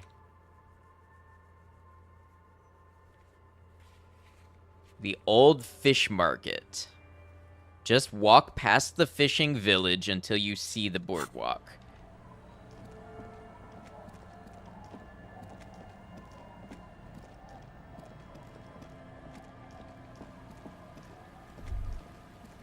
Winter, slow to let go of Rivershore. Flecks some more wet snow from above. Look around you. The snow falls lazily, making the beach sand paler still, mixing with the rust-colored sewage runoff. And to think, it seemed as though it were already spring. How does it feel? You're warm in your hat and your coat. Like a well-equipped explorer, you comfortably survey the white landscape. What's in the west? More winding coastlines lined with abandoned buildings. Crumbling piers, salt water lapping at their dark piles, grey and red forgotten city blocks, what remains of the pre-revolutionary effort to gentrify the coast. And beyond that, the waters turn black, Coal City in the shadow of San Martin, a boom town, back when coal extracted from countless shafts near the city was needed to power Revachol. No more. The coal was supplanted by petroleum from the ocean floor and hydropower from the Esperance. Everything crumbled. These days, only the weakest remain in Coal City. Their hopes of getting rich linger in the defunct shafts under their feet. What is there? Below the old mines, L'Océan Municipal, Revachol's underground cemetery. La Petite Rat braved the underground passageways, trying to get to Le Royaume. La Petite Rat. Children under 14, they go underground looking for artifacts to sell to foreign museums and for fabled relics. Their parents let them. They go deeper. Deeper. After rubies, melchiorite, lapis lazuli, plundered from Safle and Seol during the time of the suzerain. In the burial chambers of the kings, Grand Old Philip, Guillaume II, and even in the mausoleum of Philip the Opulent. 2 kilometers underground, in a winding shaft along whose walls mirrors have been placed, so that daylight may eternally fall upon the richest of all the kings. The mausoleum contains untold quantities of gold, and that special, purest of the pure magenta cocaine, favored by Revacholian royalty. How can it be pure if it's magenta? How can it be pure if it's magenta? Snow falls, and there is no answer. Some things are not for mortals to know. Wipe the snow from your shoulder. Few Petits Rats return from the shafts. Even fewer find what they're looking for. A small child steps out of the black tunnel with silver trinkets in her pockets. All around her, white snow on the extinguished coke furnaces and on the weather-worn shacks where fathers beat their sons after drinking. The snow melts on your fingers, turning to water. What's in the east? The canal you crossed to get here and beyond it. Martinez proper, the district the police forgot to police. There is laughter, lights, attempts at entrepreneurial activity, cynicism. Someone is scraping snow off their windshield at the roundabout, in the midst of which a statue of Philip III serves as a destination for grade school field trips and a fine perch for winter birds. And further. A fenced-off yard. There's a truck belonging to a logistics company parked next to the gate. Bright light from a building behind the fence reflects off its hood. Clean white light coming from the windows of a clean cube-shaped office building hidden amidst ruins. A secret. I feel like that is something, the implications of which I'm not currently able to grasp, but I feel like that is definitely a lore reveal of some kind. A fenced-off yard, a truck belonging to a logistics company parked next to the gate. Bright light from a building behind the fence reflects off its hood. Clean white light coming from the windows of a clean cube-shaped office building hidden amidst ruins. A secret. Government? Private military corporation? I don't know, but I feel like there's something there. What's in the north? The abandoned church. One of 2 remaining stave churches, which were collectively called Les Sept Sœurs. The other 6 sisters were destroyed during the revolution. And further north. A serpentine strip of land weaving its way into the Martinez Inlet. Unfortunates on the run from the law, from themselves. Sometimes hide out on nearby islets. Little dots in the ocean that are occasionally submerged when the tide is high and the weather foul. And on the islets. The remains of a camp on a jagged piece of rock. A tent, old dishes and cutlery, long since abandoned. A hermit crab scuttles among the debris, looking for a new shell. Further out, the lights burn bright on Resurrection. Way beyond Martinez. A popular spa destination for ample-bodied Ozon kids with equally ample pockets. And on the other side of the inlet. Then There's ozone, but the snow falls too thick. You cannot see that far. Before that, before the curtains are drawn. The Bay of Revachol. Vastness, great depth, over 1,200 meters at its deepest. Water, air-brinier than here. It is crisscrossed by huge cargo ships bearing company logos. Wild pines, Zam, Morian, and at the farthest reaches of the Bay of Revachol, the shadow of the Coalition warship, Archer, on perpetual patrol duty, ready to unleash artillery fire if you were to rise up against the market. You shudder. What's in the south? The raised motorway, 881, separating Martinez from Jamrock. Vehicles whoosh past one another day and night, while those who reside in the labyrinthine alleyways beneath the motorway attempt to carry on with their lives in the snow and the slush. And south of the 881 is the Pox.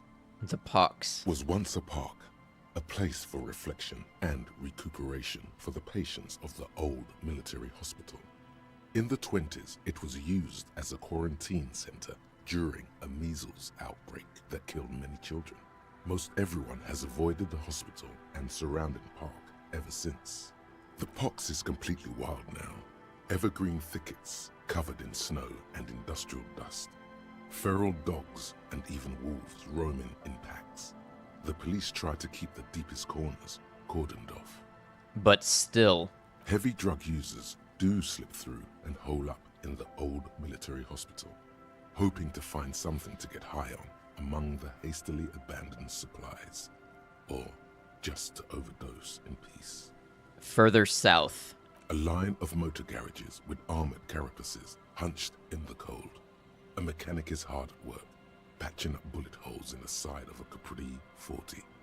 These are the garages of Precinct 41. Snow settles on the roof of the repurposed silk mill. It serves as your station. Shivering RCM personnel hurry in and out of the main entrance. Around you, the snow continues to fall. To the west, the ocean swells. No, it was home. I want more. The stairs descend to central Jamrock. A man named Cooklove has a snow-covered stall there in the market across the bridge. He sells kebab infested with fly larvae to your colleagues who believe eating it will make them immune to food poisoning. Snow falls on the utility district, the library, the florist, the Sarah Mauritian restaurant that offers homemade wine, and also on the brothels and drug dens and the chop shops of the Zemlyaki. All of this built around a lake that formed in a meteorite strike. At the center of this lake, there is a little ship. There are lights at the bottom of its hull. They are lights directed toward the seafloor, looking for something, like whiskers. For what? A chill comes over you, crawling down your back. The sand under your feet is wet. Somewhere in the south, tarpaulin flap in the wind. What's above? More Coalition aerostatics. Occasionally, lights flash as they maneuver through the falling snow. One large airship carries crates in its belly. What's below me? Layer upon layer of sand, poisoned with industrial runoff. The storm drainage, hidden bunkers. Rats scuttle. Tell me a secret of the sands, Wind. Someone stuffed a big old polar anorak into a concrete pipe under the boardwalk. It would keep you warm. You would probably never happen across it. But who knows? Stomp your feet for warmth, brushing off the snow, and finish the thought. The spring thaw will come in earnest. Just not yet. Well, I love that you can be just walking and happen upon a thought that exposes the entire world for 20 minutes straight. Relax, it's not yours. You didn't crash every motor carriage in Revachol, hopefully. Okay, so we're looking for a boardwalk with a fish market.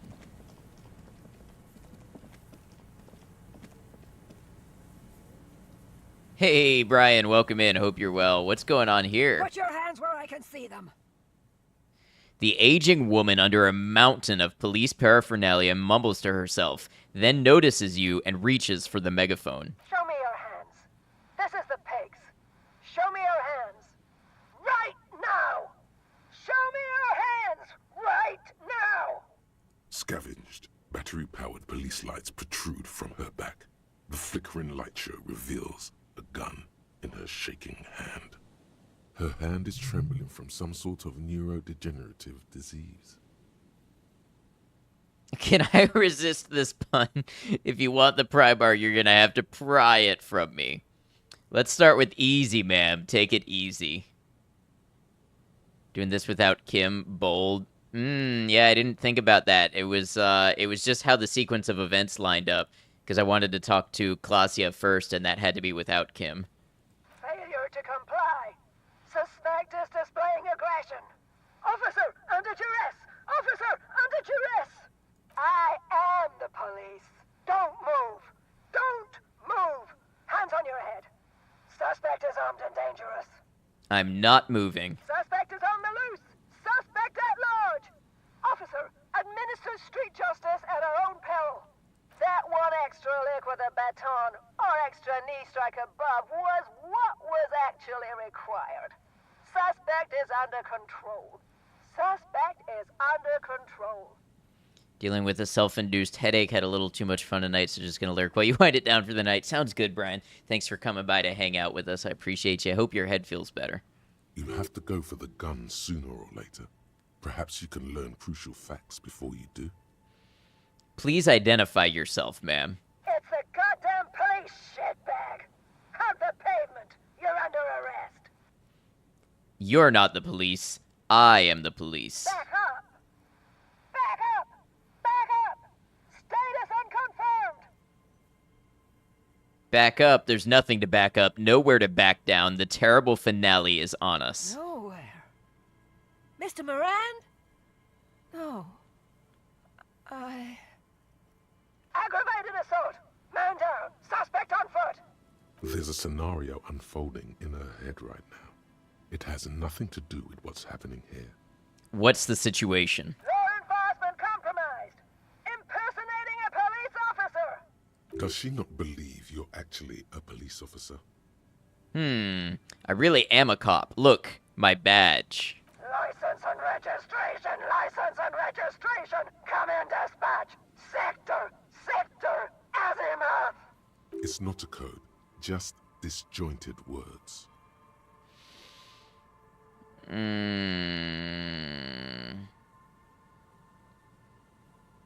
Not right now. Confirmed quarters. Assailant coming at me. Split-second decision. Fire out well. Hey, Scanlan, welcome in. Disco Elysium is going well. Oh my god. Condition black. All systems critical. No. They're really not. The gun wasn't even loaded. No shots fired. You're fine. What is this? This isn't police issue. Police weapons have bullets. This isn't real. Police guns always have bullets. What is this? Why did you sell me this? She looks devastated. Grab the gun right now. This might be your only chance. Pick up your gun. No one ever cares anymore. Why would they treat me like this? Great gears are grinding to a halt. The machine is powering down. She's all out of jolt. Okay, you need to figure out what to do with her now.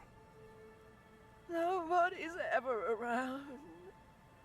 Nobody ever comes to visit me.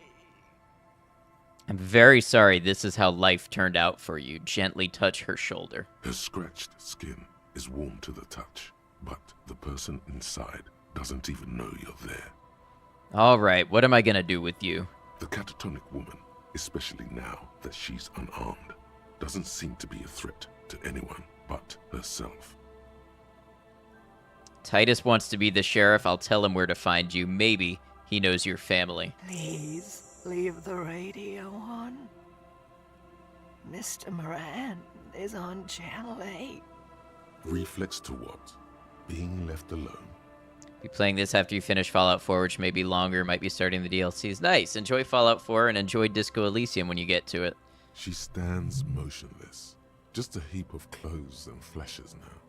Maybe if you search her once more. The woman stands slumped. She looks catatonic under her mountain of RCM paraphernalia. Is one of those things a police cap?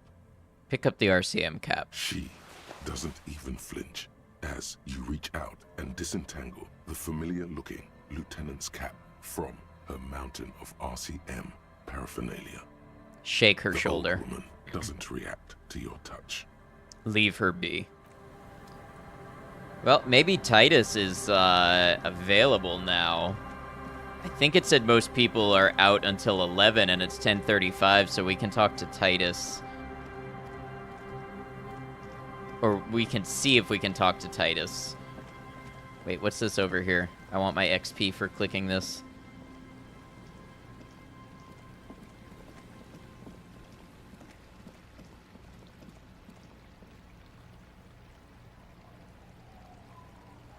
Okay, I guess I can't.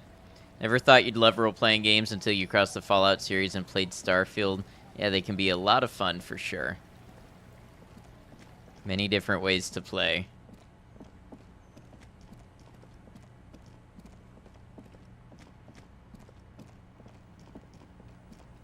Disco Elysium, I feel like I'd have to play it multiple times to see just how different it could get, but so far it feels like it does a really good job of working with different builds and giving you a unique experience based on what you prioritize in the game.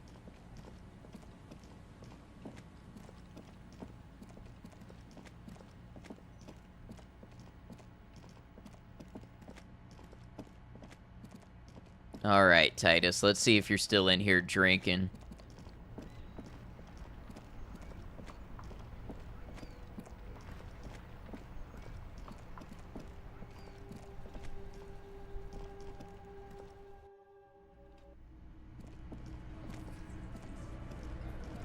It's you again.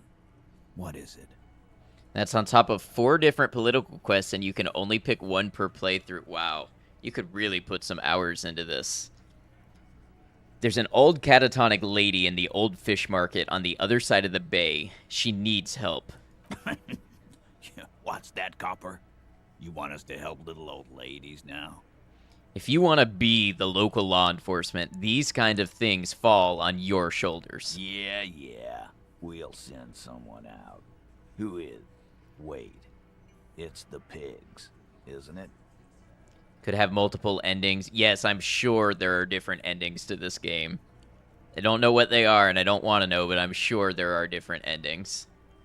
Yup, her. God, poor lady. Don't worry. We'll handle this. I think she got some family in Kurong or something. Bastards left her alone when she got sick. We've been getting complaints. Hey, wasn't Everard's B team looking for her the other day? They said something about her, I don't know, finding something? Yeah, I think you're right, Gene. She have something of yours, Pig? Whatever you do, do not admit to these punks you lost your gun. You will suffer if you do. Nope, she didn't have anything of mine. No? Well, whatever then, Copper. Titus chugs his beer down and wipes his mouth. No. They totally said what it was. What was it? Anyone remember? I don't remember. I was fucking drunk. Let me know if you figure it out back there. Now, anything else we can help you with? What's her name? Her real name? Auntie LaPlante, we always called her. Something LaPlante. Marianne, amigo. Marianne LaPlante. Be anything else you wanted to know? Who was she? Was. Like before. Just an old lady. Her kids moved away years ago. Never come to visit. Never took her calls. She gets out every now and then. She did right by lots of us when we were kids. Always was a little off. But still. Us kids? That must have been ages ago. She was better then. The children kept her together. How did she get like this? Wanted to be a cop, you mean? Well, shit. I don't actually know. Anyone know why she started acting like a pig? No fucking clue. It's gotta be the crazy. Who'd want to be a pig? Someone who wanted to set the world right before it ends. Ever think of that? He sounds like he's from the mafia. No, I didn't. Because I'm not fucking stupid, Polizonte. Yeah, Carl. That's some pretty fucking weird shit to say. The pigs level weird. But whatever gets you through the day. Where'd she get all her cop gear? Dunno. She lives by the water. Shit washes up all the time on the beach. Station 41. A man carries a crate of rusted, unused badges. You think these would net us something at the annual auction? A balding detective drags a comb futilely across his head. Shit, who'd want those? Just dump them into the river. Thanks for helping out with this one, Titus. No problem, old cop man. We take care of our mentally ill here in Martinez. Ain't that right, boys? Sure enough, we're the real heroes on these streets. I'm gonna save talking to them about this stuff until the next game day. I'm gonna take off now.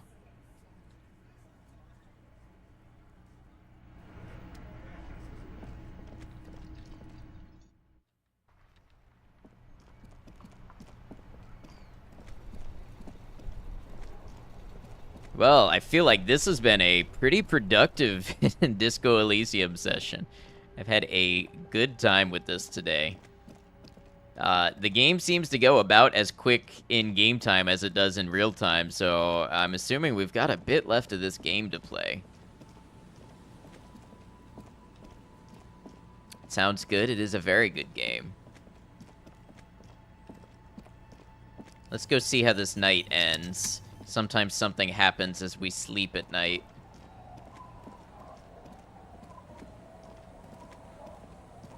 It's getting late, and it's snowing. Time to call it a day. The bed is comforting, if a bit run down. Still, you've earned a rest. Go to sleep. Across the room, the heating system hums its soft lullaby. The mattress feels soft and sheets warm. It only takes you moments for the world to fall away. Thoughts, baby. A million little lights in the dark. You're one fine instrument, brother. All those faces and all those names. All that laughter and screaming and scheming around. Every corner and every street. Recorded in you forever on Ferrotape. Spinning in eternity. On and on it goes for untold hours. At the disco where you first asked her to dance. Rising, rising above the dark curvature, the great wingspan of sleep, studded with stars. Behold, there are millions of them down there. The first time, the last time, the smoke in her mouth, the plotted flowers, the faces turning, changing. What is it? It's the world, Harry boy, and you're made of it. Every day you're out there, you make more of yourself from it. I'm afraid you can't be unmade now. You can never forget this shit. The colors, the voices. All stuck on loop. Whirling, spitting out words and images. You're the son of the world again. Harrister, a ceaseless agent. picking up litter and old newspapers, collecting your little bubblegum wrappers and idiotic picture postcards. Meaningless, meaningless keepsakes. Reading your awful letters and recalling things, aren't you? The endless names of the world. An address book you are. The map of a city. That's right. I am an agent of the world. You'll go insane if you keep going like this. One more day, and you'll be in the loony bin. I just know you will. And for what, brother man? For the greater good. Solving your little crossword puzzles. Doing your tasks. Crossing names off lists. Trying to become some sort of world detector. It won't make it okay. It won't put smoke back in her mouth. Just talking about these, you can only pick one. Interesting. Without knowing what the others are, I like the sound of this one, so we're going to pursue it. There he goes again. He's a real political animal, our Harry. He still doesn't see that it's the world changing around him. He's got no idea what he's in for. Why? 'Cause only love can break your heart. Feel the pillow under your cheek. Beep, beep, beep. The alarm is ringing, Harry. The disco circus goes on and on. You barely slept 3 hours last night. You can do it. It's nothing. Do it for the city. Go. Do it for the wind. Do it for the picture puzzle. Put it all together. Solve the world. One conversation at a time. Open your eyes.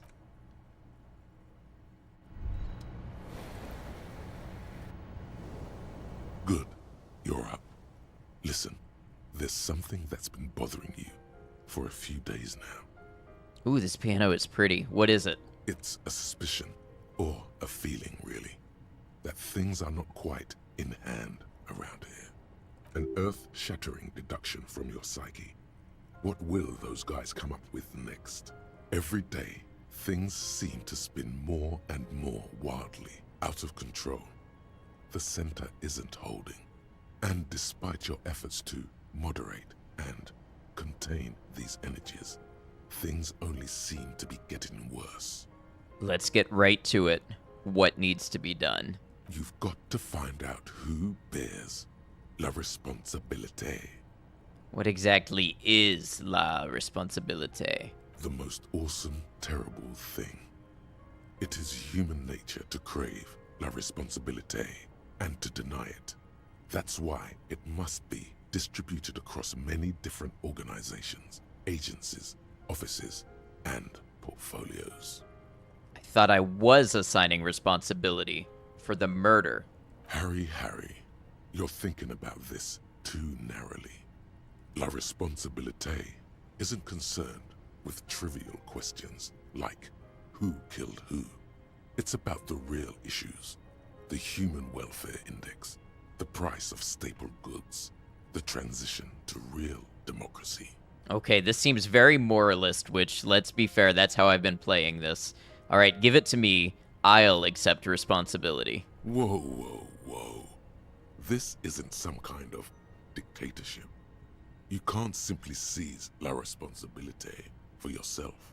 It must be given by a legitimate authority, like a committee. And who should sit on this committee? Only the most even-keeled minds in Martinez. Your half-brother, the lieutenant, is a natural place to start. Together, you'll be able to discover who has la responsabilité in Revachol. And, if necessary, you'll have the wisdom and expertise to assign it among yourselves. And what happens once we've assigned responsibility? Most likely, your findings will be collected in a report, which will be carefully reviewed by your superiors.